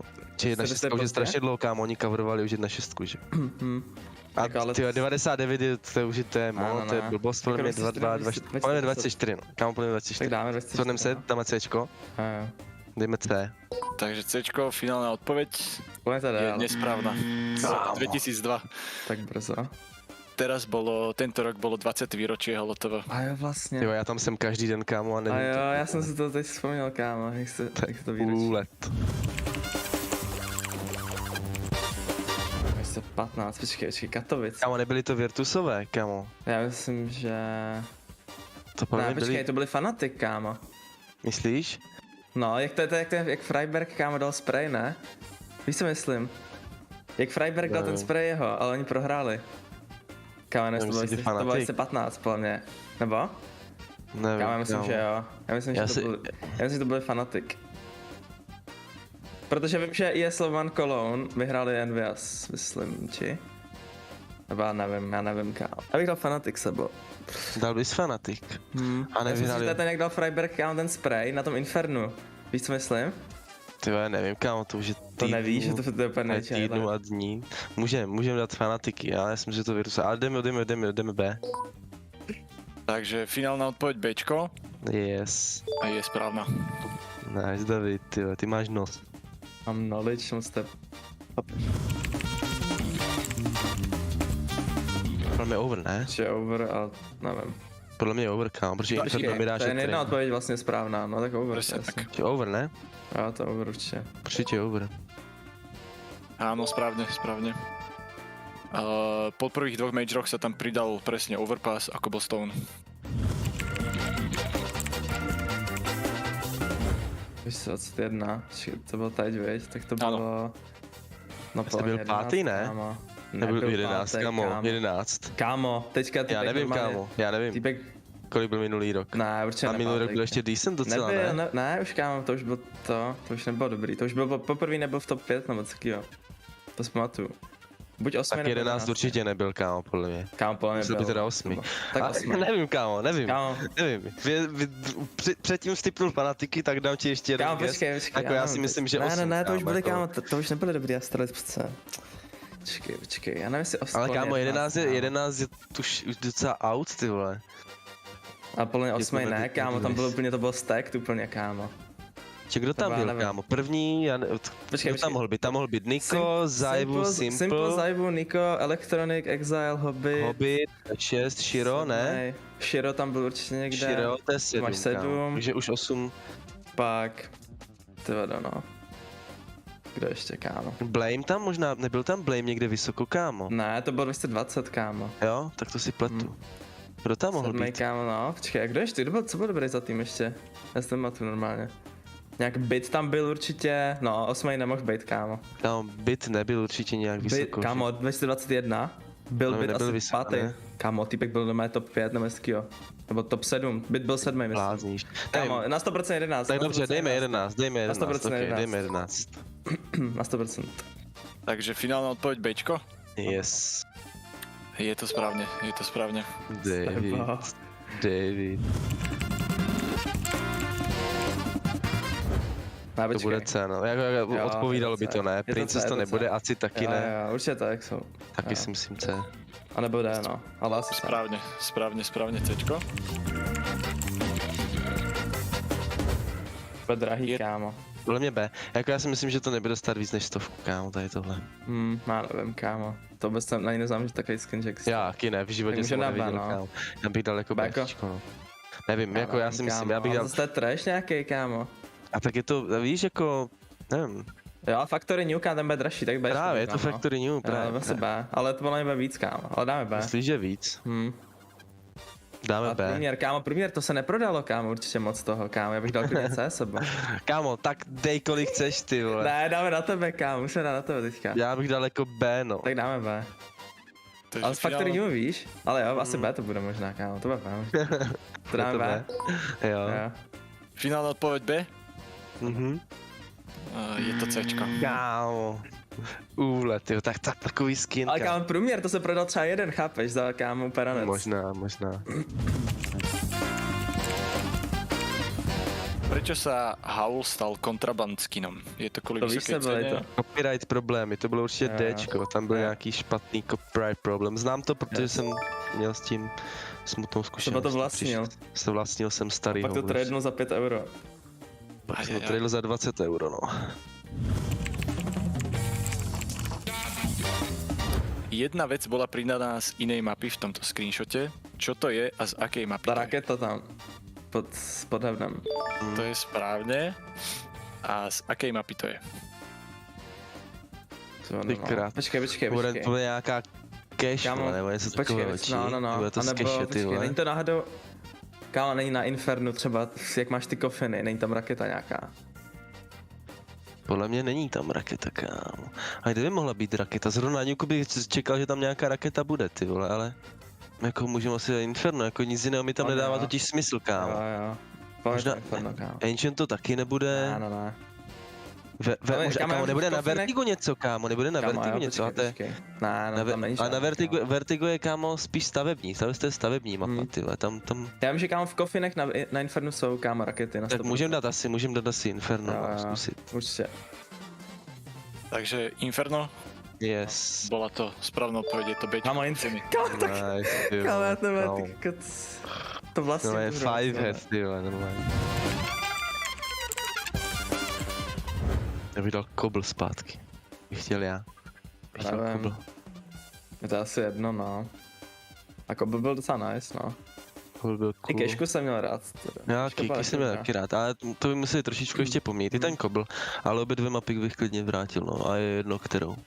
Ale Kobl radši než Cash. A místo které... Nevím, kámo.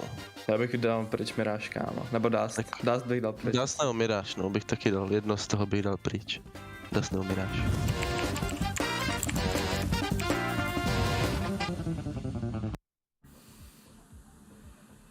Hello and welcome back, ladies and gentlemen, to REPUBLEAGUE Season 3 Closed Qualifiers. Now, as you can see, there's a new face alongside me. I'm joined by the lovely Alan Hender, who will be replacing Retro for, of course, the remainder of this best three. Alan, mate, how you doing? Not too bad, a little bit last minute, let's be honest, but some fun action to come, and I think for both teams, good storylines, Budapest 5 upward curve, whereas for Sinners, all this uncertainty in the wake of losing a player of Neofrag's caliber is a little bit concerning for them, but hopefully the CS on the server delivers, because that's what we're here for. Yeah, exactly. I think it's safe to say that, you know, when you look towards Sinners, Neofrag was one of those big names for them. He was kind of one of the prolific fraggers. He was one of the names you had to focus on in terms of putting up those serious numbers. And losing him is big boots to fill. But we take a look at the lineup as well. And it is that question mark of how well they're going to gel with kind of not a lot of time to work on it. Yeah, indeed, and certainly for a team like Sinners, the big issue was that Neofrag was by far the best rifler on this team. So losing him is a bit of a void coming in at the moment. It looks like they're using their coach in Tom over there. So that's going to be problematic. And I think the pressure on Forzies and Orpa now in this lineup is absolutely astronomical. And if he's going to, you know, drag this team into the main event and possibly further, Forzies going to have to be brilliant. Now, from what I've seen so far, he has been truly excellent. Really dynamic, really aggressive, but we need to see a little bit more just to get them over the finish line here.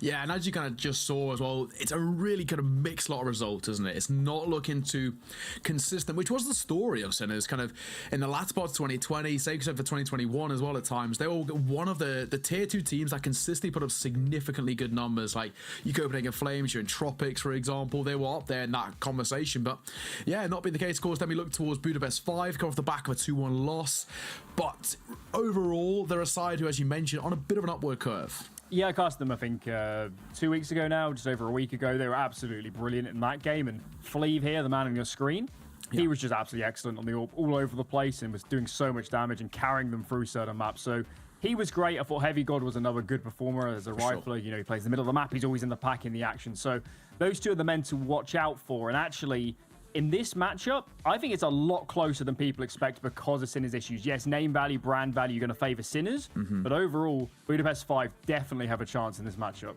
Yeah, let's take a look at vetoes. This is where we can start to put a bit of a story here.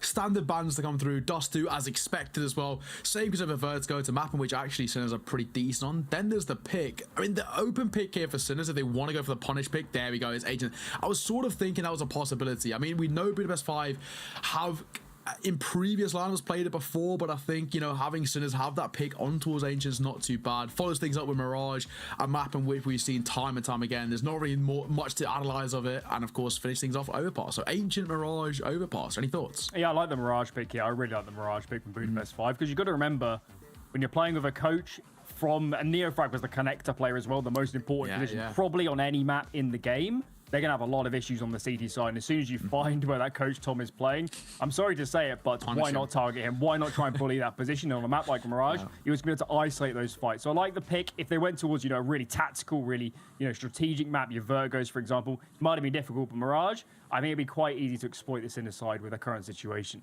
Yeah, because it's such a puggy map as well. It allows for kind of Budapest 5 just to play that super aggressive nature that they want to. You know, previously you might not have wanted to test a side like Sinners when they had Neofrag on those more puggy maps, because if you have a rival like Neofrag who pops off and at times can be just a complete difference maker, it's, you know, they're unstoppable, right? But as you mentioned with now a coach, there's a massive glaring hole in that defense. And same on the attacking side as well. He's probably going to be used as that cannon fodder to look for information, to try and find entries here and there. But at the same time, you can't really expect too much of him. Now, of course, we're about to get things started in towards map number 1. That of Ancient and Sinners take on Budapest 5. Winner confirms a place in the next stage.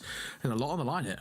Exciting stuff, exciting stuff. And of course, being the pick of Sinners, they're going to have to start off on the terrorist side, and we know it's a little bit of a tall order, so especially considering their situation, I'm a little bit nervous here for Sinners, and there's no greater baptism of fire for this than starting off on the T side of Ancient. This is going to be brutal. Yeah, and normally when I like to cast kind of Ancient, and same thing for Nuke, I set like a golden number. I say on Nuke, you know, 6 rounds roughly on the T side is, you know, a worst case scenario. It's actually not too bad. But I mean, for a T side of Ancient, I've seen teams with kind of 4 or 5 rounds make it work on their CT side. Certainly can. When we played Sprout at the RMR, I think we had a 4-11 T side, then lost the CT pistol, went down 4-13, and still won the map. Sure, it wasn't a likely comeback. Sure, it was pretty crazy, but that just shows you the map bias. Ancient, if you get rolling on the CT side, it is just so easy to play the angles. It's impossible to do wrong, and no matter the situation, you always find yourself in good positions. So CT Ancient is a dream. T-side Ancient, not so much. That could be a tall order. Yeah, I think, you know, CT Ancient as well really allows those double AWPs to cause a lot of problems. You can very comfortably play kind of that standard AWP over towards ramp, over on that B site, just leave them there anchored, and it can lock things down at range. And then that kind of secondary AWP can play wherever. We've seen them play towards back plat on the A site, in towards donut as well, or in towards just that of mid, play nice and passive, right in the back lines on the stairs, and just hold things down. I do think, you know, as you mentioned, if that CT side gets rolling, it's very hard to stop, especially if they have the economy behind them, because they have a double AWP setup, because they'll just keep that momentum in their favor. Yeah, that T side is that baptism of fire.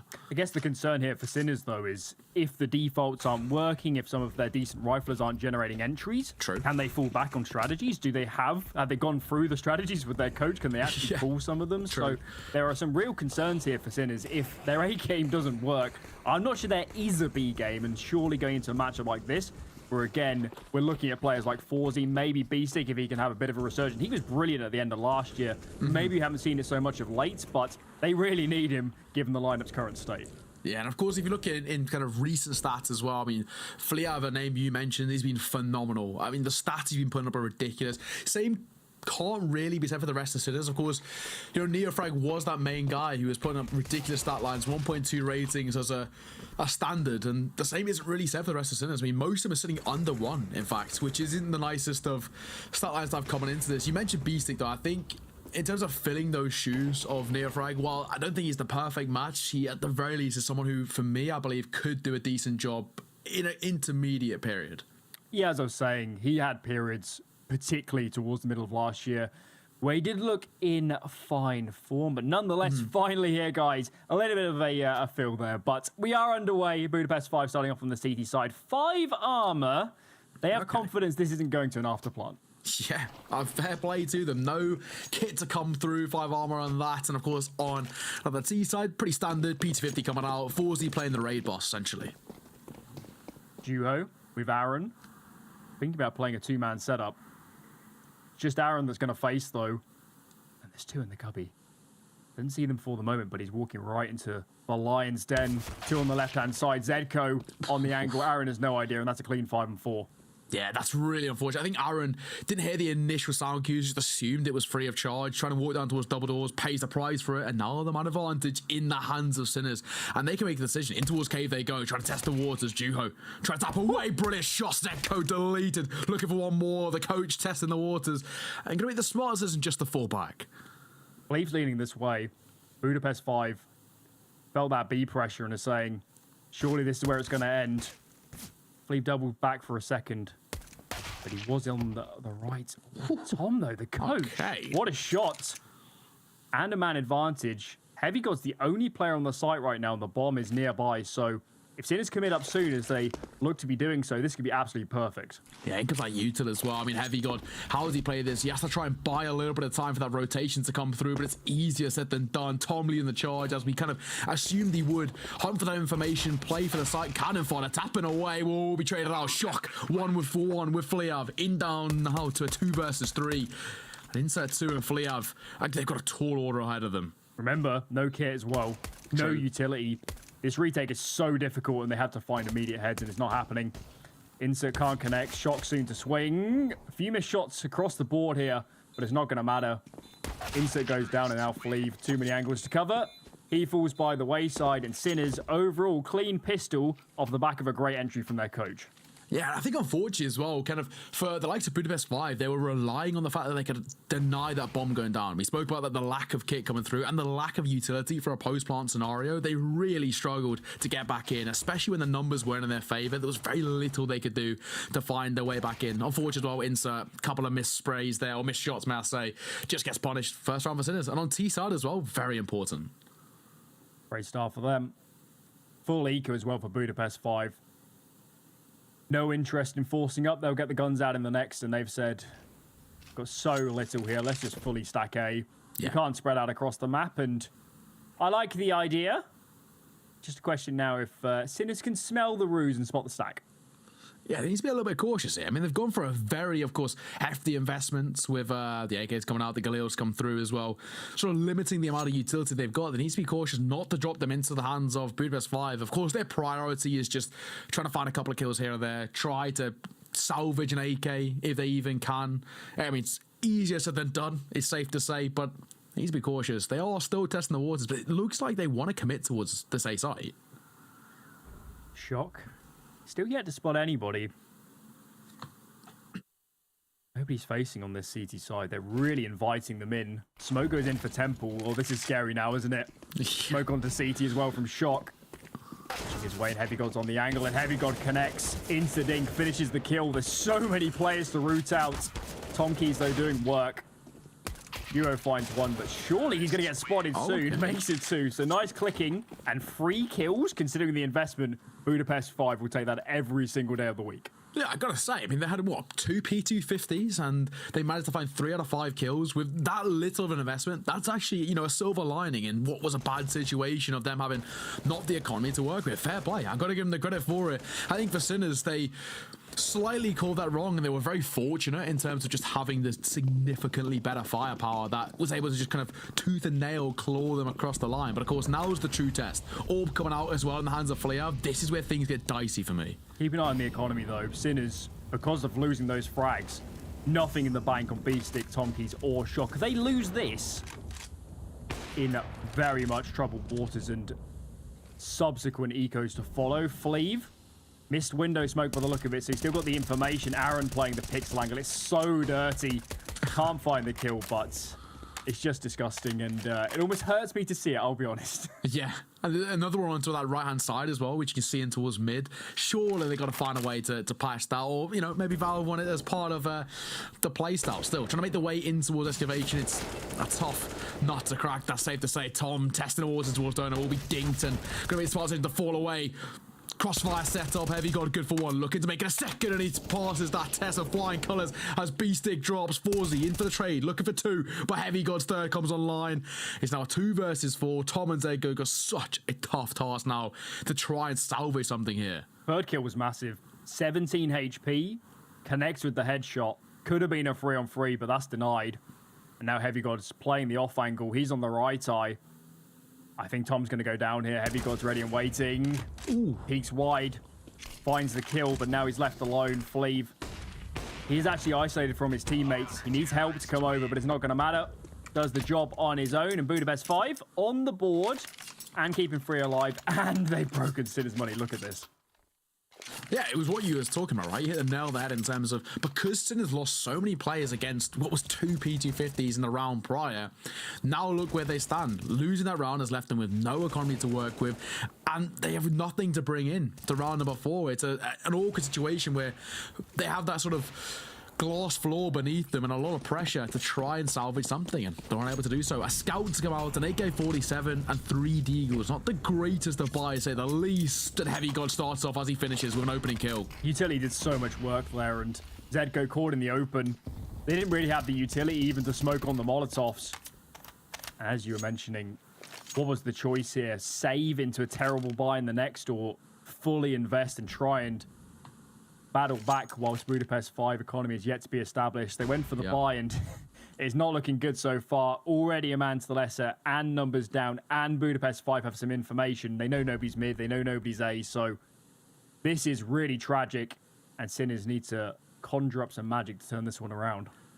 Yeah, I mean, this needs something special, especially with this very limited buy. B-Stick has been now given control of the AK-47 to try and make something work with it. Heavy God's the only one on that Budapest 5 side who's taking even a bit of damage. He's down to 12, and he can just play so passive. All they have to do is just play the numbers game, play for the trades, and it should work pretty comfortably in their favour. Now, back over towards Donut. 2-0, night-night. Forzy destroys him. Insert alone. He's behind the big box. It's a nice angle, but he's getting swarmed. Player in window, one coming through the A tunnels. Fleeve will deal with that window player, and now it becomes a little bit easier. But still needing to win these duels. Finds the first as Insert. Jiggles out wide onto the second, but can't actually be fragged here by Shock. And Insert stays alive for so long. That looks really scary for 10 or so seconds there, but they turn it around. Yeah, I mean, it was all about buying time, wasn't it? And that's what he did. Found that first one towards the scout, and then just doesn't overextend. It's quite nice. The second as well kind of falls into his lap, waits for the rotation to come through. It's a beauty of a shot here from Forzy. Such fine margins. Drew gets absolutely destroyed. But yeah, Insert, really raw play from him. Finding that double, wait for Fleave to come in for support, and the AWP range from Temple only going to go one way.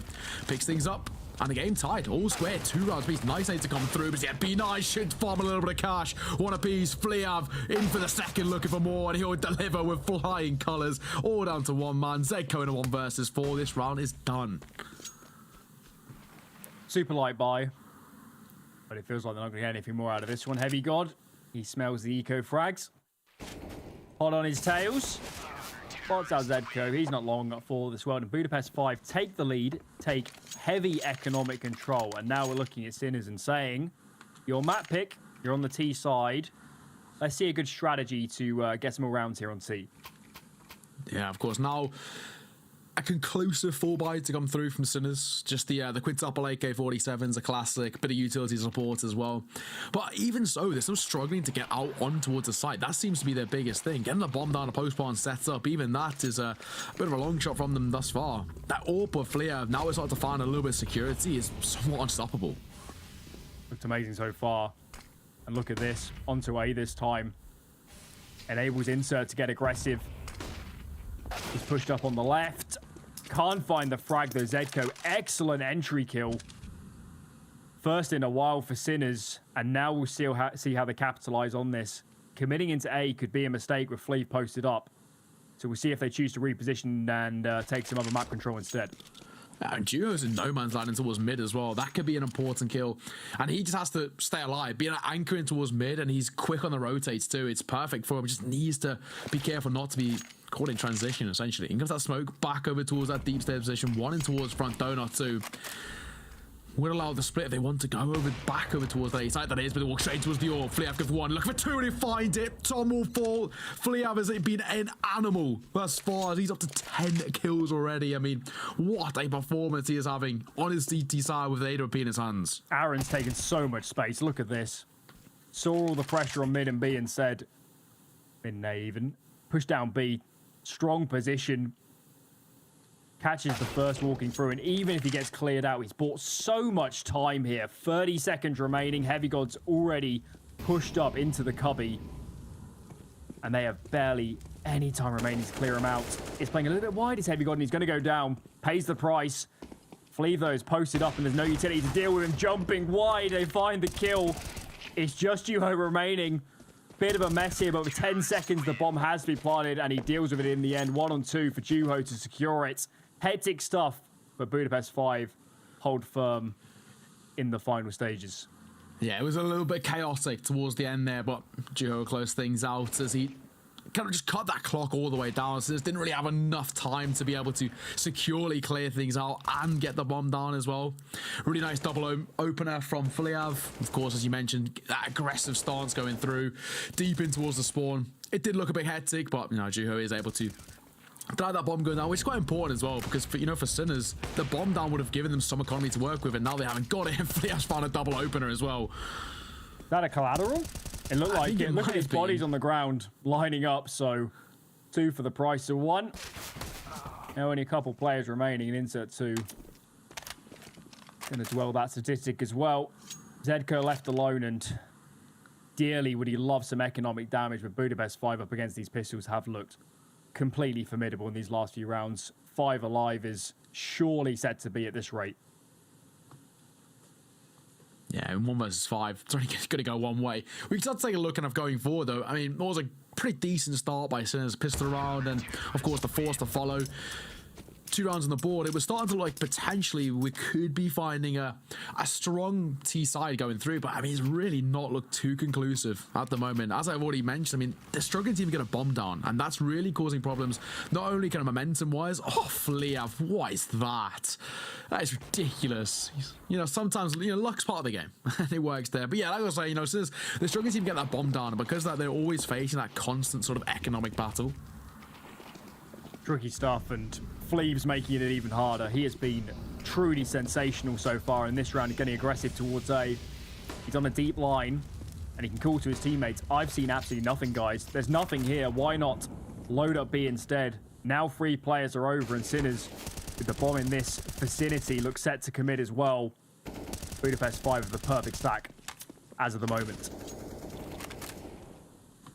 Well, now, again, doubling back over towards Excavation. They've been here before, and Aaron seems to know his angles. Molotov will come through. That'll force Duo off the position. Flash to follow suit. Allows them, buys them time for the rotation. The spam coming through, though, is quite smart. Zeko, significant damage on towards Duo as he's down to 48. But Heavy God going aggressive, and he could get some timing here. Unfortunate. Looks the wrong way. Will fall. Giving away the ruse as well. Duo might follow suit momentarily, and he will. Great frags from Zedko. Great frags. And now Aaron, so much work to do. I don't think he's spotted the bomb, though. It's just behind the doors. That could have been huge if he found it, but he hasn't. B-stick.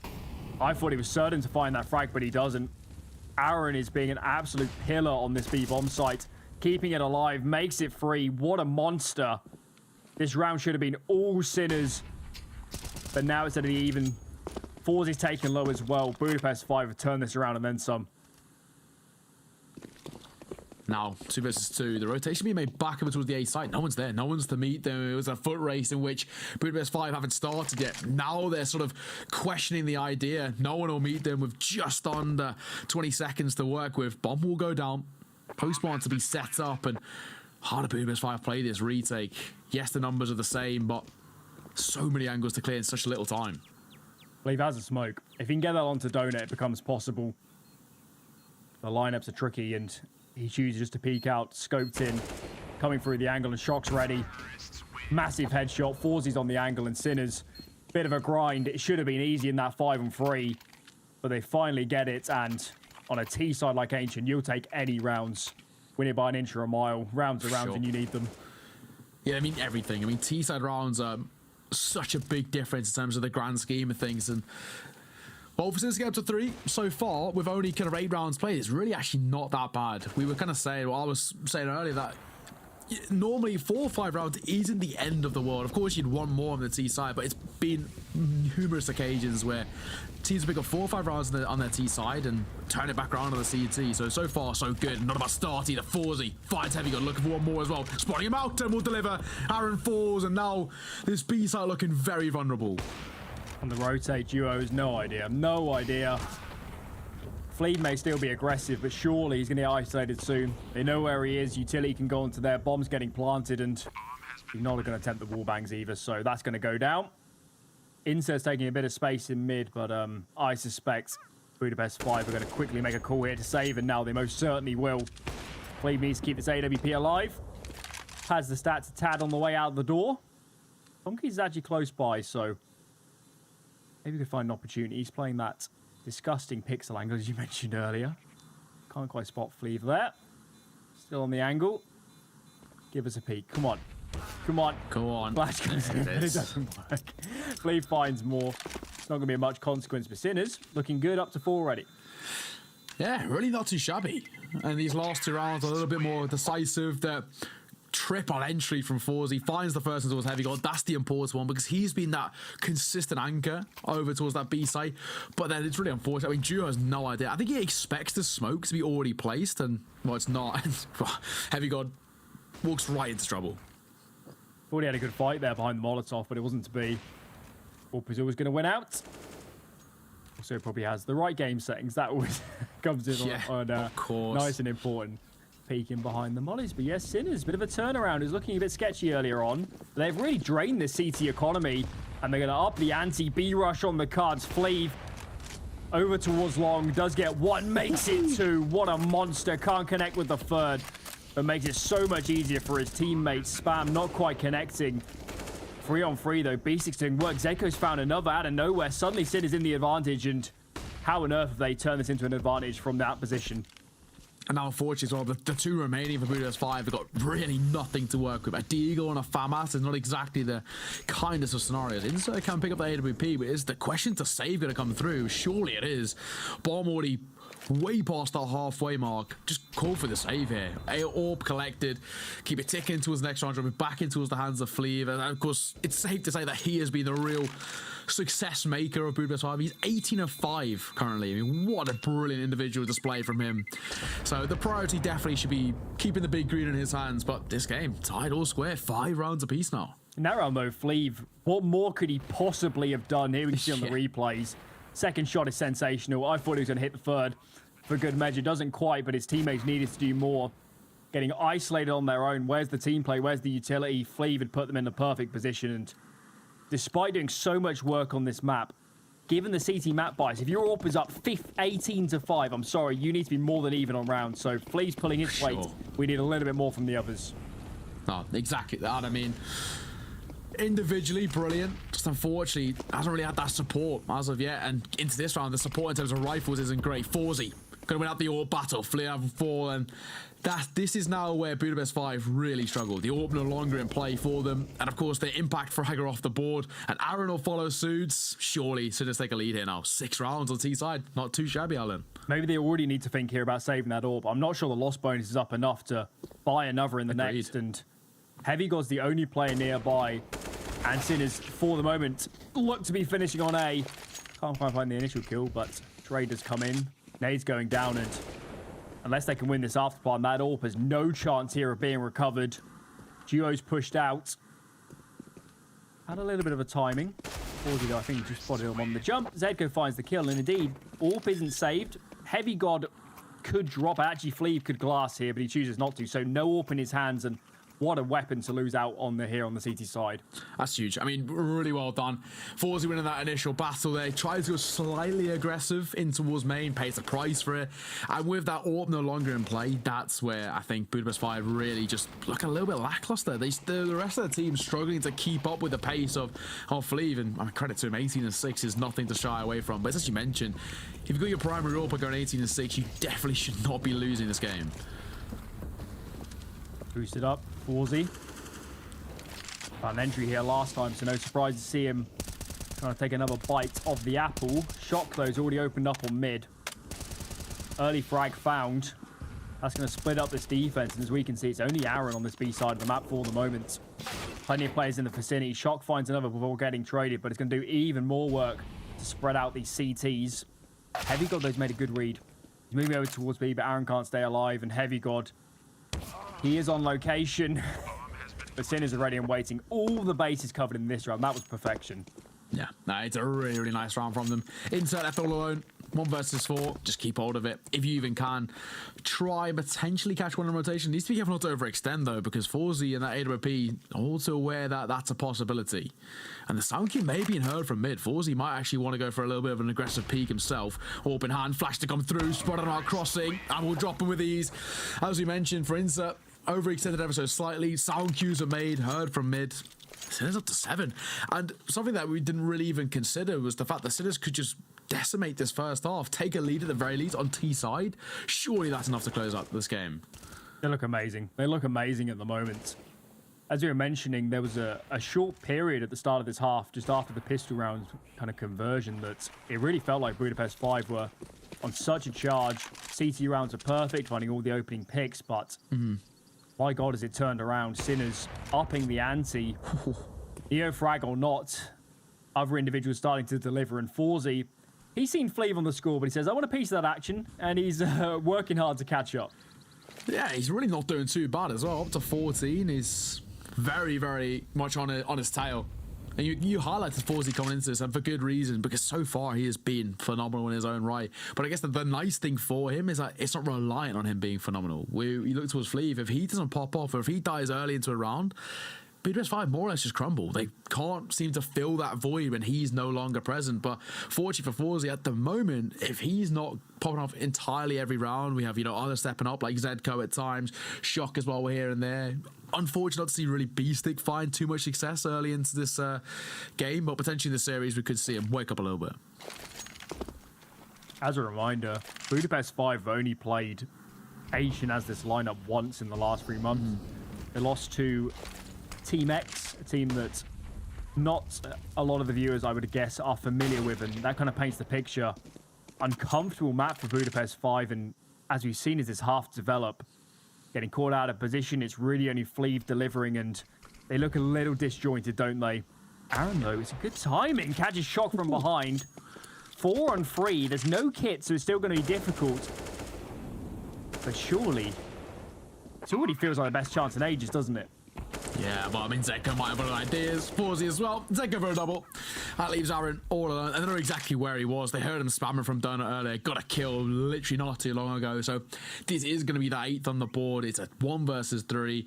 And the priority has to be keeping that AK in display. Forzy had a pixel to work with, and it's more than enough. Aaron, not aware of the other angles, and I think that's probably what you were talking about, right? How this lineup have only played this, once as a core, right? And I think it's safe to say that there's a couple of rookie errors slipping through the gaps, right? Because it's safe to say that's probably not one of their strongest or the comfort picks at the very least. Yeah, it's also worth bearing in mind that Ancient's not a map you're going to play in, FPL or FPLC or PUBG very often. So individually, you can imagine some of these Budapest 5 players are lacking for experience. Fast mid-take, though. Heavy God finds a kill from the Flames. Juho comes in to help. And finally, a clean opening here on a gun round. 5 on 2, and they simply can't let this one slip away. They've made a few mistakes before, but this time, it has to be different. Yeah, and the clean opening comes from the Sinners' mistake. It's overextending towards mid. They try and force their way through mid, trying to catch them off guard, but the Budapest 5, they were so aware. They were ready for it. Juho finds 2. Heavy got one of his own, and yeah, this round should be done and dusted. It's a 2 versus 5, with Forzy taking pretty significant damage.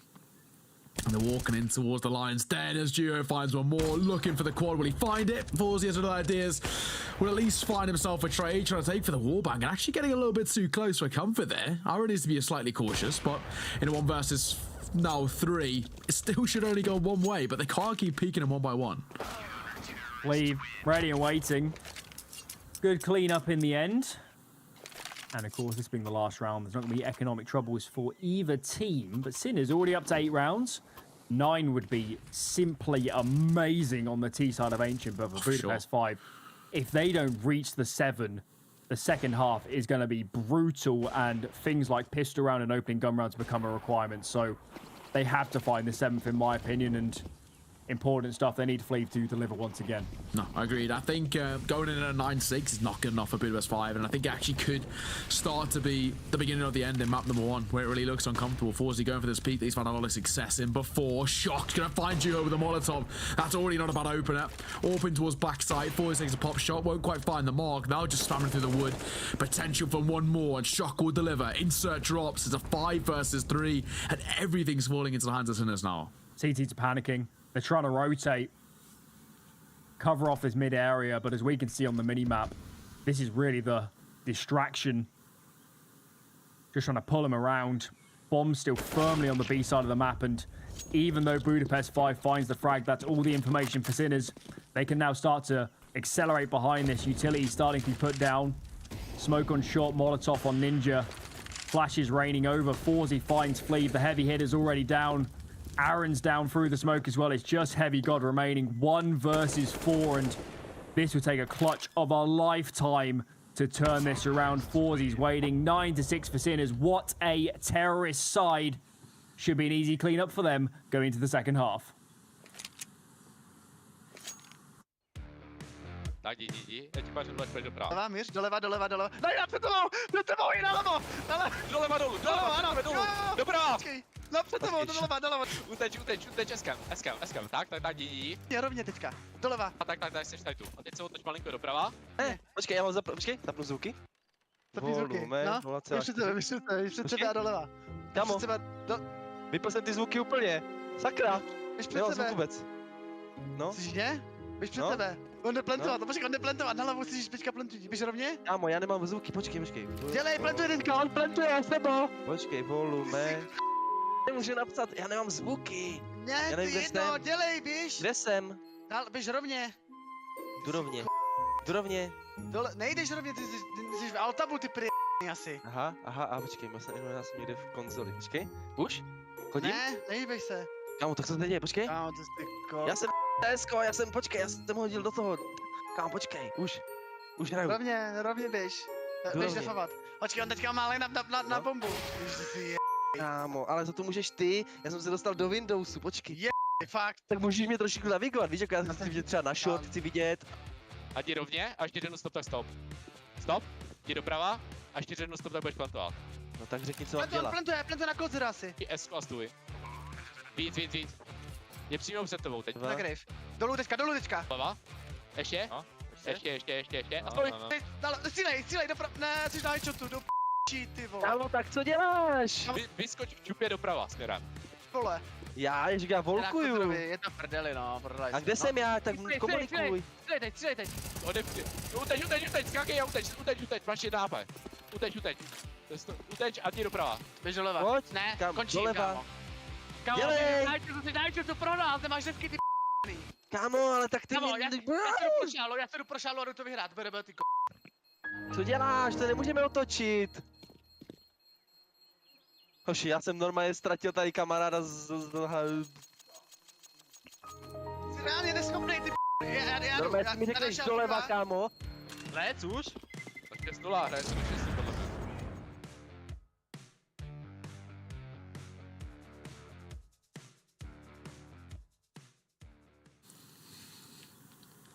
Hello and welcome back, ladies and gentlemen, to, of course, map number 1 Ancient is where we're at right now between Sinners and Budapest 5. And I gotta say, Alan, so far what I've seen from Sinners, it's impressed me. Indeed. On that first half, Budapest 5 on the CD side were actually up 5-2. They'd won 5 rounds on the trot, and from there could only find one more. Sinners really found their stride, established economy, and players like Forzy hitting hard. Fleeve and Forzy tied on frags, the two AWPers way ahead of the competition, so it's been a battle of that so far. Maybe that will continue going into the second, but it just feels like for Budapest 5, there's so many requirements to turn this around. Surely pissed around, surely converting it, early gun rounds, economic control. The list is enormous, whereas for Sinners being on the seed side of Ancient, a few things click right and surely they get this map over the line. Yeah, I mean, realistically, if Forzy even brings kind of a quarter of what he brought onto his T side, which is a 20-7 performance on a T side of Ancient, is more or less unheard of. I mean, it's stunning. So if he brings anything, you know, short of that, he'll be absolutely fine, and Sinners should be able to close this one out. Heading in towards, of course, second half. CT side start now for Sinners. 9-6, a 3-round lead, a pistol round here up to double digits. That would be the dream start for them to close out map number 1 in emphatic fashion. Sinners have got a problem. There's only one player on this entire A side of the map. Smoke being lined up for Temple. That's going to be B-Stick. Connects with the first, but he needs to find more. Peeks out wide. It's such a difficult fight here for Insert, and B-Stick can just take exactly the angles he wants. Another kill found. Traded out in the end, but he's made it possible. Rotates need to come in. Bomb yet to be recovered as well, and Aaron needs to be quick. And look at the speed coming here into Donut. Getting this bomb down is going to be so difficult now that these CDs have gained ground. He's bought some time at the very least. B-Stick with a double kill. However, Aaron's gone aggressive with the bomb. They were trying to rotate back. Bomb goes down, but Fleer finds the trade at the very least. Now, of course, need to be careful of Heavy God. Deep in towards main. P250. Trying to find his target. Bomb will be collected, and Fleer, he has a completely clear run of so he thought. Shock. Julie's 2 guns are better than 1. And he's Heavy God all alone in a 1 versus 3. Tapping away.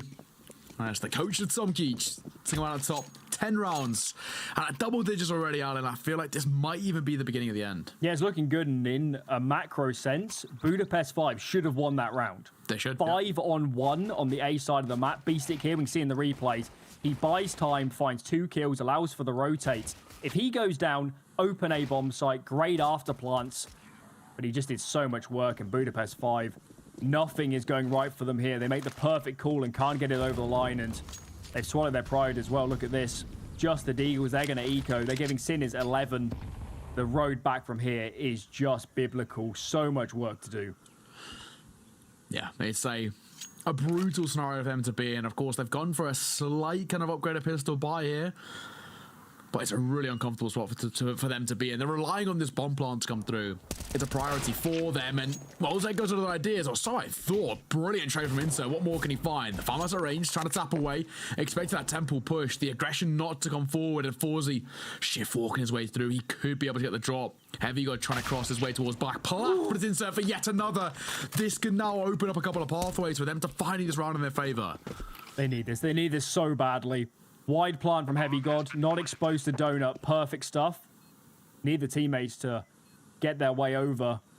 Fleeve's coming in from the A tunnels, and it looks like Gio is actually going to lurk mid. So, good after plants now. 2 coming in from CT for Sinners. Nades are starting to dwindle, but Shock finds the first. But now Duo can get activated. Fleeve connects with another. Straight 1-deeg. Falls back, lets his teammate come into play. It's a bit of a wide plant, but B-Stick gets another. Ticking the bomb, 10-second defuse. I think he's just got it. I think he does. Budapest 5. Oh, what a great opportunity. The retake was a little bit too strong, and they really needed this round. It was great economic damage. It was just the pistols, but being so far down, the round win would have been a game changer. That could have really shifted the momentum back in their favor. That retake is phenomenal, though, from Sinners. I mean, they find those entries coming through. The trades are brilliant as well. And then all they have to do is play for that defuse. They know the last guy's in towards main, that are Fleeve, and they just wait, hold, and unfortunately he's not able to hit his shots. 11-6 as Sinners are starting to bridge a pretty formidable gap. And for Budapest 5, they've got a tall task ahead of them. Fullback coming up both ways. Heavy mid start from Sinners. Don't want any fast plays into that vicinity. And equally, Budapest 5 has said, we've seen too many Molotovs. No point in contesting this one early. We'll bide our time a tad. Re-smoke comes in for window. Molly on towards logs. Flashes over the top, so good use of utility. Molly as well on towards that B catwalk to prevent a swing out. Flash, though, is good. It doesn't quite connect, actually, and Duo gets the kill. Man advantage here for Budapest 5 and a lot of space. So much advantages here for them to work with. Yeah, the question is, what do they want to do with it? I mean, of course, numbers in favour of Budapest 5. And for Sinners, they're stuck in sort of slightly awkward positions where they're forced to play a little bit more passive. And because of that, it allows Budapest to have a lot of that map control. They're rotating back over towards that B site. And that looks to be where they're going to conclude things here in round number 18. So there's 2 players there to meet them, and potentially could be timing on a flank, and they will. Zedko brings numbers back level, and now we've got a completely different story. Heavy God. Just eager here to find a duel. Tom Keys is come out through the smoke. He's behind the pillar. Peeks out wide, gets one, hides. Teammate just towards long. Actually going to get traded out. So good trades there from Budapest 5. Fleave's taking space. It's an early flank, though, from B-Stick. He's already in towards the cave, so maybe he can get activated soon. As Fleave, what a strong angle. He's on the right eye, spotting through the gap. Who he's facing for the moment, but is surely going to peek out wide and get the information. Zedko comes in. Fleave gets the kill. B-Stick's out on side, actually. Smoke is well on towards... That's on the map, sorry. That was actually a nade instead. And Aaron's such low HP. He's such low HP. B-Stick just needs to tap the bomb, and Aaron has to face. Jiggling out, knows he's not sticking it. Great attempt. But I think B-Stick has just got it. Kits in hand. Defuse is going to happen. So monstrous retake from B-Stick and Budapest 5. How many more advantageous positions they're going to give away? They've had chances here on the T side, but just totally unable to convert. Yeah, another, shining example of where it's a round that Budapest 5 should have taken in their favour and didn't because of their own mistakes. They're very good at overcomplicating their own situations where, the best thing is just to play a little bit simple. Just go aggressive, get the bomb down instead of a post plant, but no. Unfortunate for them. 12-6, Sinners starting to pull away, and of course, the fact that I picked it at AWP means that Forzy can wield it, which is a beast you don't want to mess with. Certainly is. Certainly is. Just the 5 rifles here for Budapest 5, and they're out of ideas. Tried the mid defaults, tried to split the map apart, and they've said nothing's working. We're just going to try and brute force B. I thought that was Tom Keys with the opening, but it's actually Forzy, 2 for him. Still on the angle, and they're so dissuaded. Look at the utility as well. 2 pieces left, just a smoke and a flash. How on earth do you crack open a bomb site? This is just devastating for Budapest 5. Yeah, I mean, you really got to feel for them. I think the biggest thing as well, that morale is going to start to dwindle. They're going to start to sort of lose confidence in themselves. And that can play an effect going in towards the series. Of course, it's their map pick up next on Mirage. And even that can be an awkward position to be in. Fleav is met with a flashbang directly to the face. And he falls to the hands of Shock. 2 versus 5. And this one's done, isn't it? Insert low on HP. Matter of time before 13. Shock. Nose inserts low, so pretty eager here for the duel. Jiggling around. Over 35 seconds remaining. Bomb is nowhere near advancing to a bomb site. Trapped behind the mid box, and I just question whether Budapest 5 are already considering trying to save these weapons. Insert can't do that. Bombs in the open. Heavy got his swing, and he's going to fall 5 alive for Sinners. There's been a few close rounds here, but they finally keep one clean, and now the CT side just becomes absolutely formidable when you've got cash in the bank. What can Budapest 5 do? And equally on their camp, money looks disastrous for Sinners. So close now to victory. Yeah, I mean, as we stand, I'd be very surprised if Sinners don't just quite comfortably clean this up now. It's looking really good on their CT side, and on their CT side, they're looking so formidable. There's nothing that Budapest 5 can seem to do to sort of break the deficit and break the deadlock of such a one-sided affair as we stand. Of course, 13-6, only 3 rounds away from the all-losers 16. It seems just like a matter of time. As you're going to Pistols come out, trying to make their way over towards that A site, and actually no one to meet them there, really. You remember earlier on, they actually found some entries here on A, on the Deagles. So maybe they can do just so again. Duo's getting boosted. Zedko's so passive. I wonder why Sinners are stacking so far towards B. It feels like a mistake. And Zedko got to stay alive. Duo gets the frag, and there's nobody on this side of the map. Budapest 5 won't know it, so it might take a little bit of time to accelerate, but Temple control is in their hands. Bomb can get planted soon if they choose to start sticking it. And Budapest 5, their best chance for a long time here to collect a round. That's Thomas with ideas.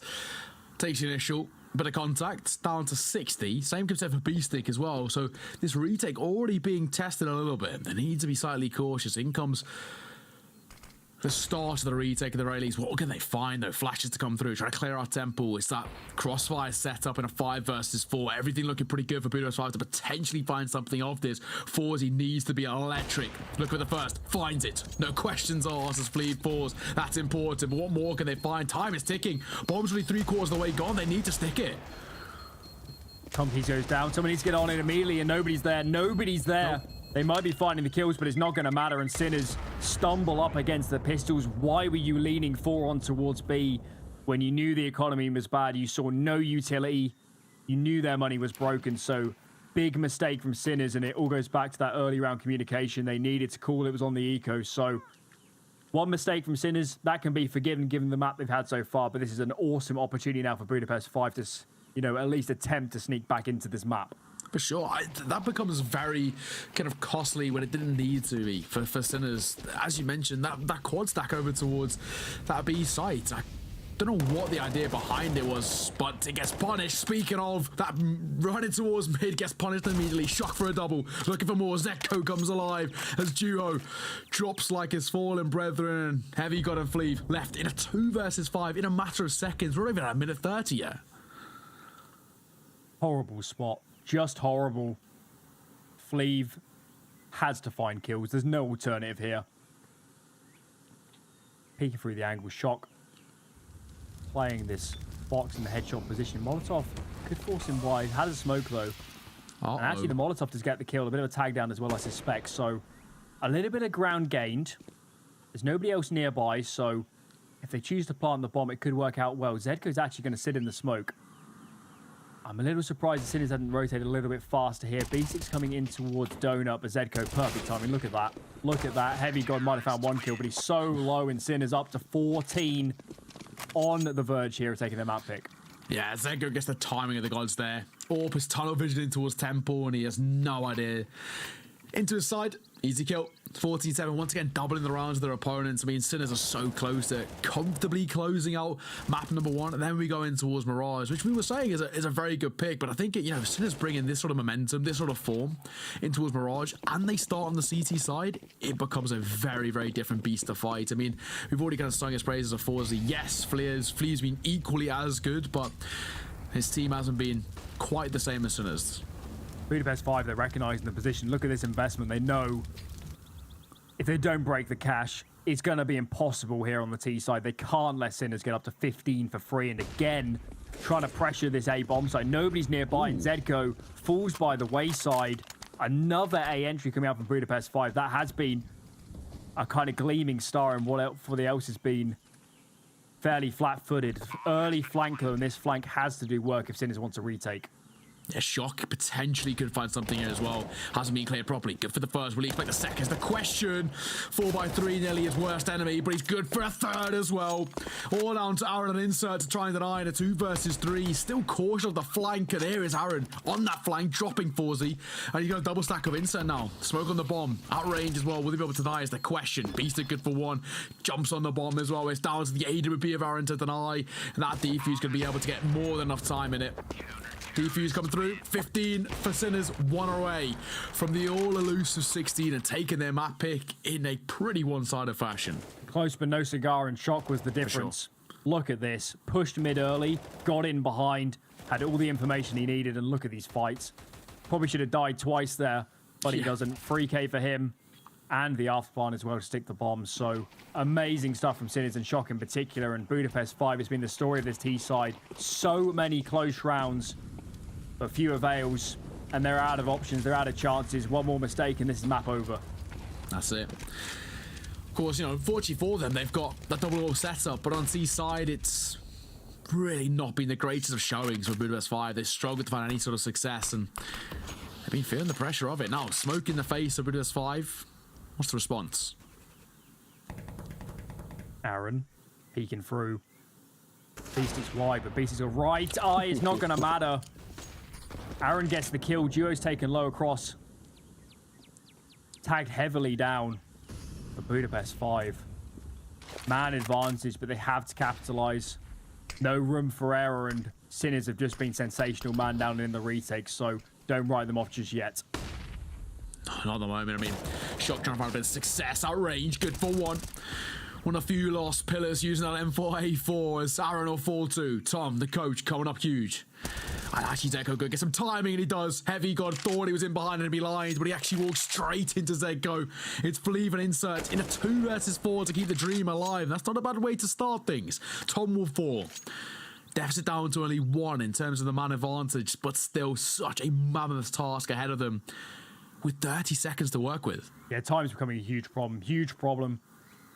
Inserts here shifting as well, so it's dwindling down. Set to end on B, that's for sure.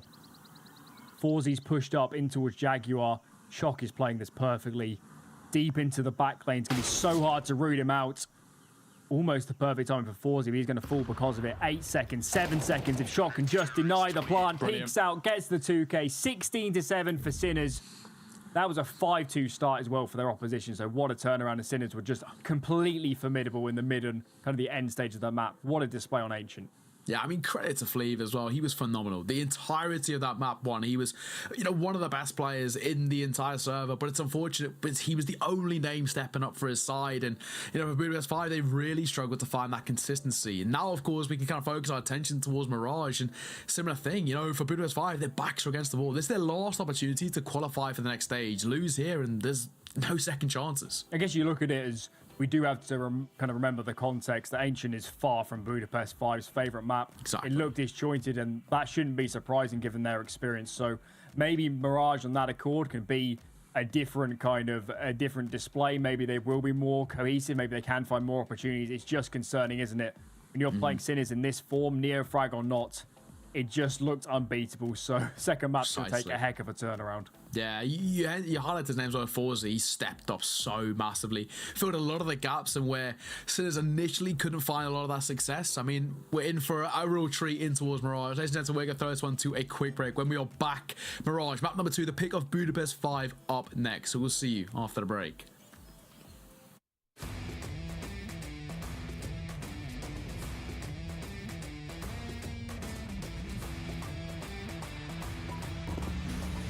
Yeah.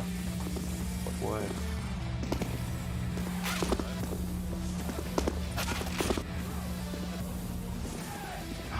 How many deaths was it? What? Yeah. Uh-huh.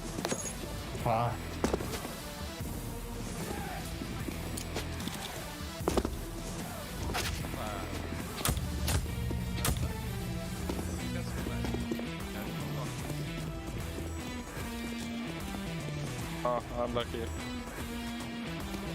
Yes. You go first. I wait and I go with you. You cannot serve, bro. Oh.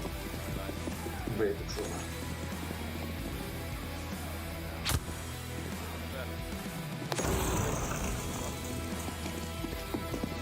Press the opposite button, you know?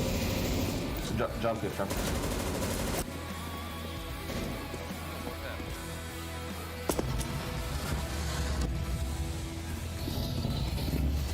I thought I can outplay it. I can. Shit, I did. Yeah.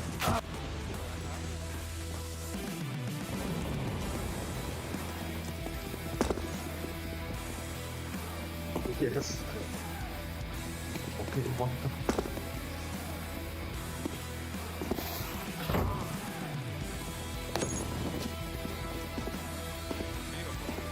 Yes.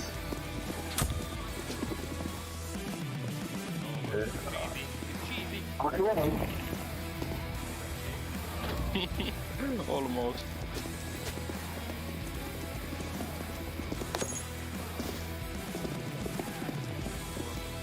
Are you working once? Okay. It could be a huge disappointment if my computer just died.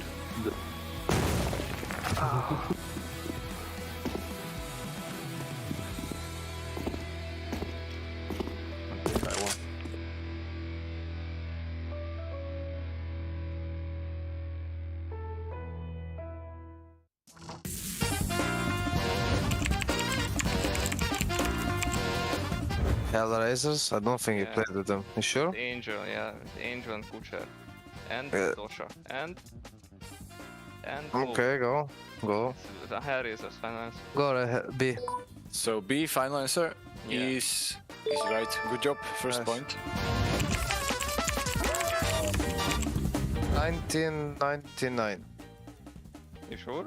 Yes. Okay, go then. I have no idea. So final answer A? Yep. Yes. That's wrong. Knew it. Lucky. Knew it. There was 20th anniversary this year. Yeah, it's true.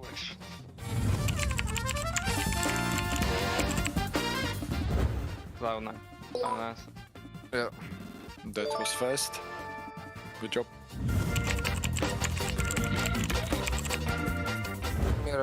Mirage. Safe, idea. safe. C. So final answer C. Yeah. Good job. Match me, player. Yes, I have. 2K wins.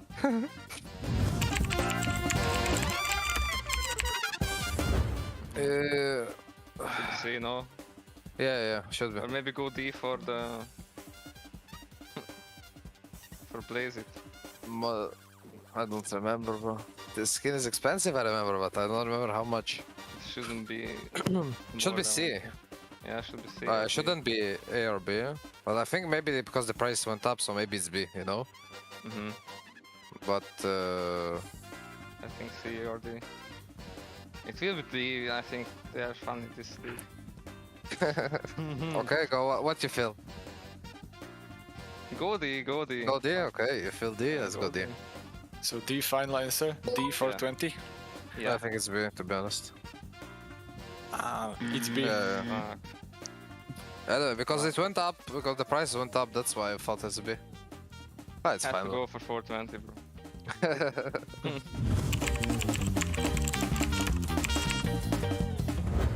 Nostalgia. B. Yeah, that was pretty fast. Good Yeah. job. It went up price so much. I don't remember, to See, be no. honest. I don't play this gun. Bulldozer, bro. Had it when it was really cheap. But I guess it's A. Wanna go with A? I think C. C? Yeah, go C. Go C. Okay, but it's just... Okay, go C. Go. So we go C. Yeah, should be able, yeah. It's wrong. What? It's D. Bro, I had it when it was like €1. Mm. Yeah, nice. Unlucky. Good question. Morocco or Egypt? It's not Turkey, it's not Mongolia for sure. Morocco or Egypt? It should be... I think Wait. Egypt is more yellow than Morocco though, I don't know. You can try Morocco if you want. go Morocco, I think. Go, eh? I remember this, I think. So Morocco it is. Yeah. Yeah. Good job. Same as Nice. Dust 2. Yeah. Color of the truck. Yeah. Yes, The that's wheels. one. Also. The wheels, tires, wheels. The Yeah. tires. Yeah, they're gold. And it's more how to say, crates on this truck. It's less crates, no? Mm. No. No. But the position of the track, no? No. No, shouldn't be. There is something missing on the ground. Missing. What is on the ground? What is on the ground, yeah? You don't know? Wait. But give a clue maybe. Yeah? It's an object or It's more objects on the ground missing. There should be something laying down the truck. the green bean, no? The green bean right here. No, Or it's we left, cannot see it's it left. from the- We cannot see it. I don't think I know. I don't remember. Well, we have 2 out of 3. Yeah, 2 out of 3 is really good. Tell us, please. Tell us? There are rocks. Oh, missing. the rock. I never noticed the rocks on this, to be honest. Me neither. Good to know. Okay, I think cobblestone. It's a very nice map, and which map I want to switch?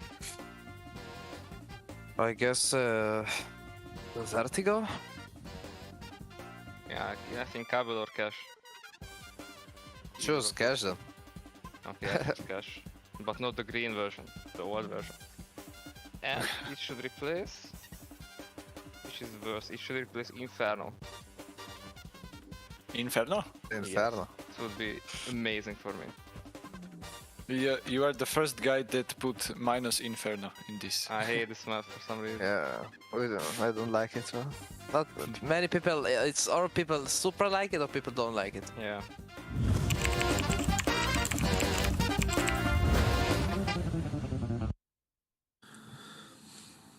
Hello and welcome back, ladies and gentlemen. Repo League Season 3, Game 2 of today in the closed qualifier. Of course, winner here goes through to the next stage, and loser, unfortunately, is down and out for the count. Now, Sinners versus Budapest 5, it's Sinners who take Ancient in pretty emphatic fashion. It was quite one-sided after the first, 7 rounds. It kind of only went one way. Now we go towards Mirage, though, and it's a map in which Budapest 5 are a little bit more comfortable now. Yeah, for sure, and certainly... Ancient was hard. It was brutal. So many points in that game. They look completely outclassed by Sinners. They need to hit that massive red reset button and say, it wasn't our map pick. It was their map pick. It doesn't matter. We can still win this series. We're going to play Mirage, a much more comfort pick. There's so many more options, and especially on the T side, there's going to be so much more fluid. It's just a considerably easier map to play as a team than Ancient. So I feel like for them, that's the important thing, is just kind of forget about it. It wasn't good, it wasn't pretty, and just don't reflect on it too much. So fully focused on Mirage, whilst I feel like on the Sinners side of the coin, they have literally nothing to lose basically going into this. They're already a map up. Exactly. They're essentially playing with a stand-in, full confidence. There's no pressure on them particularly at all, given their current situation. So that's kind of my concern for this series, making it to a third map, is Sinners. When they're playing with this confidence, when they're so free-flowing, they can do so much damage, some of these individuals. Yeah, for sure. I think the one thing to worry, I guess, about Sinners is that it's statistically not one of their best maps. That's the only thing to kind of put into prospect. I think they played it somewhat 9 times in the last 3 months, and they've only won about a third of those. And to be fair, one of the wins is against Bad News Eagles. I didn't see that game, and it was the run-up to the major as well. So fair play. Not a bad kind of teams going to their belt, but then they got some pretty brutal losses. Finest a couple of times. Gamer Legion, Eternal Fire, One Shot. Really not the kind of teams you want to be losing against. So or needs something special. Beastic for the first. Arrow fall. Shock as well. He's tried to play that sneaky angle into his backside. Pays the price for it. Juho gonna find himself Beastic, and of course bringing the numbers slightly more level. But Zeko drops the bomb, leaves Heavy God all alone in the 1 versus 3. And Alan, I think this might be done. Indeed it is. Bait setup. CT and Ninja from that CT side. The Ninja player actually, I think that was Shock, didn't truly get activated, but the pairing between them could take so many shots between them. Find some nice frags. Here's Beastix. He's Shock on your right-hand side. Beautiful first kill. Here's Shock. Gets one swiftly traded with Beastix, doing so much work. And Sinners picking up where they left off, looking strong. Already found the pistol. And Budapest 5 has said, we want an end to this. We're forcing up. We want to get around back. Yeah, well, Budapest 5. They've gone for that full investment, as you mentioned, but it's only Tech 9's armor to work with, and a bit of utility here and there. A few flashes, couple of smokes, not the easiest of scenarios them to be in as they're front of nose towards that B side. Molotov will come through as well. Smoke on towards backside. Farmass in hand, trying to deny a bit of presence. Good for the first, looking for one more. Will he have to find it? Answer is yes. Insert will fall. Duo will find the trade at the very least. And a dink as well. As he makes it 2. B-stick falls, looking for 3. Zeko very low on HP, but just buying his time until his backside. Look at the health from these Budapest players. Somehow they're still finding frags, but if they just get tickled here by these CT rifles, they're going to fall immediately. Bomb as well. He has to be planted. Now being stuck default. Fours, he's got out a window. Trying to isolate a decent fight, and he finds the head of Heavy God. Both stuck behind backside as these CT players round, and they're on such great HP. It has to be instant headshots for any chance here from Juho, and can't connect. Fairly good result, honestly, from Budapest 5, and shout out to Tom Keys. As a reminder for everyone watching at home, Neo Fraga made his way now onto OG, so Sinners have decided to sub their coach in, and he's played very admirably as a coach in this game so far. 2 kills there, does a lot of work, buys time, so given the situation, I don't think he could have played any better. No, I think he did what he needed to. Bought some time, dropped a Molotov as well, and a smoke, and then finding a double. That's more than respectable, as you mentioned. Juho did a fairly decent job of that Tech 9, to be fair to him. Finding the first, a dink, and then the frag on towards the second too. So, fair play, but of course the retake goes the way we'd expect it. The firepower make all the difference. But credit to Budapest 5 to find a bomb plant and a good couple of kills. Really, not the worst of ecos from them. Well, a 4 spot with not too much to bring into it. Smoke lined up from Juho. They board up again. 2 AKs, 3 Galil. Zedko collects the first. That's in towards mid. That's the lurker. Shocks up on top balcony. There's a smoke on Palace to guard out that position. Flash is nice from B-Stick. Another kill, and now this offense is totally stalled out. Nades as well starting to fade away. Those terrorist smokes aren't going to be down any longer, and now there's so many positions to clear out. This has just been completely thwarted from Budapest 5. And what do? No nades? Look at them. They have no idea where to go from here. It's just disastrous. Yeah, I mean, what do they do? They've got a Galil double AK setup, and as you mentioned, no utility. They have to just go in dry, and Juho is going to take a little bit of, well, deliver a bit of damage, but to not much avail. It's very reliant on overextensions from Sinners. In a 5 versus 3 situation, all they have to do is pay for the trade, and they should comfortably mop up a third on the board here. Bombers make his way towards short, swinging through. Beautiful flash, one spot towards Delpan as well. At range, laboured spray, but does get traded by Zedko, and that's what we spoke about. A trade game coming through, Juho's all alone. Will find himself 1, but at 1 versus 3, 30 seconds to work, surely still already goes the Sinners' way. Bomb is collected, spotted from top of ticket. Doesn't make it into window anyway, but not gonna matter. Sinners, fairly clean round, let's be honest. 3 players alive, great defense to stop the initial hit from Budapest 5, and now it gets scary. No bomb plant, no chance of a reinvestment, and Sinners from here look set to stabilize and really dig their teeth into the CT side. What can they find? That is the question for me. I mean, for Budapest 5, that's really unfortunate. There's not too much they could have done there, especially once they run out of utility. They've left themselves sort of with not much on the cards, and now, unfortunately, it's again just that eco situation. Pistols coming through, bit of utility, bit of armor, but can't expect too much of them. The priority is trying to get a bomb down, and Zedko is completely different on ideas. Aaron destroyed in towards under. Forzy as well, spotting 1, looking for more. Will he find it? The question. The answer is no. Juho at range, gonna find 1, and Heavy got another 2. The Eagles causing a couple of issues. Beautiful shots, and now this gets a little bit nerve-wracking. So, rifles, I believe just the 1 rifle, dropped just at the entrance of underpass. That's in mid. They can recover that.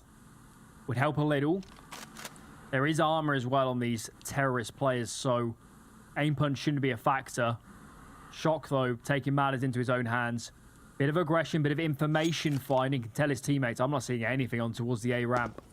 His teammate, that's B-Stick. Smokes connector and is going to rotate. They have good information on A and selling some presence in connectors, so he's going to start leaning on towards B, and now Budapest 5.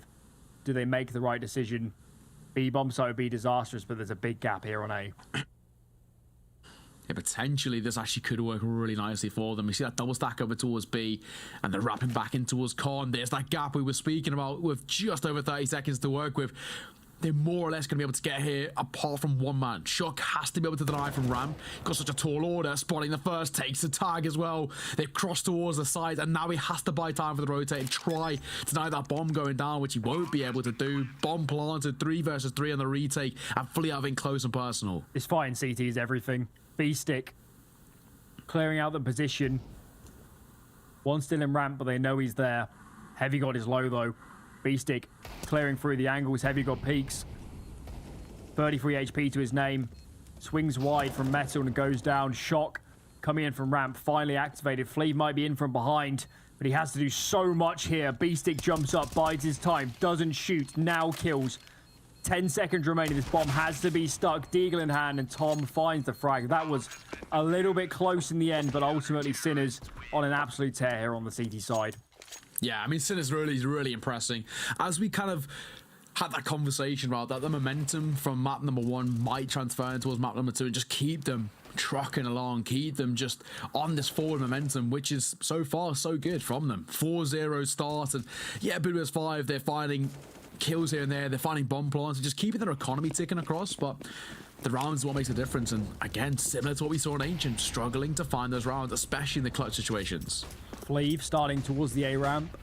Of course, Ancient, extremely dynamic and mobile, and they need him to find some opening picks. Problem is, Heavy God, he was alone in mid, and he's already gone down. Juho knows he has Zedgo trapped.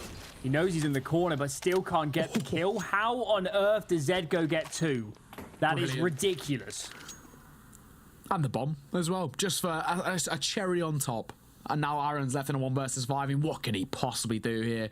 This would be the most monumental clutch. He's still yet to get off the board in terms of frags. He might get spotted in transition. What a reaction that is, though. Tom will fall. And now, potential to just keep that AK across. I thought he wouldn't be able to even save it, but potentially there's a little bit more to this story in round number 5. Sinner's on for that flawless run, but a Molotov and a smoke in his face. I mean, Aaron, there's nothing he can do in terms of winning the round, and even keeping this AK in his hands is going to be a tall order. So tough to even find fights here, and when they're on max loss bonus, as they are already, they will be when they lose this round. The bomb plant would have been truly excellent. Could have enabled another buy in the next, but that looks just completely impossible here. 30 seconds remaining. Smoke, to an extent, could let him recover the bomb. Finds a nice kill onto Shock, actually, and there's nobody really truly close to B. Spamming through the smoke is B-Stick. Aaron dancing with the devil. Smoke actually is going to fade, and now 2 are facing. Maybe should have gone to collect it a little bit earlier. And Sin is up to 5 and looking formidable. 5-0 start on CT. We were saying, you know, Budapest 5 is their pick. It's a map which they're a little bit more comfortable on, but of course, there is that CT start for Sinners, and they are just farming right now. It's only going one way. Budapest 5, they need a stark reality check if they want to get back in towards this game and this series, and it's going to take some monumental change on the back of this tactical pause. Certainly feels like Budapest 5 have lost 1, if not 2, opening kills every single round here, and a lot of those have been heavy investments, so that has to turn around. Maybe that was the crux of the pause. Talk through the opening situations. What are we doing wrong? How can we clean it up? Because they can't afford to keep playing these rounds 4 and 5. It's just impossible. Sinners might be essentially using a standard, but their communication, their default play is just too strong if you're giving them so many advantages. So early on, keep an eye on it. Budapest 5 have to keep numbers alive. Yeah, to be credited to Tom as well. He might, you know, be a standard. He's playing not too bad. I got to give him credit. He's doing his job. He's anchoring, right? And I'm so far impressed with him. I mean, if I was a coach in that position, I definitely would be putting up those sort of numbers. Shock, that's unfortunate. Had the right idea, but the wrong execution. Aaron, good for the opener. Numbers now favour Budapest 5 as they make them over towards the A side. They're just going heavy and quick. No smoke on CT though. Forzy, he can find an angle here. Bomb is actually stuck in Palace behind a Molotov. Oh god, these smokes could fade. They could fade before this gets planted. Trapped behind the bricks is Heavy God, and now it's looking very disjointed. It might be a man advantage, but this is going to be chaos on the A bomb site as they try and advance with this bomb. Oh no. Connector smoke does allow more space to be gained, but look at this problem. The bomb is still stuck in Palace, and it looks like Forzy's posted up on the angle. Oh no. They have to find more frags to disrupt the CT side, and nobody's really peeking for the moment. Look at this stalemate. Mexican standoff. Who's going to shoot first? That's Tom. Duo 4. I mean, that's brilliant. Bought a bit of time looking for one more. It won't be able to give it as Aaron. At the very least, in for the trade. B-Stick one more. Numbers still remain even. 30 seconds to work with as well, and a Molotov denies that rotation. They have to commit over towards their side, jumping up until ticket. B-Stick, good for one, traded immediately by Aaron. He's still single-handedly keeping them in this, as he's on technically for the ace still. 3 kills to his name. Bomb still yet to go down. 17 seconds left to work with, and they're waiting for an opportunity. Aaron peeking up on the default box, looking for more. Will he find it? No, it's the AWP. Forzy denies. Bomb dropped. Doesn't matter. Aaron finds the kill. He doesn't have time. I don't think he might just get it down, and he does. So close, so close. Just about. Thinks about facing wide. Zedko peeking through the angles. Aaron has no idea. Lines up the headshot. Clean enough in the end, and Forzy, that kill was absolutely pivotal. Yeah. They had Fleeve stuck in Palace for a good 35 to 40 seconds, and Fleeve actually waited so long, they stopped posting on it because they thought, how could anybody possibly be in the vicinity? So Budapest 5, in some senses, made the best of a bad situation after that bomb got stuck in Palace, but just like it was on Ancient, close but no cigar. They just can't get these afterplants over the line. No, exactly. I think they do all the right things in terms of the execution, in terms of getting that bomb down, as we've spoken about. It's just those last steps about seeing out the round in which they struggle to do. And it's the clutch situations. Each and every time, Sinners win out those clutches. And this is now causing, well, some significant problems with such a big deficit being built up. B-Stick all 4 though. Juho, nice entry from him. In towards under. And Zeko needs to be extremely cautious not to be caught off guard before he comes alive for one of his own. Gets that reply on B. More information as well, can tell his teammates, I'm not seeing anything deep in apartments. There's nobody around. Stack somewhere else on the map, and now there's 2 in jungle. Bit more space taken in mid from Budapest 5. Shock is still lingering around the top of connector. Smoke comes out of ladder. That'll block off Aaron from advancing. And where did Budapest 5 choose to end? It's a great kill actually from Fleeve. Alleviates a bit of the pressure, and now that Palace player can become activated. Heavy got peeks out, but can't find a kill. Tom Keys decides, I need to find a fight. Oh, no. Absolute carnage in connector. 1 for 1. But Tom ultimately falls, and Forzy's left alone. He did work early on in this round, but they need a little bit more from their star AWPer. Yeah, he needs something special here. 1 versus 2. Already good for the first kill, but needs a 3k clutch in this round, this scenario. There's the first bomb down as well with 25 seconds, and all he has to do is buy a little bit of time, but unfortunately peeks straight back in towards Heavy God.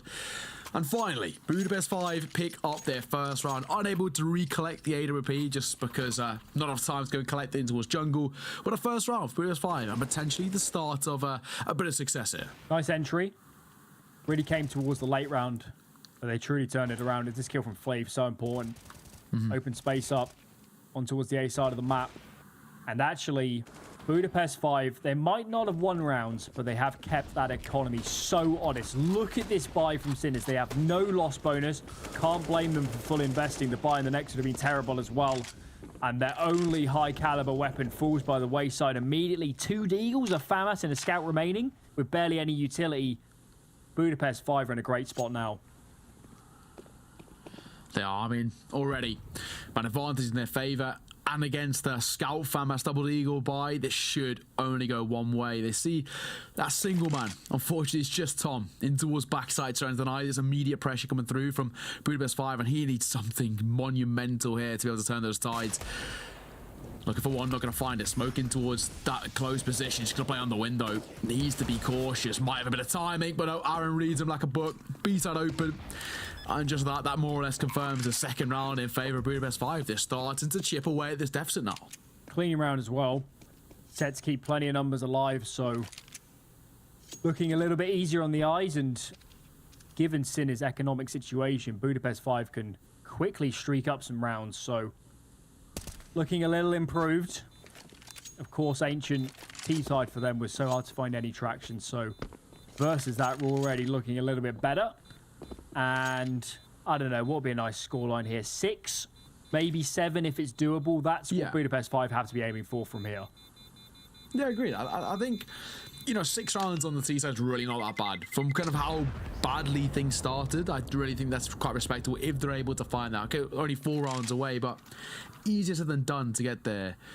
The positive sign is that for Sinners, this is going to be the second part of the double eco for them. They've got kind of whatever they had left over from round number 8, and for Tom and Zego, probably not too much to support them.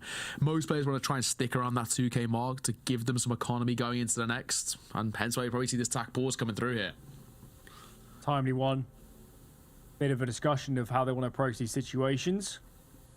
I guess they'll have to eco this one. There's just not enough money here to even think about a full investment behind these saves. But a quick discussion of where have Budapest 5 found these openings. They might have only won 2 rounds, but they've been finding a lot of opening kills in the last few. So yeah, Sinners need to correct that. They can't keep giving up opening picks, because as we saw earlier in the half, it was the opposite, polar opposite. They were finding all the opening kills, and it was so easy. Sneaky peeky. Beautiful Sneaky stuff. Love the close-up. Yeah, it's been... we started off one-way traffic. Now, finally, we are seeing kind of Budapest 5 use that first round on the board as a bit of a catalyst to success going now. And, of course, their economy following exactly the same suit. It is that 5 rifles on display, which, you know, this is going to be hoped for at the moment with their very sort of jumbled economy right now. into round number 9. This should, on paper, be a Budapest 5 third round. Smoke in underpass is going to shield off Shock from this area. But that smoke's not going to last forever, and 2 are sitting in it.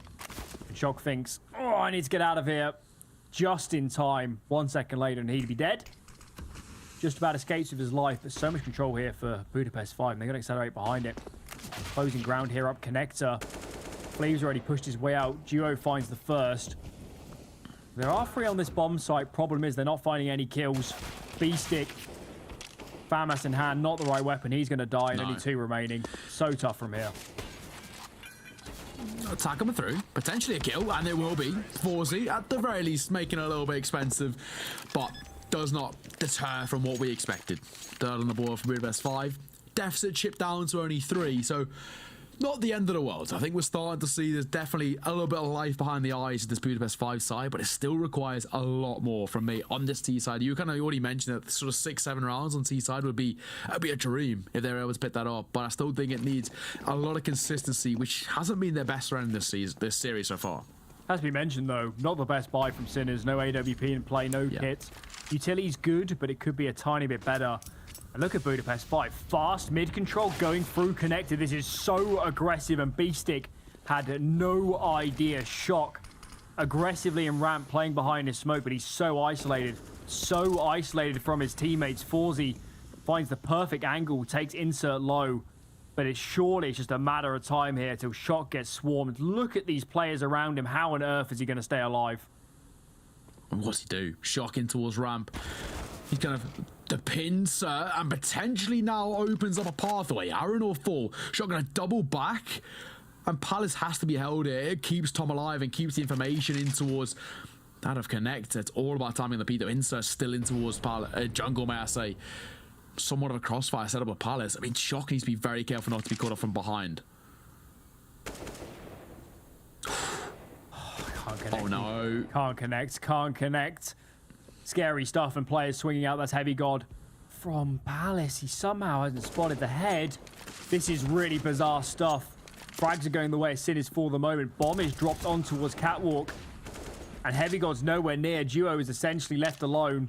Molotov is going to isolate out one of those Sinners players. Bomb recovered. It's hightailing us over towards a roller coaster of a round, but it's going to end on a 2-on-2 as this bomb is soon to be planted. We've seen from the situation before as well, Sinners turn things around. This time Budapest 5 need to learn from their previous mistakes about setting up a post barn and keeping it.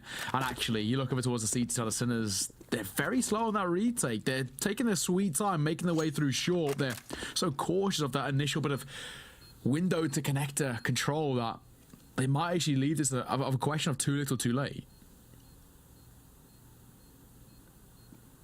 Surely there's no time. Sitting back. Remember, no kits as well. Zedko's managed to find himself an AWP, so behind this, maybe they'll consider dropping weapons or buying up in the next for Budapest 5. What a turnaround. It was looking disastrous at the start of this first half. They're finding some footing, building up a little bit of economy, and now it's Sinners we're asking questions of, because this CT side has looked a little bit woeful in the last few, and that opening pick so aggressive. And exactly what Sinners didn't need. Yeah, that tempo changed everything, wasn't it? You know, flooding their way in towards connected. Was, you know, Sinners had no idea. They didn't expect it. B-Stick falls immediately. Have no idea what's hit him. And in a matter of seconds, there's a clear path towards the A site. I mean, Budapest 5, good use of that sort of tempo change, that sort of change the dynamic, and B-Stick's very fortunate to stay alive. Tagged down, 17 points for HP. He's lagged by the AWP of Fleave. Already, things looking very decent for Budapest 5 in towards round number 11. As we mentioned as well, Neofrag was the connector player for this squad. B-Stick, presumably he's played it a little bit in the past, but it's a different kettle of fish and you're playing at the top professional level. So maybe that's a factor here. Maybe that's why B-Stick's had a couple issues locking down that area of late. Aaron, nice frag, swiftly traded. But look at these players advanced. Only one player on this B bomb site, and Rotator a long way off. They can isolate a good duel. It could be great. Dink up, but it's not enough. Insert gets the kill, and Sinners, they might even have to consider saving here. This is such a difficult retake. Yeah, I think they probably should. In this scenario, especially that AWP and B6 low on HP is surely a safe call here. I mean, the FAMAS, potentially, if they really want to risk it, they can maybe tend to go for exits, but I don't think it's worth risking an AWP and an M4A1S for 17 points of HP to try and make something of this. That can be Budapest 5 up to 5 rounds. They're now starting to really do a good job of finding their form, finding their momentum in towards the kind of latter part of this first half here, and they actually could get that strong finish that we were hoping for. We were saying we were, hoping for 6-7 rounds on the T side, and there's real potential for them now up to 5 with their quite mixed bias going to come in towards the next round as well. They could tie this game back up. Vastly improved. Vastly improved. Sinners set to buy up again. Fortunately, AWP is on towards Forzy. Heaviest hitter for sure on the CT side thus far. Yeah, agreed. If he can find some opening picks, it could help them stabilize a little bit in these latter stages. Sinners, let's be honest, is not a bad round haul so far. It has looked a little bit disastrous on the last few gun rounds. But if they can just stabilize a tad and get themselves up to 8-9, it's still perfectly doable going into the second. But in terms of momentum, it's all with Budapest 5, and Sinners need to make some adjustments on the CT side. Yeah, spot on. Now, Forzy holding from window. Not too much to spot out at the moment. Big flash in. B-stick. Not going to give away the ruse of where he's playing from. Shock playing quite aggro on towards top wood. Going to drop back down in towards underpal. All about this slow tempo change now from Budapest 5. They're not going too aggressive, not looking for anything too special, just waiting for an opportunity. B-stick jiggling. Insert. Not quite facing Palace just yet. As Sinners are lacking a lot of information here. Resmake goes on connector and look at the mini-map. They're leaning the wrong way. There's only 2 in defense. Shock. Molotov is going to force him to a very awkward angle, playing wide under the balcony.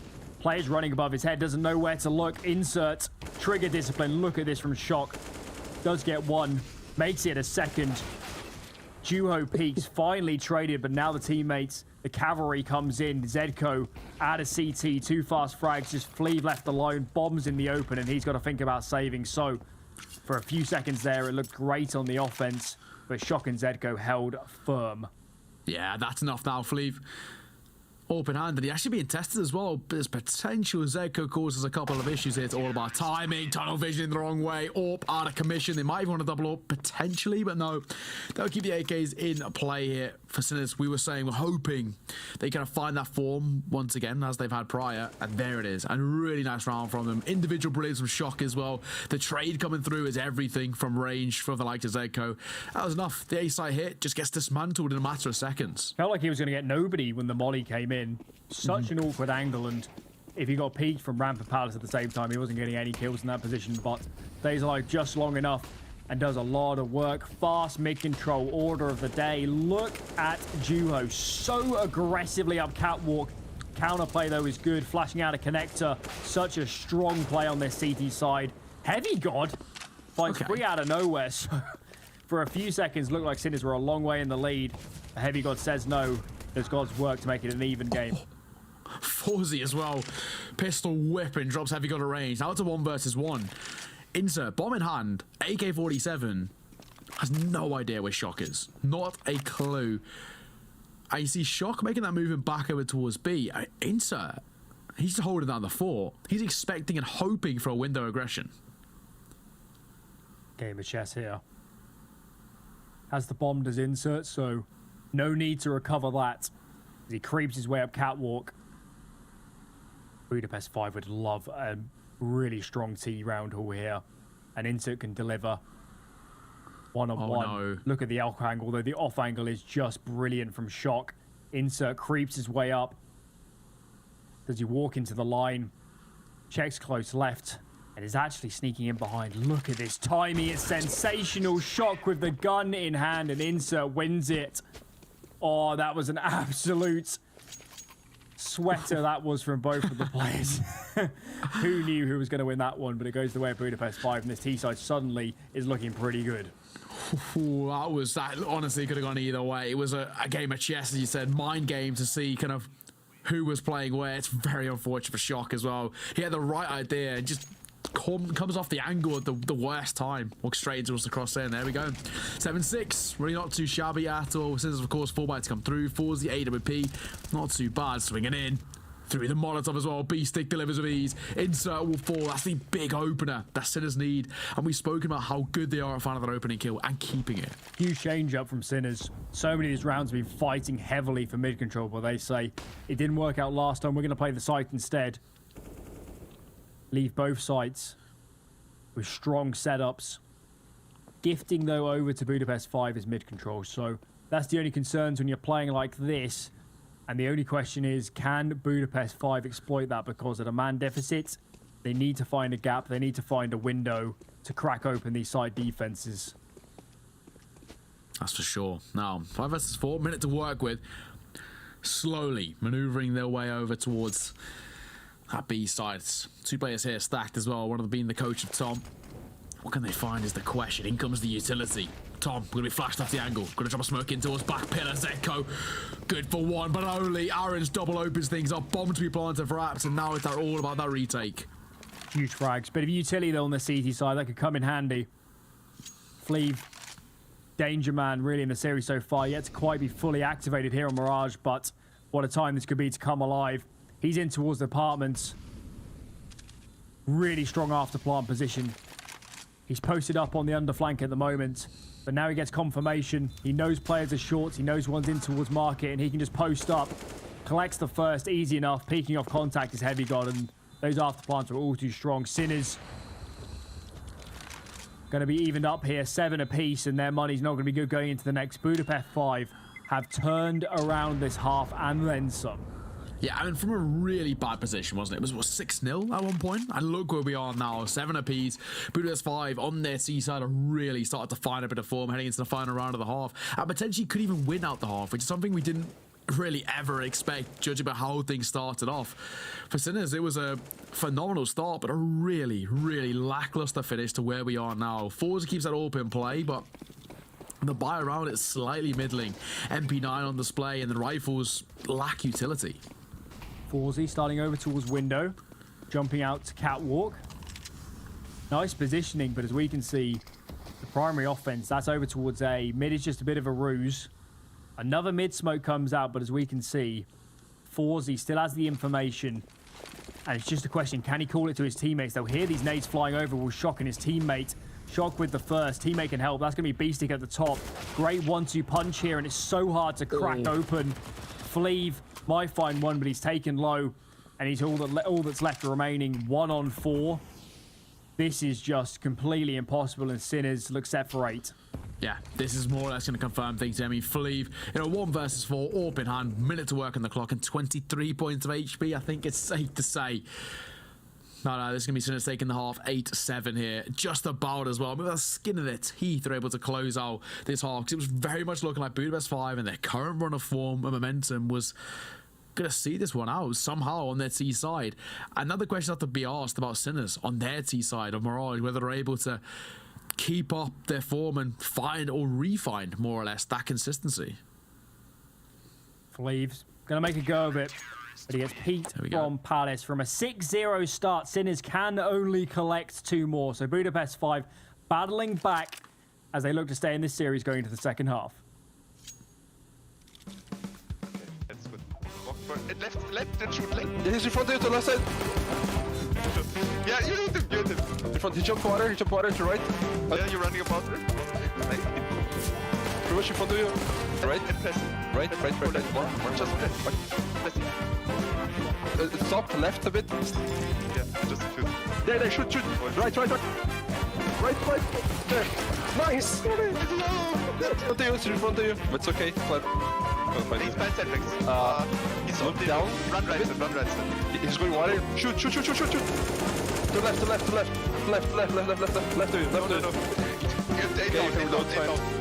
Okay, look right. Stop moving. Right. A bit left. Good tap, okay? Left. Down. Nice, Mori. Go down. Aim left, run left. Just run behind. Go, He's running away. Much right. Go forward, bomb out, left side a bit, and I will just tell you where to shoot. Oh no, he's planning Paris, pillar, bad pillar. Rat volley, look down a bit, to the right, and to the right. A bit, to the right, go right. Aim down, look down. Down, and then go to the left. Okay, just, run. Hey, now you're burning. No. Look at, no. Shoot, reload, kill, shit, move, run. I'm on you! Okay, press W, press shift. Again. Stop. Aim. A bit more left, keep going left. Aim more to the right. More. Noise once again, press W, walk. Tap A a little bit. I go straight now. Side back, you cross the side. Go to left. Okay, it's good. Go left. Shoot, stop and shoot. What? Wait, I get him.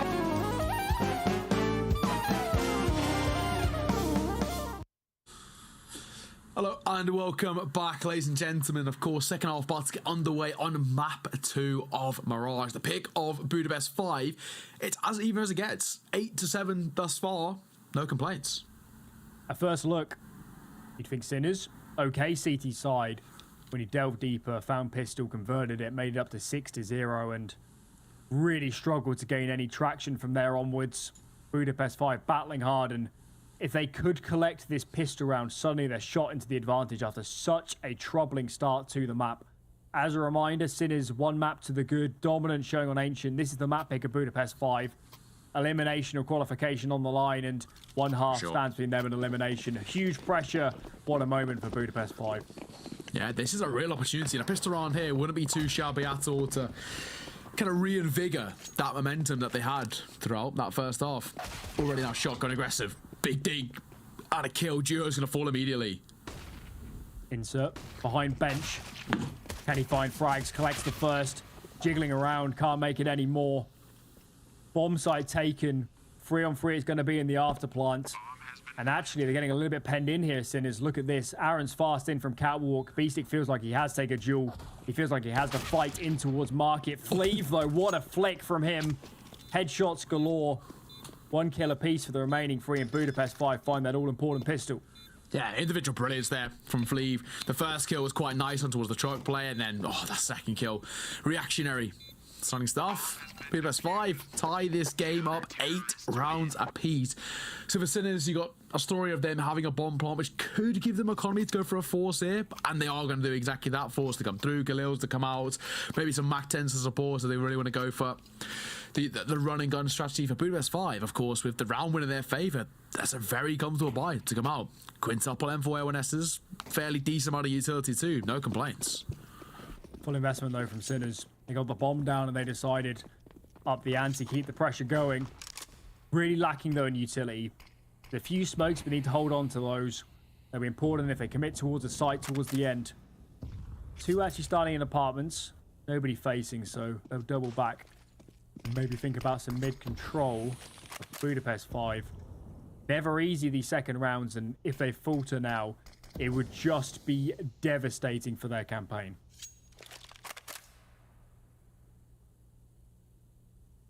Exactly. I mean, for Sinners, this is sort of a lost opportunity, I want to say, where failure to find this, they're going to be into a double league situation because their economy is going to be in tatters. They need to prioritize getting that bomb down again if they want to just keep a bit of stability going forward. But even still, easier said than done. In comes that bit of utility. Just trying to sell that fake and that ruse in towards on the mid. Fliev. We'll sit and hold and wait. Heavy got turned off the angle. That could be costly. They can seed their way out ramp, but they've done exactly that. They're trying to play contact. Do they know about him? Do they know about him? He's stuck triple. This is not a good spot to be in whatsoever. There's no flashes to help out either. I don't think they knew he was there, and Heavy God somehow finds 2. Traded in the end, but he did more than he was ever due. Aaron swinging wide. Knows a player's stuck on Tetris. Duo chimes in and drops shock. Forzy doesn't seem long for this world, and even though Beastic's in from behind, what can he do? 2 fast frags, 1 left remaining. Aaron playing the headshot angle gets the kill. That was on a knife edge the whole way through, but Budapest 5 just about survived. 9 points of HP is what Aaron had there, and he just about was able to find that in his favor. That went down to the wire, as you mentioned. Heavy got into his back triple. That was a difference maker. All he had to do was play contact. Didn't expect him to be there. Duo goes in for support. Beastic with that double there. That nearly turned the tides, but unfortunately, not to be. Aaron and HP will be the one to clutch that one out, and of course, Budapest take that 1 round lead. And as we mentioned, Sinners, no economy for them to work with. Yeah, money's awful here. Force-wise always going to cause this down the line. They've decided a couple of Deagles is all we can muster. Shock here. Hoping for anybody to face. Days, though, is going to be what's going to greet him.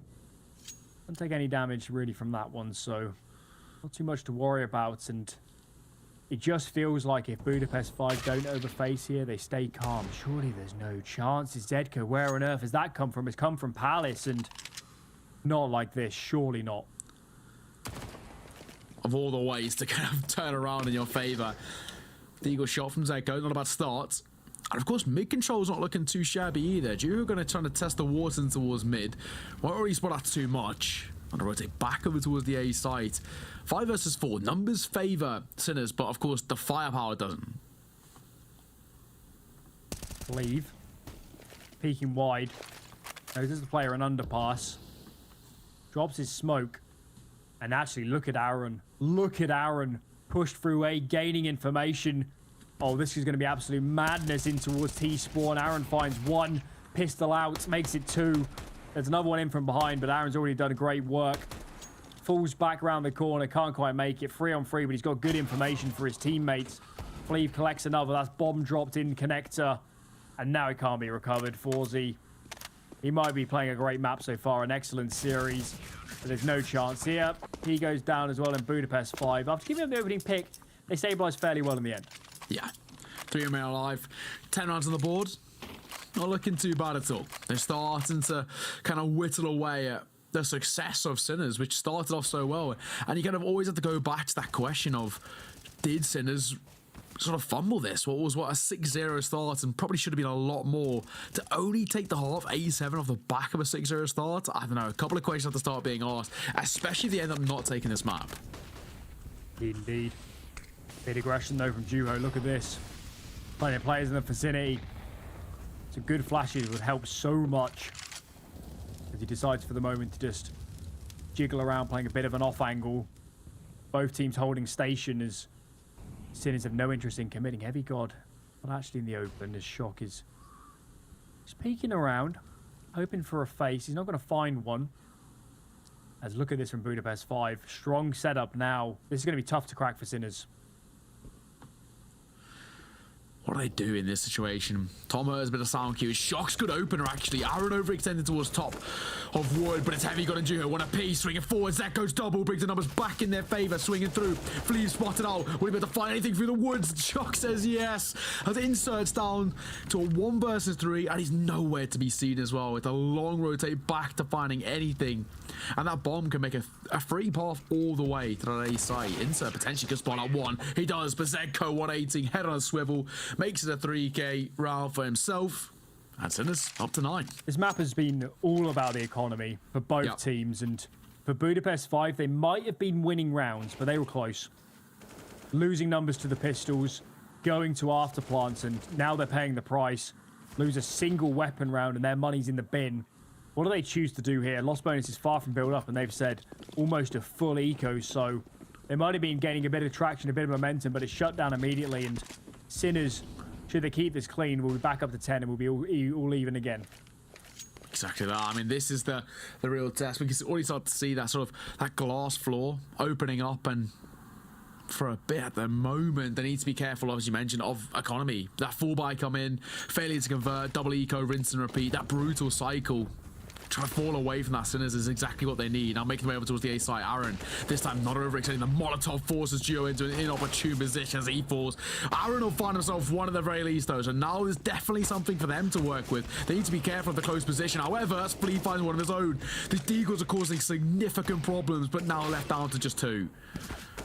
Insert, flex another. Zedko tapping away. This is absolutely on the edge 4Z one-on-one to save his team from the humiliation, and he can't do it.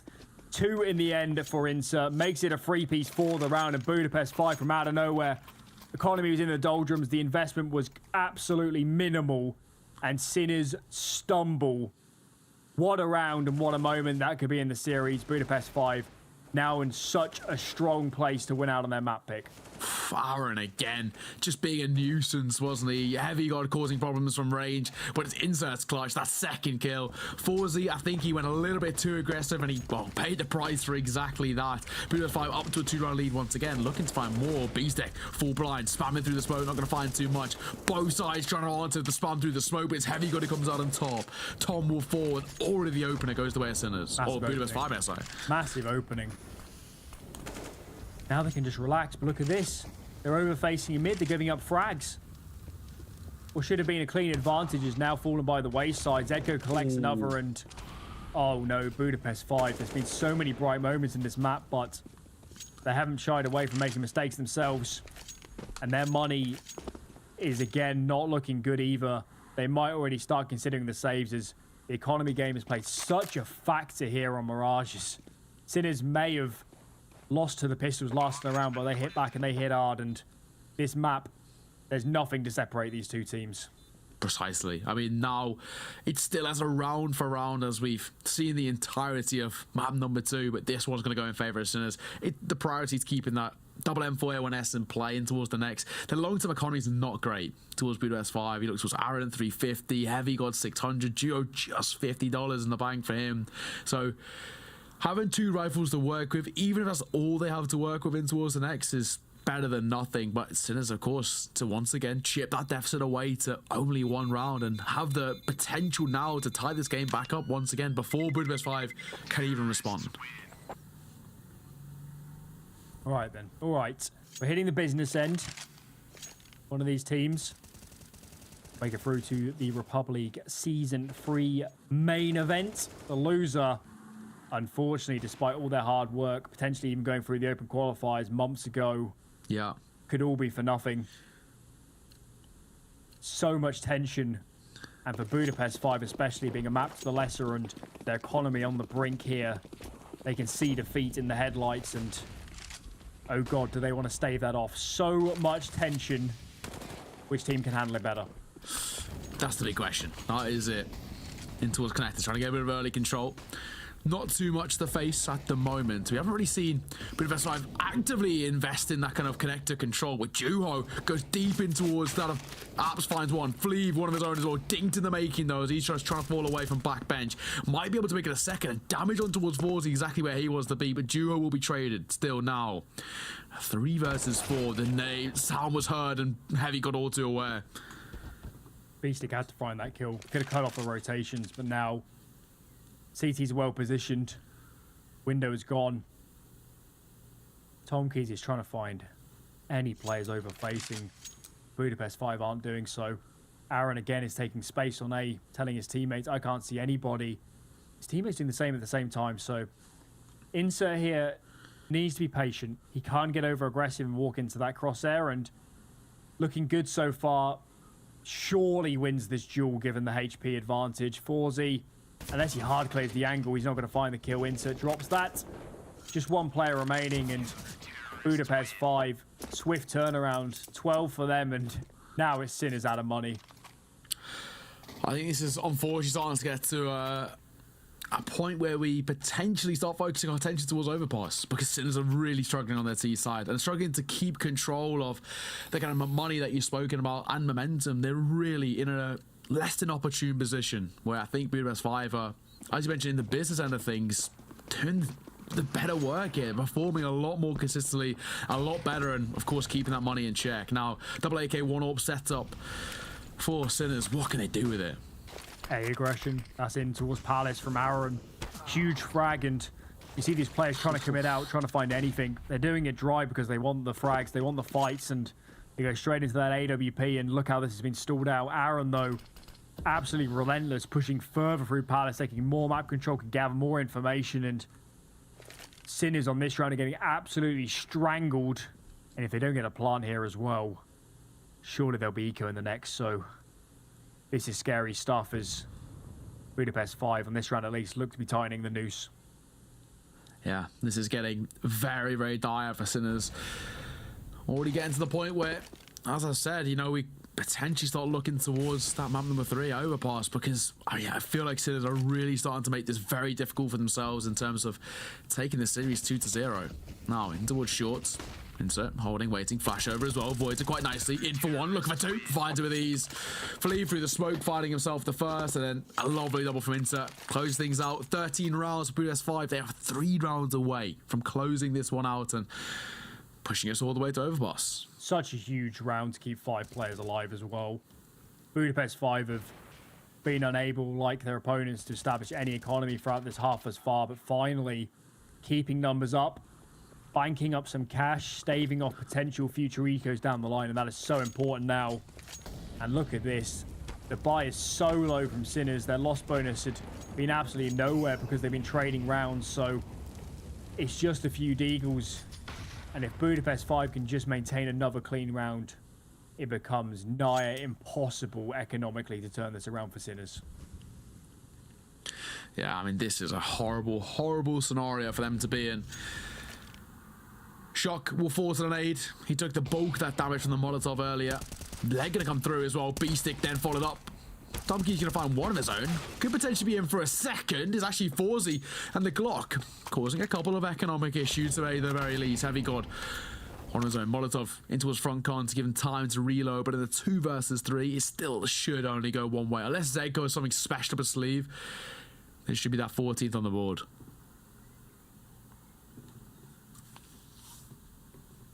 Insert, playing the off angle. So hard to clear this. Zedko's doing his best, waiting for Fours as well. So maybe if they can work together, they can make this a 1-on-2. That's best case scenario. Unless Zedko removes the head. Insert patient. Posted on the angle. Radiant waiting 30 seconds. These players need to speed up. Forzy drops. Baited a bit by the shadow, and that is not how things should have gone. Bomb gets planted. Zedko's also taking space. Heavy God though, Radiant waiting, and it just leaves Forzy alone. He's had a great series so far, but if he wants Sinners to close out in 2, he has to deliver once again and win this 1-on-2. Collects the first. Only Heavy God remaining. Bomb plant is good for Forzy. Heavy God doesn't have time here to mess around. He's peeking wide, trying to find any sort of angle. Forzy takes the duel down to 31 HP, jiggling wide, and eventually will go down. Kid as well on Heavy God as he makes it to 4K, and that 1-on-1 was pivotal to keep this flow going for Budapest 5. Yeah, that was the most important thing there. Forzy very, very close. He gets dinked, and I think he just gets slightly flossed off the back of it.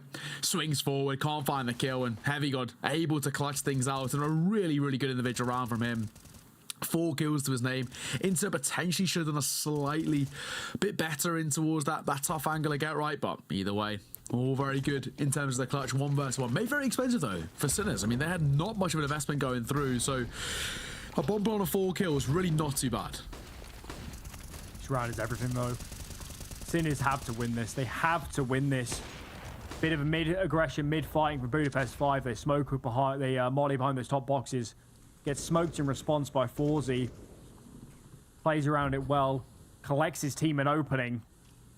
Feels like the first Sinners have had in a while. And now they put the brakes on and hope for Budapest 5 to overextend. They're waiting for a mistake. Aaron's still tucked in towards window. There's Juho though. Speaking of overextension, he just goes in towards ramp, and Shock not quite aware of it. Aaron gonna find one of his own as well. Smoke in, keeps him alive, and that's enough. Budapest 5 using these slight gaps to their advantage where they clear their close position. No, they don't. B-Stick not even aware, not even considering, as Insert makes it a second. 2 in the name, 2 in the game. Zedko left down to a 1 versus 4. In their last, arguably their last buy. And Alan, I think we are going to that map number 3. Feels like it. Bomb is so far in the open, doesn't get that far anyway. It's Budapest 5. Make it up to map point. It's their map pick, so maybe it should be a little bit more expected, but not in this fashion. Not how Sinners have crumbled going onto this T side, and see here in the replays, I am pretty sure Shock, I thought so, he was anti-flash. He knew when they were in a man advantage, their opponents had to get aggressive, had to get some information, and unfortunately, overthinking the situation, his anti-flash as they peek out. So unfortunate for him, and Sinners did not need a bad piece of luck. Look at this though, Palace aggression, super fast round, upping the ante, opening pick for Shock. Gaining space as well, Aaron playing around stairs, lack of utility to isolate him out of these duels. And now it's an absolute bloodbath on this A-bomb site. Bomb though, looks to be a little bit in the open, that needs to be recovered. But these CTs are already ready and waiting. Fleeve collects another for himself. He's been excellent on this map and an absolute monster when he rotates onto A. B-Stick trying to find trades, but it's not going to be enough. He's left alone, 1 versus 3, and it's going to be the map for Budapest 5. What a turnaround. 0-6 down at the start. Yeah. Budapest 5 coming alive, especially towards the end. Yeah, I mean, credit to them. I think when you, as you mentioned, a 6-0 start, it looks like Sinners should have taken that. And I think it was a case of, you know, not only a really good performance from Budapest 5, but a really big tail off from Sinners. They should have had a much better finish towards that first half when they were 6-0 up to only end up getting 2 more rounds on top of that. In my eyes, just not quite good enough. And now we look towards overpass. It's a completely different story. Yeah, it feels like the reset button has totally been hit, and I certainly had concerns coming into the series of, with their coach playing, Tom Keys playing for Sinners in the place of Neofrag, would there be issues? Would there be communication problems? And I think what we saw on that T side is, I think individually Tom had a lot of problems. Of course, he can be excused. There's not a lot they can do in this position, but that's the reality, and it just feels like I just saw a team playing with a stand-in there on Mirage, and that's the concern going into Overpass. And Budapest 5 playing a stricken Sinners, this is a huge opportunity for them to make it into a big tournament. Yeah, precise that. Well, ladies and gentlemen, we're going to throw us on to a quick break. When we are back, map number 3, winner gains a place in the main stage, and loser, unfortunately, is out. We'll see you after the break.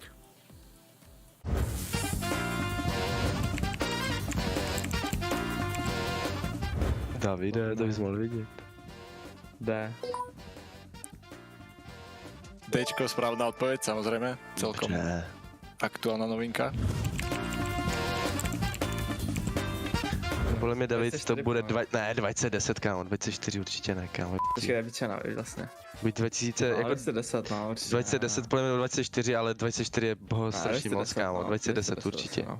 Ne, počkej, kámo, jako já, když jsem hrál ještě 1.6, tak jsem se jako na Heltívku už díval, podle mě, tyjo, když jsem hrál. A 2010 je pozdě sebe, podle mě, a 2010 je, kámo, 12 let zpátky, jako jo, to mi bylo 12, a tyhle.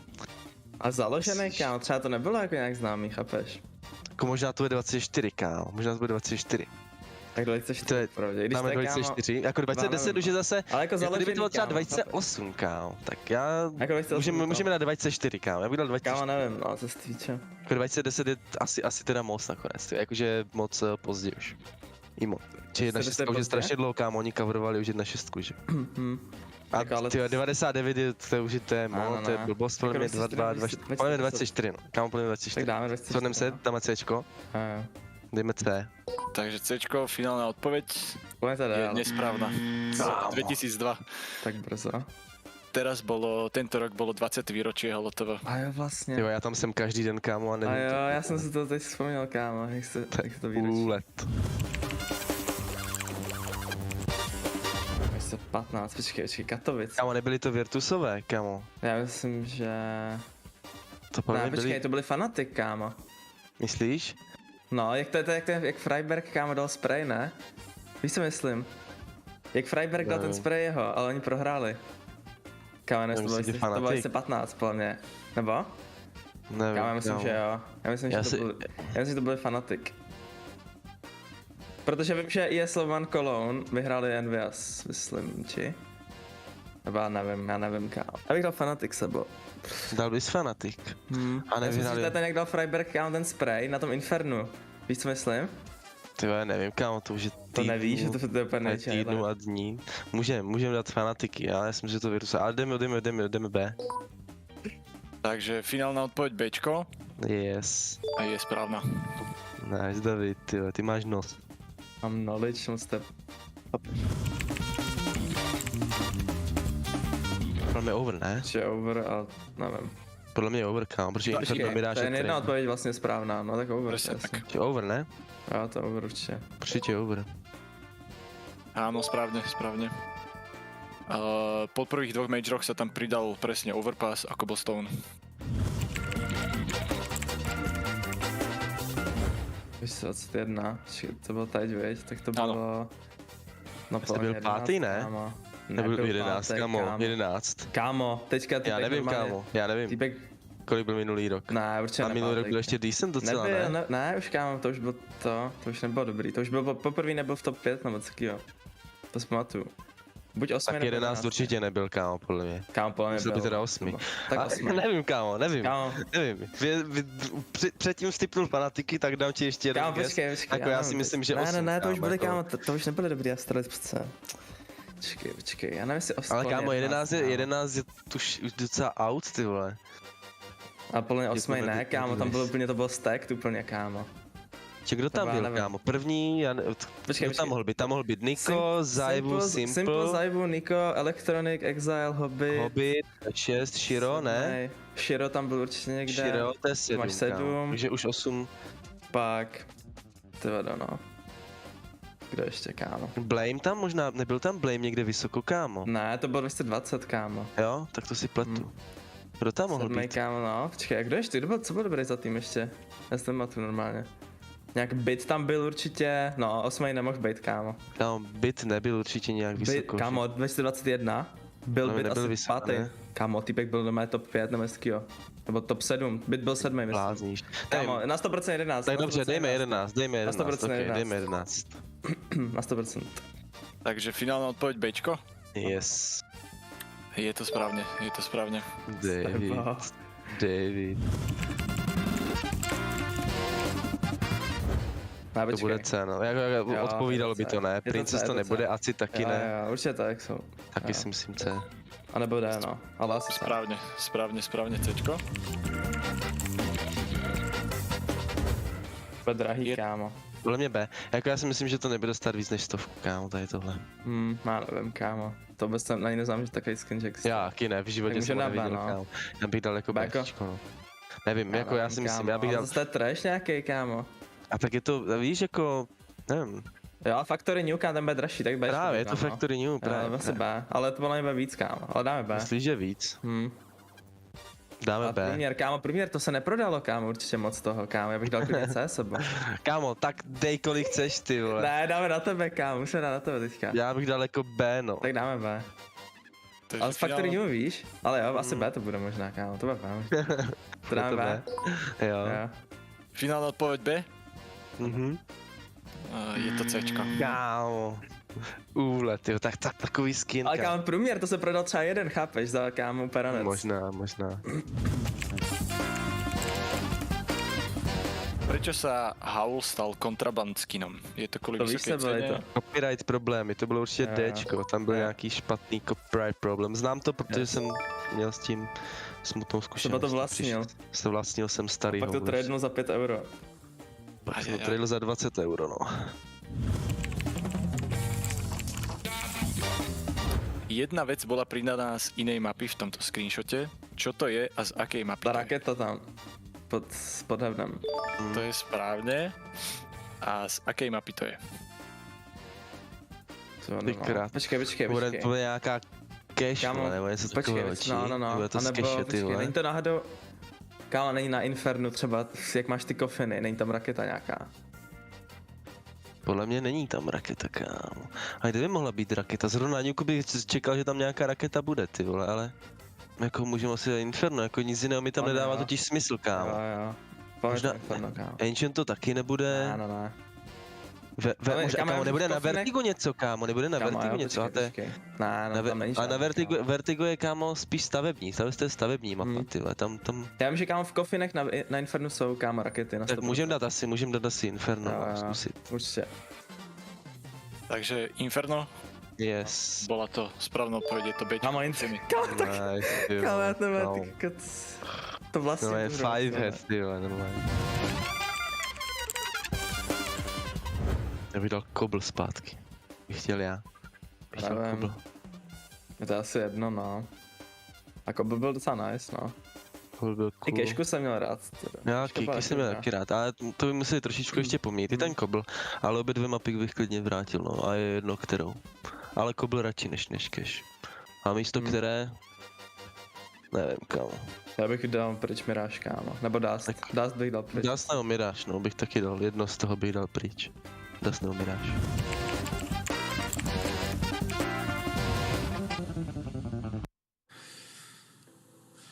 Hello and welcome back, ladies and gents, to the Republic League Season 3 Close Qualifier. Now, we're down to map number 3. Similar to what we had on our first game of the day, it's a best of one to decide who goes through to that last stage, who gets that main qualification. Of course, unfortunately, who's knocked out here and now, of course, was between Budapest 5 and Sinners. It's Overpass, Alan. Should be a lot of fun, of course, being the third map of the series. We're hoping for a bit more of a middle ground. Mirage was reasonably close, but I want to see both teams going kind of head-to-head the whole way through. Feels like we've seen kind of the good and the positives of both sides so far in this series, so hopefully they show up with their best looks going into Overpass. I haven't actually seen Sinners play Overpass for a long time. It never used to be one of their favourite maps, I'll be honest, but they have, by the looks of it, on HTV played quite a lot of it in recent months. So statistics say it's not their best map, but they look heavily experienced, so maybe in that court we'd still be leaning the way of Sinners here. Yeah, I've seen a few of it recently. Not kind of, as you mentioned, it's probably not their best. I did get to watch a bit of that game against 777 in Elisa, and they ended up losing that one. It really isn't their strong point, is how I'd probably put it. So, you know, going forward into this, I do have a couple of reservations. And the other sort of thing, you know, for the likes of Budapest 5, with this roster, they've only played twice and they got 2 losses. So there's very little information to go off going in towards this one. So realistically, I think we're kind of going in a bit blind there. More fun like that. Exactly. It's kind of how sports go best when we have no idea what's going to happen. And it's even more fun.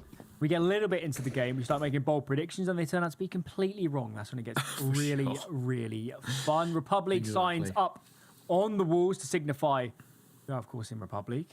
Winner of this map makes the main event. Loser goes home and has a bad sleep tonight. So a lot on the line. And if you're the Sinners organization especially, you really want to be making this event. You need some events in the future to stabilize with whatever your kind of new lineup pans out to be.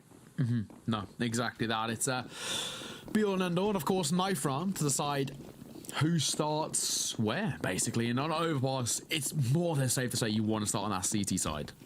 Not quite an ancient though, is it? No. So I don't think it's the end of the world for whoever loses this knife round. And it looks like winners are going to be Sinners. They will, of course, take that CT side start. And they've had pretty good CT sides during the series so far. Of course, Mirage, not perfect towards the end, but they'd opened it up well. So on that account, look good. And, of course, CT side is where Forzy can have a lot of impact. And on a map like Overpass with all the options, he could be the ultimate weapon here going into map 3. Yeah, for sure, of course. This now gets very, very spicy heading in towards round number 1 momentarily. So we're going to start on that CT side. All to play for. One map. It's 30 rounds of regulation, first to 16, of course, or OT if we need it. Hopefully not, but you never know. You never know. With how even actually it was in kind of a lot of map 2, potentially. In fact, it could be something that's necessary, but this gets very, very spicy. We mentioned that kind of for Sinners. It's not the best map, even though it's actually one of their most played maps, statistically, just not putting up the best performances on it. And then, of course, for the likes of Budapest 5, we don't really know too much about them. They played it twice and 2 losses, but, you know, not too much information to go off. Remember, the Sinners are in that boat as well. Hard to prepare for a team you don't have a lot of data on. Yeah. So coming into this last map, both teams going a little bit blind. Maybe Budapest 5 could have anticipated it to be in the series and done a little bit of homework, but this late in the series, I think we're relying on instinct a lot more than preparation. Forzy had a nice spawn, spotted nobody immediately and says, I want to take some space here in Connector. And that's going to be his undoing. He falls by the wayside. And now Sinners lose their information and they're at a man to the lesser. Tough start. Not a bad start at all of your Budapest 5, though. I mean, Fleeve taking the first, and he's still kept that form so consistently throughout this series. He has been a menace to deal with. Sinners, he's been consistently the thorn in their side, and now we see them making their way over towards that along. No one to meet them there. Tried to go for a run boost, didn't come off, doesn't matter anyway. No one there to meet them. A very passive approach here for the Sinners side. Tom Key's bit of a jump spot. Can't see anybody just yet for the soon-to-be round in the corner. Sin is hard committed to this 3B stack and they need that information early. Tom here.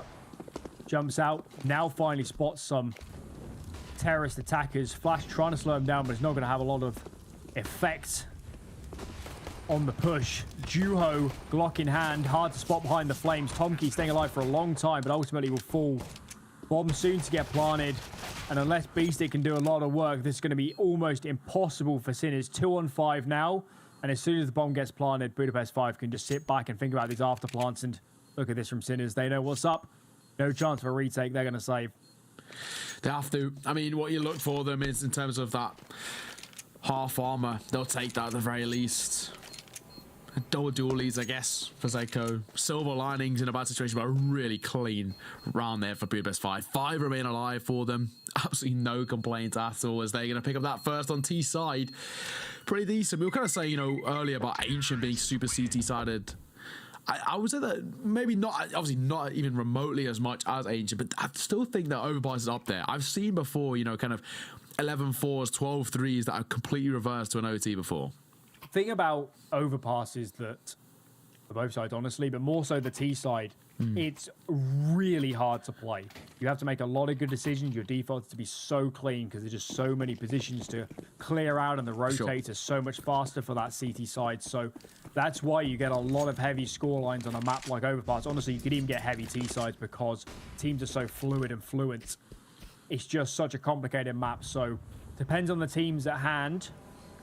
But will have to be borne out on the server in terms of which of these teams is much the stronger over their opponents. Just the force by here from Sinners, so bit of a risk. Double long setup, and I guess it's a nice 1-2 punch. If they don't use nice flashes here, Budapest 5, could be problems. There we see that double stack here. The Eagles could cause a couple of issues. They might just go dry, in fact. That could be problematic. They're going to go for the wrong boost again, going in dry. Heavy got to go for the first and the second as well. Only damage dealt. Not too much of an issue. These pistols, just body shots, and that gives them that entry. They can run all the way down towards A through long. Shock. Trying to get back onto A to recover some ground. But he needs his teammates with him. They've got to take a risk here, 3 on 5. Looking at the mini-map, it does seem to be the call. Both those players moving up towards A. So maybe there's an opportunity. Of course, being man down, you've got to take some sort of risk, and this is what they've gone for. Nade's starting to fly in. Shock is going to block long with his smoke. And actually, look at the time here. There's not a lot of time to go back. Budapest 5 have to make a fast decision, and actually, they're running into the stack right now. This is absolutely doable for Sinners. Oh, very much so. 3 versus 5, but as you mentioned, that stack potential for something to work here. 17 seconds. Oh, not anymore though. Zeko all alone. Aaron's double opens up the site. They were very much relying on a couple of kills early from long that potentially could have made the clock the worst enemy for Budapest 5, but not the case. 2-0 start for Budapest 5, and of course for Sinners with that full investment there, they're going to be left in a dire economic situation to round number 3. Interesting round really, because Budapest 5 contacting into a double long setup and then committed into all of the players and still won the round cleanly. So overall, it should have gone a lot worse. Yeah, they hit some nice shots, and the individuals have heated up a lot over this series. They had issues on Ancient. They didn't look great. They're making individual mistakes, but Mirage and thus far here on Overpass, they've been in fine form. And again, on this round, it might just be the pistols, but seeing that individual prowess displayed once again. Yeah, USPs for Tom. Really not too much you can expect of him. He'll fall to the hands of Fliev, and it leaves Shock all alone. 1 versus 4. It's a matter of time as Budapest 5 pick up their third. But, you know, so far, this is a really comfortable start from them. 3 rounds already on the T side, and we're starting to see kind of why, statistically, this isn't one of Sinner's best maps. They have had some really kind of unfortunate performance of it on it in kind of recent times. So it can be said for Budapest 5. I think I was looking at the results, and they started things off in this event with a 16-2 to Skade, which is brutal to start things off. But of course, that is Skade, who put up very good performances on a quite consistent basis in Tier 2. Then they lost 16-13 to Case, unfortunate there. So, you know, you already see that they were improving off the back of that, and, you know, who knows, potentially this could be the start of the turnaround. Brand new roster, looking to do work. Adjustment though from Sinners. Guns are out and it's double AWP. Shock is the second. He's over towards B, and having just seen 1 AWP on A, maybe they won't expect it. Zedko though locks down this B short area for good measure. And now this becomes nigh impossible for Budapest 5. They've got to find heads, they've got to find opening pick. Zedko is their first opportunity, and it's not going to happen. Sinners looking good now the guns are out. Yeah, I mean, really clean. That's all down to 2. Fleeve with that AWP in hand. I mean, what does he do now? He's already been pretty stellar so far. But there's very little for him to work with off here. And it might even just be that kind of early-ish save call. Yeah, they've kind of got economy to work with, but at 2 versus 5, there's very little they can do off here unless they find that perfect timing or an overextension, which potentially could happen here. As Insert did here, a bit of a movement in towards connector. Won't be met with too much, though. You save if you're Budapest 5. I don't see how you could possibly win this.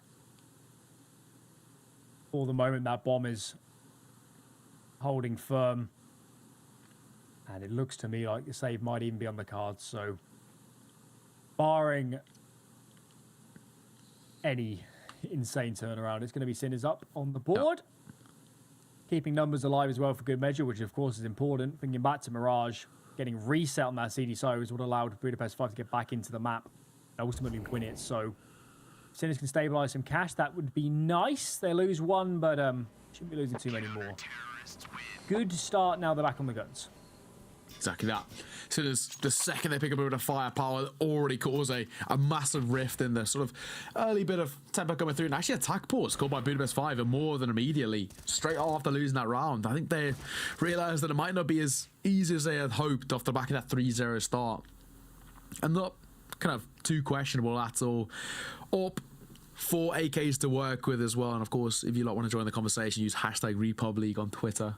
You can voice your opinions on how things are going so far. I mean, I would struggle to predict how this one's going to end, Alan. That makes it all the more fun, so let's do it. Who's going to win? I'm going to go with Sinners. That's my prediction, Sinners. I can't give you a score because I have no idea, but I'm going to lean in favour of Sinners. All right. I'll take the Buda boys. I was impressed on Mirage. They're playing with a full lineup. Fleeve has been great during the series, as has Heavy God. So, faith in the Buda boys in the international mix, and hopefully, if for nothing else, get a close competitive game to close out the day. That's what we want more than anything else. Yeah. Some entertainment. Exactly. Not just a complete walkover like they saw with Skade. But of fighting them. So far, already a bit better. So, not the end of the world. Fleeve going aggressive through mid, AWP in hand, flash as well, gives him a bit of room to work with into his front bathrooms. Not too much spotted out immediately. Beestick might be tested momentarily, swinging in. Insert's gonna fall, not about opener as well, smoking towards that front hand side, and that just denied all that con control back into the hands of Sinners. Look at Beestick, he knows what's up. He knows he just killed the connected default as he takes space, goes for his own smoke and makes it impossible to read. Heavy God had no idea a player could have pushed that aggressively, and amazing individual play. And now Budapest 5. Aaron's trying to make something happen, but he's spotted, has to double back, and unless they can isolate Jules, clawing their way back into this round is going to be so difficult. Yeah, it really is. I mean, it's going to be a tough situation, to say the least. Aaron still just toying with the idea, dancing around, down of bathrooms. Juho gonna fall though. Beestick finding yet another. He's causing some significant problems over towards Budapest 5 now. At the left once again in a 2 versus 5. A similar story to what we saw towards that previous round, may I say. And again, this time he's just that save call. Bomb dropped. I mean, there's nothing they can do. 18 seconds on the clock. Problem is they might actually die here after time. There's a lot of players around them. Fleeve, important frag. Buys him some space just to save, and you know you're looking at silver linings when you're saying lines like that. Aaron finds another, but it's not going to be of any consequence. So the good news is they keep the guns alive. Bad news is losing the rounds. Sinners chaining them together, and now the money's out of balance on this T side, and that could cause problems. Now they're looking to invest again. Exactly that. They're starting to make a really good go of this at the moment. It's already looking very much like we kind of expected or hoped from Sinners in terms of when they had the full rifles on display on their seat tonight. Yeah, it wasn't a great to start with that 3-0 deficit, but now already starting to find a bit of form about it. Budapest 5, still a full buy for them. Fleeve for the AWP, keeping that ticking across, is giving them lifelines, and full buys to support it too. Zedko, self-flashing, peeks out. Juho ducks his way back into the smoke. He's got a little bit of a one-way to work around. Thinks better of it as the Sinners players. And actually, they've got 4 on this side of the map. Given what we can see, the way Budapest 5 are posturing, this could be perfect. This could be absolutely perfect. They're all 5 over here. Look set to commit. Flea's got a flash prime. That's going to pop over short. Ready to go at any point. Zedko thinks about going up close all the time. It could actually be brilliant here for Budapest 5. Aggressing in, Duo gets back behind the wall as this is an absolute knife edge this is on at the moment. Zedko finds the first, now the offense is stalled. Fell for a few seconds there, like Budapest 5 are going to catch them aggressing, but it doesn't work out. The timing is really unfortunate for them. They were a little bit slow in terms of that rotation through Con, and now they're at a man disadvantage and struggling to find a bit of a backbone behind it, especially with Zedko finding yet one more. Flash to come in, makes it another. Brilliant from him. Zedko's on fire. He's on for the ace. Can he find it? It's a one man to deny. He's in a very good position, but Flea's all too aware of it. 1 versus 5 turn, 1 versus 4, but Shocktorp reigns supreme and Sinners tied this game right back up. 3 rounds apiece. Monstrous hold from Zedko. Had a couple rounds as well in the first 2 maps, which looked good, but that was even better. Holds on to this position. There's the opening pick from the aggression, and then later on, as Budapest 5 tried to commit in, flashbang is perfect, but Zedko as well, readjusting his aim, makes it look easy. And Budapest 5 dead in the dirt. No bomb plant either, so no chance of a rebuy, and Sinners looking great now on their CT side after losing pistol. This is quite a turnaround. Yeah, unfortunately for Budapest 5, it is just that eco coming through. Could cause a problem. B-Stick was blind for a second there, but he finds him second and the third. Just like that, Bob's your uncle. 3 kills for him. Only Juho and Insert left alive now on a 2 versus 5. It's going to be that 4th on the board for Sinners. And we can start kind of focusing our attention going forward, with Budapest 5, even on their 4 buys, now looking a little bit uncomfortable. They're kind of sort of struggling to even get on towards a site, never mind a bomb plant or a post plant or anything of the sort. Is getting to a really uncomfortable scenario for them. Yeah, we saw on the first map in Ancient a lot of these problems, didn't we? For sure. As soon as they went on the T side, getting opening, gaining space without losing numbers was really troubling. And for Budapest 5 across the series, it has been a little bit of an ailment. But here on the 3rd map of the series, there's not a lot of time to adjust. You can't make too many more mistakes, and yeah, just getting into a round run in a decent position with some map control and an opportunity to exec onto a site in a good spot, that would do wonders for them, and hopefully for their sake, they made just the call here to do just so. Coming through, aggro in towards mid, but a double potentially for Beastie. Made a 3. Heavy gun will trade, but it seems a question of too little too late. He's left 11 points of HP in a 2 versus 3 situation, and now this is really looking uncomfortable once again for Budapest 5. Full buy come through, and they're left to just 2. Just ridiculous from B-Stick. 3 frags and a dink. Near on 400 damage from a single player. Stunning. He's done his work in this round for his team. And then some. There might only be 1 man to the lesser, but with Heavy God's HP, the pressure on Juho now to find an opening is enormous, and he can't do that. Trade does come in, but that's the information given away. Zedko's fast on the flank. Utility's going down to try and buy some space to get a bomb plant. Molotov, though, doesn't force shock off the angle.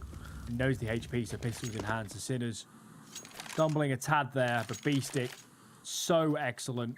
Such excellent kills to open it up, and it might be a technical pause here, but I think Budapest 5 need to use tax as well. They need to slow this game down. Yeah, for sure. I think if they keep things ticking the way they are, Sinners are going to keep running with the momentum.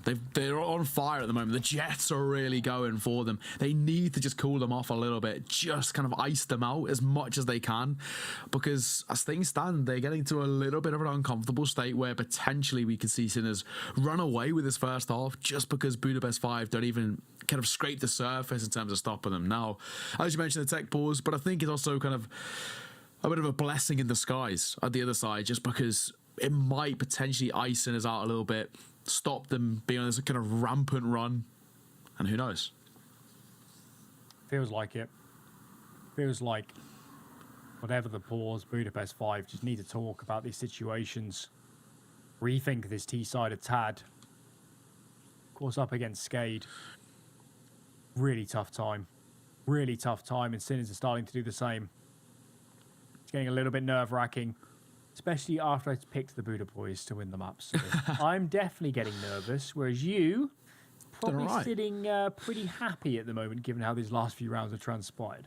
Because like you cast the curse them a little bit. You said, "Oh, you know, I'm feeling good," and then they just lose 5 in a row. It's not exactly the dream call, but no, I agree with what you mean. You know, Budapest 5, they look really good on Mirage, but it's just the fact that they're so far. This roster have personally struggled on it. Of course, that's 16-2 against Skate is not something to kind of glance away from. That's a brutal showing, but yeah, 5-3 is where we're currently at. Budapest 5, that initial bit of form they found in towards map number 3.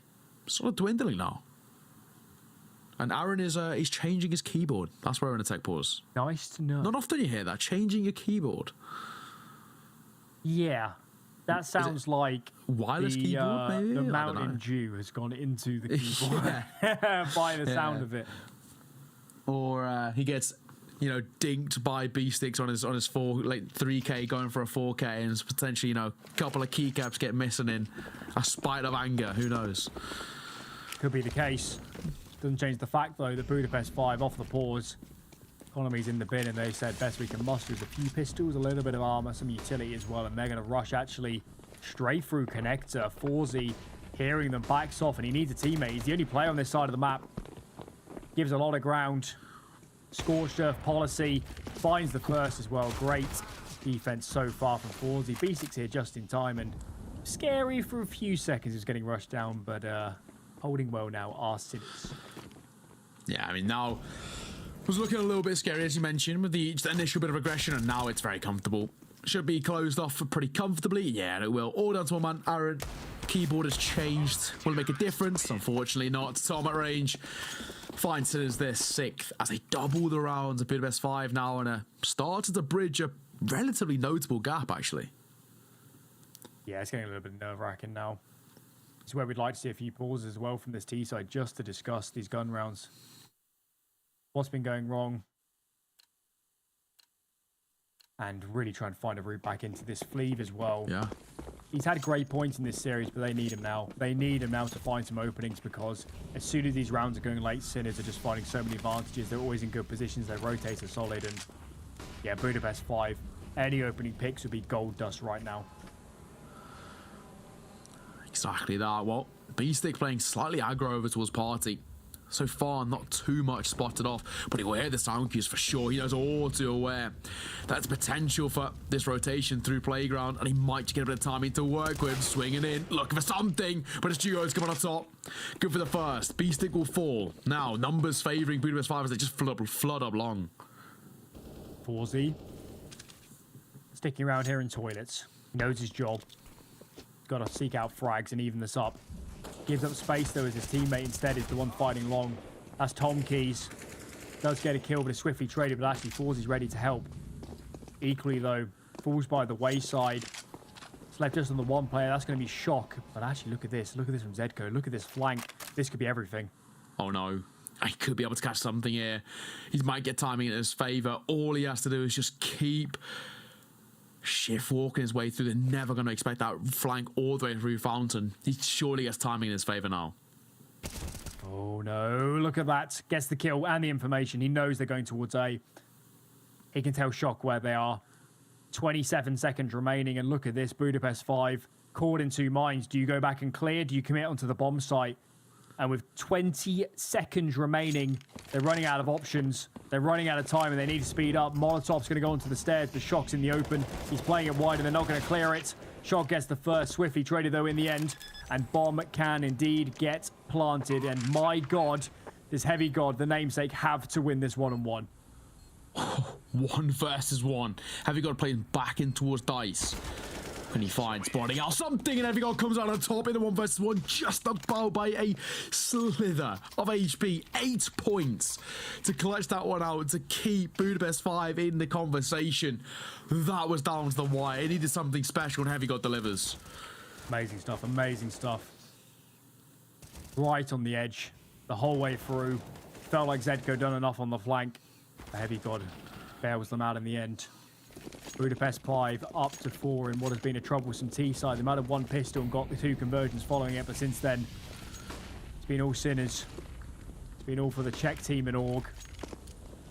But finally, they've broken that streak. The problem is they only kept one player alive. Their money is abysmal. They have to chain rounds together, or this could still be a CT whitewash. Well, bit of damage already done to Heavy God, down to 38. Not the dream start. Still remaining alive is what matters most. Juho needs to be cautious. He's seen that CT aggression towards short water before. He knows it's a possibility. It doesn't want to overextend. The flashbang will be his worst enemy right now. That front monster smoke as well. As that dissipates, that's when the real fight occurs. Juho ready to go. Nades lined up. Cleve's got those flashes. They're going to pop over Monster. Another one as well from Juho. This can be so hard to turn. Counter smoke comes in, but Shock is blind. It's about dead in a dodo. Even though Juho's wired up, it's not going to matter. Still gets the kill, and I think Sinners here might even consider saving. Bomb soon to be planted. And with so many men to the lesser, it's going to be impossible. Fleeve as well rattles it home as Budapest 5 look reinvigorated in the last few rounds. So important they chain these together, and that came off the back of those great entries from Juho. We're starting to see as well just sort of how momentum-based these two sides are. We spoke about economy being such a prevalent factor, and this is exactly the same. I mean, once they find a little bit of early success, they're so good at chaining them together, and Budapest 5, exactly the similar. I mean, look at them now. 2 rounds in a row, potentially even one more as well. You look towards the CT side, yes, they can pick up a bye, but they're into a little bit of an uncomfortable state, but they're really starting to feel that pressure just a little bit. 6-5 is the scoreline. Budapest 5 flawlessly picked themselves up at 5th on the board, and of course now that deficit down to only 1. This is a pretty decent T-side from them. Exactly what we wanted though in terms of the match. Down to the limit, and considering the CT-sided bias, this is already starting to look like quite a competitive offensive haul. Sinners though, bit of cash in the bank. They can still buy. That's the good news. But they need to start keeping it. They need to, you know, break the streak, get rounds back in their hands again. And actually, Forzy, the man who's been a complete monster over the series thus far, we don't want to call him out. He's been a little bit lackluster, but agreed. On this campaign on Overpass. So we'd like to see Forzy hitting home a little bit harder. We know he can do it. Just need to find some stability here on Overpass. Yeah, he's been a little bit quiet, hasn't he? Is that going out on a piece though? Not about start. Aggro starting towards short water already. Well, as we stand, Hawker's a little bit quiet. After the initial bit of conflicts, slows right back down again that tempo. And yeah, it's actually mentioning, you know, for Forzy, he's been fantastic this entire series. Little bit quiet in towards the start of Overpass, but if he starts to pop off again, that could be the difference maker. Where's this bomb going? Look at this space though. Somehow Aaron has creeped out a monster. Sinners are pushed into B short. They've ceded side control, and Aaron keeps pressing the issue. Look at this. Spots nobody, understands the situation. He's probably also telling his teammates they have to be in B short, and he's getting all the way in behind. Completely slipped the net, and I dare say, Tom here, he is going to have a heart attack when he meets Aaron. Hears everything. Coming in from behind, he's communicating this all over to his teammates. Look at this trigger discipline. Gets the kill. Tom has no idea. Shock is though ready and waiting. Gets the trade, so at least it's doable. 3-on-3, but now the teammates, the cavalry's rolling in behind. Actually, Beastic's already up on short. Gets another. Forzy's posted up, and what should have been a perfect round for Budapest 5 has left Heavy God again. 1 versus 2. Can he repeat it? Headshots the first. Second was too much to ask for. It was an amazing attempt, but Sinners somehow recovered from that horrible position. Very close as well there. I mean, Heavy God nearly lines them up. It's potential for something to work in their favor. But yeah, I mean, Sinners were in an awful spot, especially when Tom dies from behind. But what we could have seen maybe is Aaron hold that trigger discipline just a little bit longer and see if he can get a little bit of information on how they're set up on that B site before potentially kind of pulling the trigger. But either way, Sinners come out on top, take a 7th, and just about take a 2-round lead once again. Take a look at the team economy as well. Pretty evenly standing as we are. Closest can be early toilet smoke.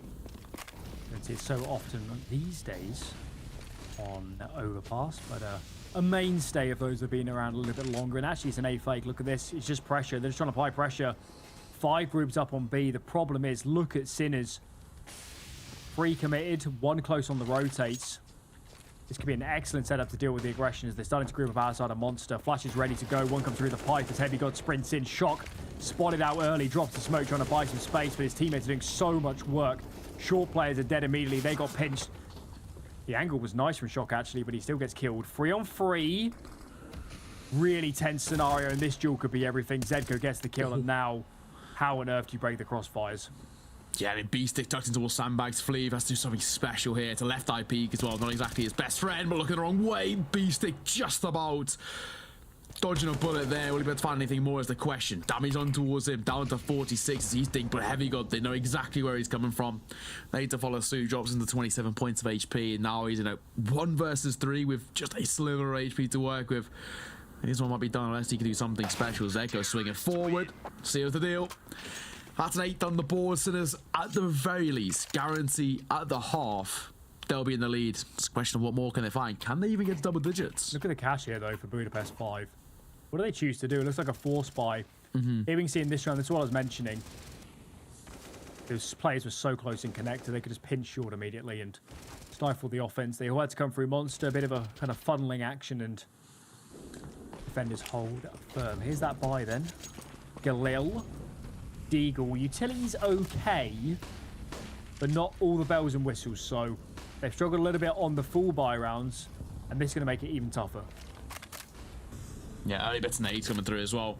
Shock down to 58 points of HP, but into, as you mentioned, you know, only got that Deagle, the Galil as well. That force into this round is less than adequate for Budapest 5. Failure to convert here.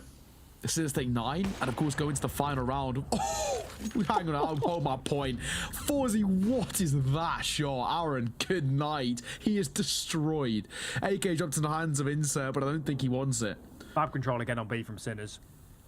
Heard noise on A, took that space on B, and look at this setup. B-Stick's up close, 2 defending the banana side around Divider, and the trading isn't good. There's nobody to trade B-Stick. Oh no. It's crumbling here for Budapest 5, and the individuals are hitting hard. B-Stick 17 to 8. Wants to make it 18 up here against Juho. Peeking in from long is Fleeve, and B-Stick is denied such a scoreline, so not looking good here for Budapest 5, and with Fleeve alone, he can't get anything done. Might even think about saving as this T-side is beginning to crumble a little bit. Yeah, we were saying as well, you know, coming towards this series, we're talking about the losing a man like Neofrag, right? It's a big kind of shoes to fill. It's a big kind of void in the center side, and we were kind of throwing out a couple of names. B-Stick was one of the ones we mentioned, of potentially being able to bring a bit of that firepower that Neofrag brought on a very consistent basis. And I think towards Overpass, he has 17 and 9, as he mentioned, 2 kills again in that round, and more or less confirms that round going in their favor. It's brilliant. And actually the half as well, because as I was saying, for Budapest 5, yeah, they got lost runners to work with, but even still, it's going to be a slightly kind of dicier buy in terms of they can pick up rifles, but they'll lack a lot of utility. That's what we see, you know. Yeah, AKs and Glills come through, but they've got kind of in total, you know, under 10 bits of utility to work with. B-Stick, follow map so far. What a performance. And we threw the question before the series. In the yawning chasm, ultimately, that is Neofrag to fill in this team. Who's going to step it up? Forzy's been a rock during the series, and he's taking a little bit of a breather here, but B-Stick stepped up to the mark. In this round, though, over-aggression is going to be his ultimate undoing. And finally, Budapest 5 get an advantage, and oh boy, do they have to convert this one. Hey, Zeko drops Aaron. That's already not a bad response for Sinners. Back to an all square standing. 4 versus 4. So I'm going to go slightly aggressive. Just be careful as well. He's going to peek in towards the Divider. Won't spot too much. It's Heavy God is the real issue. He's actually walking straight in towards the crosshair of him. This could be awkward. Does he clear him? I think his gun barrel was spotted too, and it was comfortable for Heavy God to find. Numbers heavily now in favour of Budapest 5. A 2 versus 4, and this should be that stick from the board.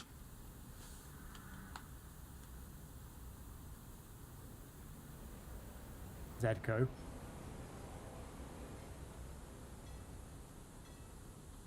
Still hiding here.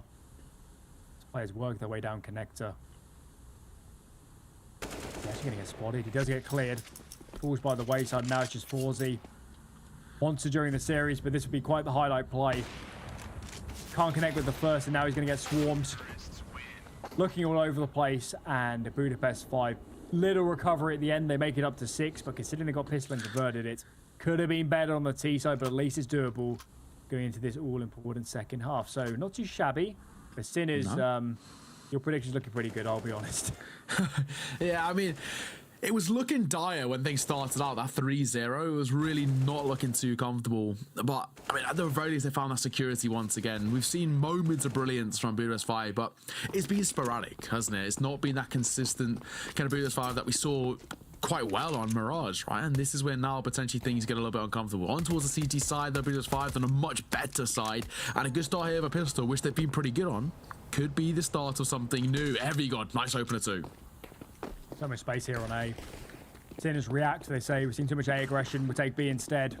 The player trapped in towards the graffiti and actually instantly digged down. Taken down in the end, so good after plants for this terrorist side. They'll be hard to root out. CTs need to play really well together here. Trading has to be perfect. Shock playing under Heaven, tucked in the corner as well as another one of his teammates. Buying so much time, they're not even near clearing the bomb site, and there's no kits. Fleeve though, nice shot. Zedko gets cleared, but he still gets the kill. Duo's holding him. Oof. Reply comes in. Swarming now down, jumping onto the bomb site. They need to be really fast here. They're running out of time, but they find the frags, and despite the lack of a kit, they're going to get it done. And this map is now absolutely on as Budapest 5 collect pistol. Yeah, I mean, that's... you gotta say probably Sinners throwing it a little bit there, because they had a post-spawn set up, ever so slightly overextend. They needed just to play time a little bit there, and they just couldn't. Unfortunate for them, but a really nice kind of resurgence in terms of making their way back forward, and even without a kit as well, being able to pull off a defuse. They were confident in themselves. That's been their plan, hasn't it? The full armor, no kit, and it's worked before. So, credit where it's due. Now, 9-7, of course, much better economy over towards that CT side, but a full bite coming out for Sinners. They themselves have gone for that single AK, double Galil scout setup to try and find something. Forzy. Peeking over the smoke. Big nade. Oh, that's a juicy one. Heavy God collects. And makes it a second. He has been sensational during this map. Coming alive now on the CT side. Ultimately taken down by Forzy, but he's done work. 2 kills and information. Couldn't ask for a whole lot more. In Budapest 5, this CT campaign, could it be enough to truly get them over the line, pull off the upset, and make it into the main event? What a storyline that would be. Yeah, exactly that. Of course, with a new roster as well, they're sort of the underdogs, the unknown identity, and to be able to be so close yet so far must be invigorating. Fleeve, one of his own, 4-0 4. Numbers confirmed comfortably in favour, and he's looking to find one more, but it's a laboured spray, and one which Zedko punishes.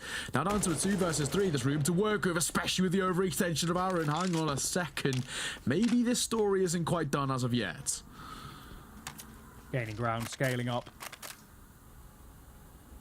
Budapest 5 lacking the information. They're only just gathering it, so they'll be really out of position by the time this bomb gets planted. Sinners though taking it real slow. They're not aware themselves that nobody's in the vicinity. Low HP player goes in first. B-stick set to trade. Good communication. Nice little piece of team play. As they take their time, Budapest 5 can slowly but surely get back in position. Inserts on the site now. Smoke will isolate them out. It's a good one as well, leaving no gap. Bomb is planning for bank, so they might reverse themselves into it. And the tension is absolutely palpable. What a 2-on-2 to set up this start of the second half. Zedko repositioning in front of the smoke. Almost gets caught, gets in behind. Insert, no idea. As Zedko makes quite the play. Bomb in the open as well, and Duo's got no idea where these players are positioned. He knows about Zedko, but not the other. I don't think in a million years going to expect out long. Taps it again, is absolutely certain it has to be bank or jumper, but it's not. Oh, no. And it's not going to matter. He's going to fall, and Sinners hitting back despite the opening picks. What a response. That's so important as well. I mean, what a round it was. Both of the sides, fully invested towards that round. Winner more or less confirms the early bit of momentum in towards the second half, and that was really important. In the clutch situation, didn't expect it out. Heavy God did everything right, but, unfortunate for him, is the only one really able to pick up that multi-fragging potential. Zedko opened things up, that double, and of course that third in was bank. That was already starting to tick in their favour. In the clutch, B-stick, phenomenal. Now 10-7, Sinners regain that 3-round lead, and of course hit double digits. That's huge for momentum. Full investment from Budapest 5. They've got nothing in the bank. They've got nothing in reserve. All the chips are on red, and at the moment, roulette wheel is heading towards black. 4 alive. Sinner's got a lot of space as well. Shock's clearing out connector. Only 1 player on A, and that's going to be Fleeve. And unless he does absolute heroics here on this 5-7, he'll be cleared out soon enough. So, troubled waters here for Budapest 5 on the pistols. And there's not much time left here on overpass. No, not at all. Talking about one of his own. 5 versus 3, numbers are dwindling for Budapest 5. One by one, they're just being picked apart. Fleeve just walks straight in towards enemy territory, and Shock will, with a bit of a labour spray, deliver that one. Forward takes a tag, but it won't make too much of a difference. More or less, should be able to close this one out in a matter of seconds. You need to collect the bomb, though, and actually get towards the site more than just hunt for the frag. I know it's ecos, lads, but, you know, got to get that bomb down, and they will collect it, make their way over towards B. And actually, they're walking into the only stacked site. Really important. They should win this round. There's not really a question here, but keeping numbers alive would do so much work here for Sinners. Heavy God, though, wants them to think twice about that. Jumping up, and Default gets a second, so does damage and did a lot of work there actually to limit that terrorist economy. If Sinners had kept 5 alive, they're in a huge advantage moving forward, but it's just the 2 kills that does a lot of work. Problem is, that was all the eggs in the basket for Budapest 5, and now they got full eco, so scary stuff. Yeah, that was a full investment there with realistically not a lot. They all had about 2k in the bank to work with there. That's a risky buy, I think. It's a high-risk, high-reward scenario, and it doesn't pay off for them. Now there's that full eco coming through. I mean, for Budapest 5, they're 4 rounds at the deficit, and since they're only 5 rounds away from taking this, needs to come through, won't cause the damage as they had hoped. It's a full stacking towards mid for the CTs. B-Stick is alone. B-Stick is alone, so maybe they can get around him and drop this AK. B-Stick peeks out, finds the first catch for the second, and he looks set to keep this one alive. Heavy God in the end. Seems to be the ultimate eco-fragger. Does get the kill. With that, the information is handed over. B-bomb site surely soon to be cleared from Sinners. It looks like Forzy's sticking around to try and deny this AK pickup as his teammates are probing that B-bomb site. So they'll be ending there soon enough. It'll be Sinners up to 12, and the only question is, can Heavy God save an AK? That's the question. That is the question. And the answer is no. Shock will delete him. 12-7. 5-round deficit built up here. They're 4 rounds away from the all-lose of 16, and of course 4 rounds away from netting themselves a position in that main stage. It's oh so close. Budapest 5, that pressure starting to become slightly insurmountable on them shoulders. Opening kills, 0 across the board. Nobody's doing well on that. Nobody's killing. Very sorry to production throwing you under the bus. But anyway, back in the game. 5 rifles on towards Budapest 5. And considering how much of a weapon Flea's been in this series, it's scary not to see him on the AWP. Just the rifle for him. And actually, it's a pretty low investment. Their money was truly broken a few rounds ago. Yeah. Of course, he gets the opening. Where on earth does that come from? That couldn't be allowed to happen. Budapest 5, no. It's slipping away from them as Sinners put one hand on that place in REPUBLEAGUE. It's getting very dire right now for Budapest 5. Have you got still just toying around towards that fountain? He's liking the idea. Flash to come through, won't really find too much though. Still, it's all about a bit of mid-aggression for him. Second, gonna find one more spam coming through. In fact, that'll find Man of Aaron. This is now looking very dire, it has to be said. Things getting uncomfortable. Budapest 5 left it down to just 3 to try and deny that 13th. A Beastly drops Heavy God. I think this is that 13th on the board. Molly goes down, taking space here on A. That'll be communicated over soon, and this bomb should be soon to follow. 40 seconds, so he needs to get a bit of a move on. Indeed he does. Running over, and these CTs, they literally have to save. They have to save. If they die here, heavy eco in the next, Sinners bank up so much cash, and the route to winning this map becomes a red carpet. They have to keep these guns alive. Sinners, round win is certain. Bomb will be planted soon, and I think they're going to think about the hunt here. They got some money to play with Zedko in from behind. Might die, but he gets the info, and now the hunt is on. This should be fun. This is now where things get interesting. Yeah, as you mentioned, that hunt coming through. What can they find? One being spotted out. Tom leading the charge, going aggro.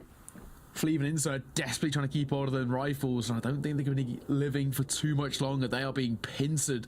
Little do they know, a shock is coming through mid. This gets spicy, sneaking his way forward. They're all committing to it too. Right call. It's the right call. They've got money in the bank, and they know the position. They know that Budapest 5 have no cash, absolutely nothing.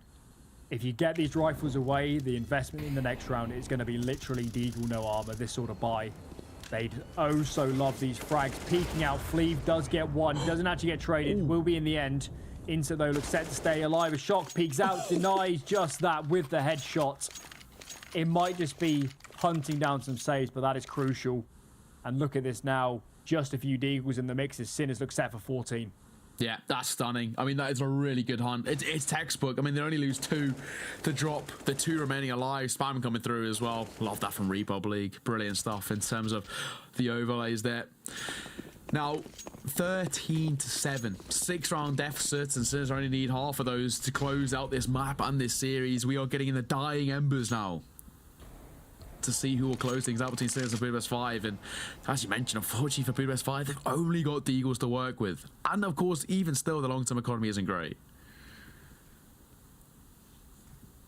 Juho trying to find this fight. He's better of it. Fails out. Sinners stacked up outside a monster. There goes Annie Flash in case a player came through the smoke. Not going to be the case, but good awareness, good preparation in case of such an aggression. Sinners taking a lot more space here towards mid. And they'll definitely know it's eco now, so just about kind of sniffing out these CTs and finding an easy route onto a bomb site. Yeah, now where do they go? Bomb is still looking like it's going to commit over towards that B site. We're in the right call, in fact. There's 2 players here, one in close and personal. Smoke's be lined up as well. Gives them a bit of an early entry going forward. Once they smoke the space front monster, that's when everything starts to open up for them. Flash to come through. That could be enough for the entry. Fleeve, will he test the waters? He will. Takes a bit of damage. B-stick as well. Needs to be cautious. Oh, they're playing trick discipline. Aaron holding by the line. Look at the line them up. 1, looking for 2. Won't quite find it. Falls the head on a swivel. Finds the trade. Heavy God now all alone. 1 versus 4. Well, unfortunately, that's it. My heart in my mouth there for a second. Aaron. Of course, he couldn't quite connect, but trigger discipline was perfect. But it didn't change the fact Sinners are up to 14. They've got so much money in the bank here. Budapest 5. They have absolutely no wiggle room here. No chances for errors. And whilst the opening picks have been fairly close, late round, all Sinners, Shock as well, leading the way of those opening picks. He's looked great this map. Maybe mid and late round has been punching in so many frags, but opening picks he's been quite the force to be reckoned with. Budapest 5, 2 rounds away from elimination. Do they have anything left in the tank? Yeah, I mean, it would require something monumental for Budapest 5 to get back into this. They're probably going to double their rounds, and Shock already finding the opening kill. Man advantage in favour of Sinners, and they're looking to just capitalise on that space already. Walking in towards the orb, though, of Fleeve is not exactly the crosshair you want to place yourself in. Not recommended. Scaling up, jumping wide, Beastic tagged, but at least they have the information. Won't be facing that line again. At least not without utility. It's the bomb trapped in the corner, so a little bit troubling. There's a smoke on the ground, which could be used to buy a bit of space, and actually, as they sit back and bide their time, the CTs are getting proactive. Circling the terrorists, Zedko, rough spray, and can't connect, and Budapest 5 are hauling themselves back into this round. Fleeve on the angle. Flash does connect, but he's already posted up and he takes the shot. Aaron's up close and he's pushing in behind to deny the plant. Falls, he gets one. Swiftly traded as Budapest 5. They're on the edge here, but they're just about clinging on. Just about. I mean, again, another arm by a knife's edge when it goes down to the wire, and they just about make it work in their favour. But better from Budapest 5. Of course, we spoke about kind of how they made things very difficult for themselves. While they lose the initial man advantage, they play the crossfires very well in towards mid, and it gives them a lot of that control. They get a good understanding of kind of where Sinners will be coming from. Bit fortunate for Fleeve as a gap in that smoke to deny the bomb, but you got to sometimes luck is part of the game, right? evens out over a best of 3, that's for sure. Yeah, Can't be exactly. any complaints. Fast Monster, though, sat in the smoke. Decided not to actually commit immediately behind it. This is dangerous territory. Popping through. Juho's ready and waiting. Flashes or any utility is ineffective. Easy frags for him. Beastie gets 1 response, but they need a little bit more where that came from. It's Heavy God finds another and drops the bomb. Information gained as Juho. Look at this. Absolutely relentless. Free for him, pushing through and try to hold his team in this match. Already, I mean, it's a single-handed affair from Juho just to keep them ticking in this. Now at range, B-Stick, bit of damage on towards Aaron.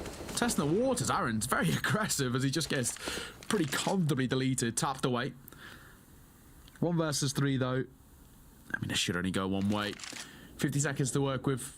It really needs to be perfect isolation of fights here to be able to find anything in this, and the bomb is nowhere near him. Scaling ground. But it's not going to matter. 40 seconds. Take 35 just to get to the bomb, let alone win the round. For sure. And actually, in this position, I think you just go for kills. Yeah. Limit agreed. that economy. You've got cash in the bank. It's not going to be a problem. It might be dwindling a little bit, but keeping Budapest's money in check would be all the nicer. As it ticks down here, there's nobody really near B-Stick, so I just opt for the save as Budapest 5. Little bit of a late resurgent. There's still work to do. At least the scoreline is now easier on the eyes. I was scared he was going to go towards mid. I mean, Heavy God was posted up there just outside of Playground. It could have been a little bit more uncomfortable than we initially would have wanted, but no, not going to make too much of a difference. 2 remain alive. Juho single-handedly sort of dragging them across the line there with that double to open things up, and then a third to follow suit. That's all that they needed. That's all she wrote. Sinners could not find anything off the back of it. B-Stick got a freebie deep down long, but it made no real difference to the round. Has been at 5, chipping away at deficit. Now only 5 rounds in it. It's not impossible, but it's still pretty improbable. The best news here for Budapest 5 is lack of bomb plants. Means that terrorist money is dwindled thick and fast. Yes, yeah. The scoreline says they're at a big deficit, but this is only a few gun rounds. They can do this. They can claw this back. But this round is probably the most important of the series thus far. Whoever wins it is going to push their opponent onto the pistols. Tension is mounting. Diamonds are forged under such. And which of these two teams is going to be glistening come the end of this round? That's a big question. Early spam coming through. Aaron going to find Tom. Easy spam through the wood. It's a classic lineup and it works oh so brilliantly. There's the opening kill they're looking for. And now a lot of reliance goes into this man, B-Stick, who's been popping off thus far, but he needs something brilliant here if he wants to try and turn this back in their favor for 15. Nervous at the AWPer. That's why he's not facing immediately. Tucks himself in by divider, hoping for a re-aggression, but it's not going to happen. Heavy God's going to hold firm. He's not going to move. Fleeve is wingman on the side, jumping around, trying to grab some information, and his time dwindles down here. Sinners actually don't have the bomb just yet, so that needs to be recovered, and then only then can they think about ending onto a site. Bit of a fake here from B-Stick. Smoke goes on to jump up. Molotov out close to divider as he's looking for frags. 35 seconds remaining. Jump spot will alert the CTs to at least one of those players' positions. And actually, this is great timing. Fleeve's not nearby. Fleeve can't help. If B-Stick hard clears the angle, it's an easy frag. Heavy God jiggles out. Oh, this fight is everything. B-Stick gets the kill. Fleeve now under huge pressure. 1 on 4 on the bomb site. Rotates nowhere nearby, and he can't connect. What a moment that could be in deciding this series. 4 on 3 and bomb getting planted. Yeah, that could be defining. Now, bomb goes down, post-wall set up, spam gonna come through. Juho takes some damage and he falls. Same can be said momentarily for the likes of Aaron, and it is. He walks straight in towards Shock. It's Insert all alone, and I hate to kick a man while he's down. With only 3 kills to his name so far in this map, it's really not been the strongest of performances from him, and it will just be that early call to save because you can't expect too much of him at all. Has to save, has to save. Budapest 5. A little bit of money in the bank. Insert will be able to drop, of course. 1 weapon over. Looks like Duo is going to be okay for a buy, but outside of that, it's going to be tricky. It's going to be tricky. And Sinners, 6 match series qualification points. Spicy stuff as we're in the latter stages. And this round, even at a deficit, they got it over the line. So good stuff from them. And What a match this has been. The scoreline says Sinners are winning by a fair margin here, but this map has been anything but anything but dominating. This has been a knife edge the whole way. Yeah, the entire time. I mean, it honestly could have gone either way on a multitude of different rounds, which came down to 1v1 clutches. Hold down to it. Not a star for Forzy. Fleave will fall, and that's an important kill. If you're going to drop anybody from this Budapest 5 side, it will be that man there. That's the one that potentially could be the final nail in the coffin for Budapest 5, as they are now left to such a brutal comeback from this. Man disadvantage, what do they do? Went for the boost there, but I don't think they could find an angle above the smoke. Committing here in towards Connector. Aaron does get a reply. Picks out the AWP, and they weren't expecting that to be on the map any longer. Shock dinked up, so recovery kind of on track thus far from Budapest 5. But this is the scary part. You can't slip up at all. You can't make any mistakes, or there's going to be map over. On control in the hands of Sinners. They're up in the ante. They're taking space. A bomb site not heavily defended as long as they continue up long. Look, this angle from Beating is just disgusting. Can't find the frag, though. Peeks out for a second bite, and Duo wins, and slowly but surely Budapest 5 are clawing themselves back into this round. Just about. I mean, they're trying to keep those numbers even. Now it gets a little bit uncomfortable towards the A site, which is for the most part open apart from Bank. It's all down to insert, and he falls to the hands of Forzy with the AWP. That could be his last appearance. Heavy got in towards the planet. Shadow spotted, and that's good enough for Zeko. It's down to one man. Aaron in the orb. 1 versus 3. What can he find? The answer is all down to these last few seconds. The bomb gets planted. He's in the open. He hasn't been spotted, but shocked and eyes. 16-9, and ladies and gentlemen, Sinners are the next team through to the next stage. What a performance that is. Alan, stunning stuff. It went down to the wire. 16-9 may look like a one-sided score, as you said, but it was anything but. Yeah, it was such a close affair to the end, and got to give credit to Sinners. Obviously, their team situation at the moment is difficult.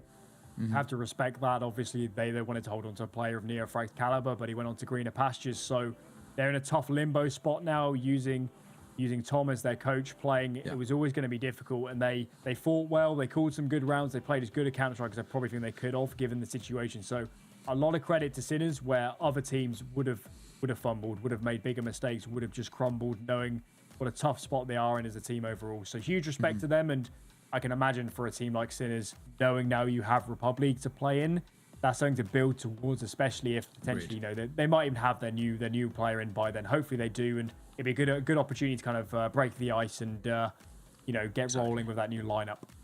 Yeah, exactly that, of course. This is only the first day. We do have some matches going on tomorrow as well, which of course of all of the same precedent, but I mean a really good day overall. Both series go to that 3-map affair, but Sinners just about clawing things out 69 at the end there. It was right down to the wire, it has to be said, in that end. We take a look at the lower bracket as well. We saw earlier Enterprise take down Entropiq Prague in that map 3, and similar, like we said, with Sinners taking out Budapest 5. Of course, tomorrow's games, K23 taking on Hellslayers. K23 dropped into the lower bracket after they had to forfeit a game, so they've been flawless since then. They take on Hellslayers, and then Skade versus Sprout to finish things off. I mean, what a banging game that is. That's such a spicy one. That's two teams, especially given Sprout's recent form. Both of them should, in inverted commas, have been in the main event, and only one can make it. They're both in the lower bracket here, and two potentially kind of top 30, maybe even top 25 teams up against it to play off of each other. And of course, other side of the coin, new K23 lineup, Hellslayers really looking to cement themselves. So all across the show tomorrow, storylines galore. And if you're not watching it, I don't know what you're doing. What else could be more fun than that? Exactly that. We will have an interview as well with Forzy momentarily. You can jump in, which will be good to see. You get to pick the brains. I think Forzy will be joining us. So, first of all, Forzy, congratulations, brother. Thank you for joining us. Give us your thoughts. It went all 3 maps. How are you feeling? Yeah, I'm feeling, I don't know, it was a pretty hard game to be honest, because on Mirage we had some issues and we lost like every single round, key round, so I think we lost like two times to Eco, and if we would have won that round, we would have broken them and it would maybe be a win, but who cares, we got to Overpass and yeah, we just showed our game on Overpass. I think I'm really happy with that. Nice. So, Forzy, given Sinner's current situation with Neofrag moving on and obviously Tom stepping into play, I just want to know from your perspective inside the server, was it really difficult to kind of play your standard game? Were some positions really hard to figure out when you don't have Neofrag and you're using essentially a substitute? How did it work behind the scenes playing under these circumstances? Actually, with Tomcase, it's pretty good because like everyone has more space. So Shock and Zetko and also Beastig are playing like really good game individually, and also as a team we don't like do that many mistakes. We are not like I don't know, like being too aggressive, you know, and it's like it's not that big of a deal to be honest. But of course, Neo had like insane firepower and he always like showed good game, but playing with Tomcase isn't really that like that difficult for us. We are just like everyone else improved, so it's like we have it's okay. Nice. What is the plan for Sinners at the moment? Of course, you know, losing someone like Neo, as you mentioned, is quite a big name. It's big shoes to fill. What's the hunt for a replacement? What's the trial process looking like in the moment? Will we see someone new stepping into the team anytime recently? Yeah, we are trying to find a good fifth for us, and we will like change the positions. Beastig will play Neofrag's positions, so he will be like a star player and IGL. And the last guy will probably be some anchor guy. So I don't know. We are just trying to find a good fifth for us. We are like taking our time. It's probably gonna be after the players break when we have like full lineup. But now we have to finish some tournaments with Tomcase, and yeah, we are just practicing with Tomcase right now. We are not like dealing with like other things. We are just focusing on having the best game possible with Tomcase, and after players break we will have we will have complete lineup, so then it will be like a new chapter. Nice. So Forzy, I have to be honest, when Sinners lost Oscar, I thought you guys were in a lot of trouble in terms of as a team, how are they going to find a new AWP of his caliber? But I think you've been absolutely amazing, and I think especially over the last maybe 3 months, come along a lot, and it looks like you've improved a lot since you joined Sinners as an individual player. So just talk me through your journey since joining Sinners. Do you feel now a lot more confident than you maybe have in previous teams, because it's really showing on the server? Yeah, first of all, thank you so much, and yeah, I feel like I've improved over the past 6 months a lot. It was like I have a different view of my game now, and I had to fix some things in my game and also outside of the game, and now I'm really happy with like how I play and the atmosphere in our team. I feel like amazing. It's really fun to play with these guys, and yeah, it's awesome. I hope I'm gonna keep improving. Right now I feel like I have good form right now, I think, and also other guys in team are playing a good CS right now. So yeah, I'm really happy now, and yeah, it was hard sometimes over the 6 months. It was like a pretty hard journey. We like didn't win many tournaments, or like we didn't have like the best results, but yeah, we tried, and now I think it's just gonna be better, and yeah, I'm really happy with how I play right now, and yeah, it's just awesome. Nice. Love to see it. Well, mate, go and enjoy the rest of your evening. Go and celebrate. You've made it through to the next stage. So thank you very much for joining us. It's been a pleasure. And, well, we hope to see you some good games in the next stage from you. Yeah, thank you so much for the interview, guys, and good luck. Cheers, mate. Bye-bye. What a lovely man. What a lovely guy. Yeah, I mean, you can tell he's so humble, right? I mean, it's big shoes to fill when Oscar fell through, as you mentioned. I think that's a perfect thing to touch on, right? It did look a little bit, touchy for Sinners, but made it through to the next stage, and there's some big teams in that next stage as well. So for them, it's a really good way to kind of test themselves, even though they don't have their secured fifth at the moment. With some pretty big names coming through to the next stage, like NIP, Banners, Eagles, Fnatic, the new Fnatic as well with Roy and Nikolos. It's be an interesting main stage for sure. Yes, for sure. And the way to frame Sinners at the moment is, let's put ourselves in a scenario, say 8 or 9 months ago. They've just played Pro League. They looked in really great shape. Oscar's playing amazing. Neofrag is looking like one of the best up-and-coming riflers in the world. And you get told in 8 or 9 months' time, they're not going to have either of those players. They're going to have to rebuild from scratch, find new players from out of nowhere. And they're still going to be performing. The future looks bright. And even though they're in a bit of flux now, you can definitely see how some of these pieces of the team are going to continue to work. And as Forzy mentioned, they've now unlocked a couple players into stronger positions, more of them potentially, coming out of anchor spots into rotate spots or playing the middle of the map. And they're looking actually to find a role player to round out this squad. So they clearly have a lot of confidence in the individuals that are on this lineup. So for Sinners, in my mind, it's just quite a good recovery from what should have been a really troubling kind of last 6 to 8 months for them after losing these caliber of players. So it speaks volumes of the region and the talent coming up, and also of Sinner's mindset in terms of just recovering and not, you know, teams could definitely have snapped in half from where they've gone through. So pretty amazing stuff from Sinners. Yeah, I mean, it's a work in progress, but a really positive one as well. And I like to see kind of B-Stick now taking a more kind of, you know, bigger step up in terms of filling those roles. So interesting times. But of course, Alan, that is us done and dusted for today. A 3-map series. A bit of a marathon of a series as well as it went the full distance over bars, but it's Sinners, of course, who make their way through to the next stage, joining Enterprise. 2 more games tomorrow to decide who will be the last 2 teams to make it through to that main stage. And with all the invited teams now locked in, things are getting very spicy. But Alan, thank you very much for joining me, mate. You'll be the perfect substitute after Retro, and I had to step away, so I appreciate you jumping on. It's been a pleasure, mate. And of course, thank you to all our production team. Thank you to lovely people at home for watching. And from REPUBLEAGUE for tonight, we bid you farewell. So good night. Adios.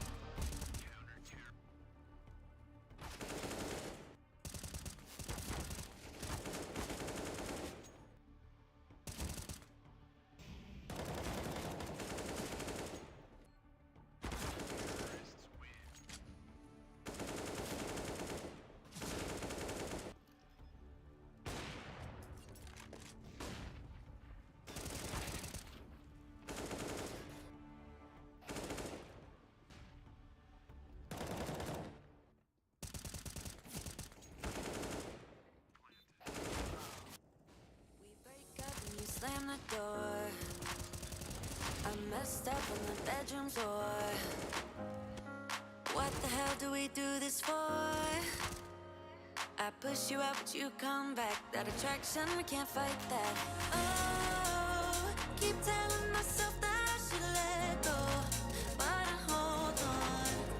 And oh, keep telling myself that I should move on, but I don't. 'Cause we got that mad love, we got that sad love, we got that fun love, we got that young love, yeah, that dumb love. 'Cause we got that mad love, we got that sad love, we got that fun love, we got that young love, yeah, that dumb love. We got that, we got that, we got that, we got that, we got that, we got that, we got that, we got that, we got that. Kiss me and the world disappears. Tell me the things that I wanna hear. I just wanna stay right here. You push me out, but I come back. That attraction, we can't fight that. Oh, keep telling myself that I should let go, but I hold on. And oh, keep telling myself that I should move on, but I don't. 'Cause we got that mad love, we got that sad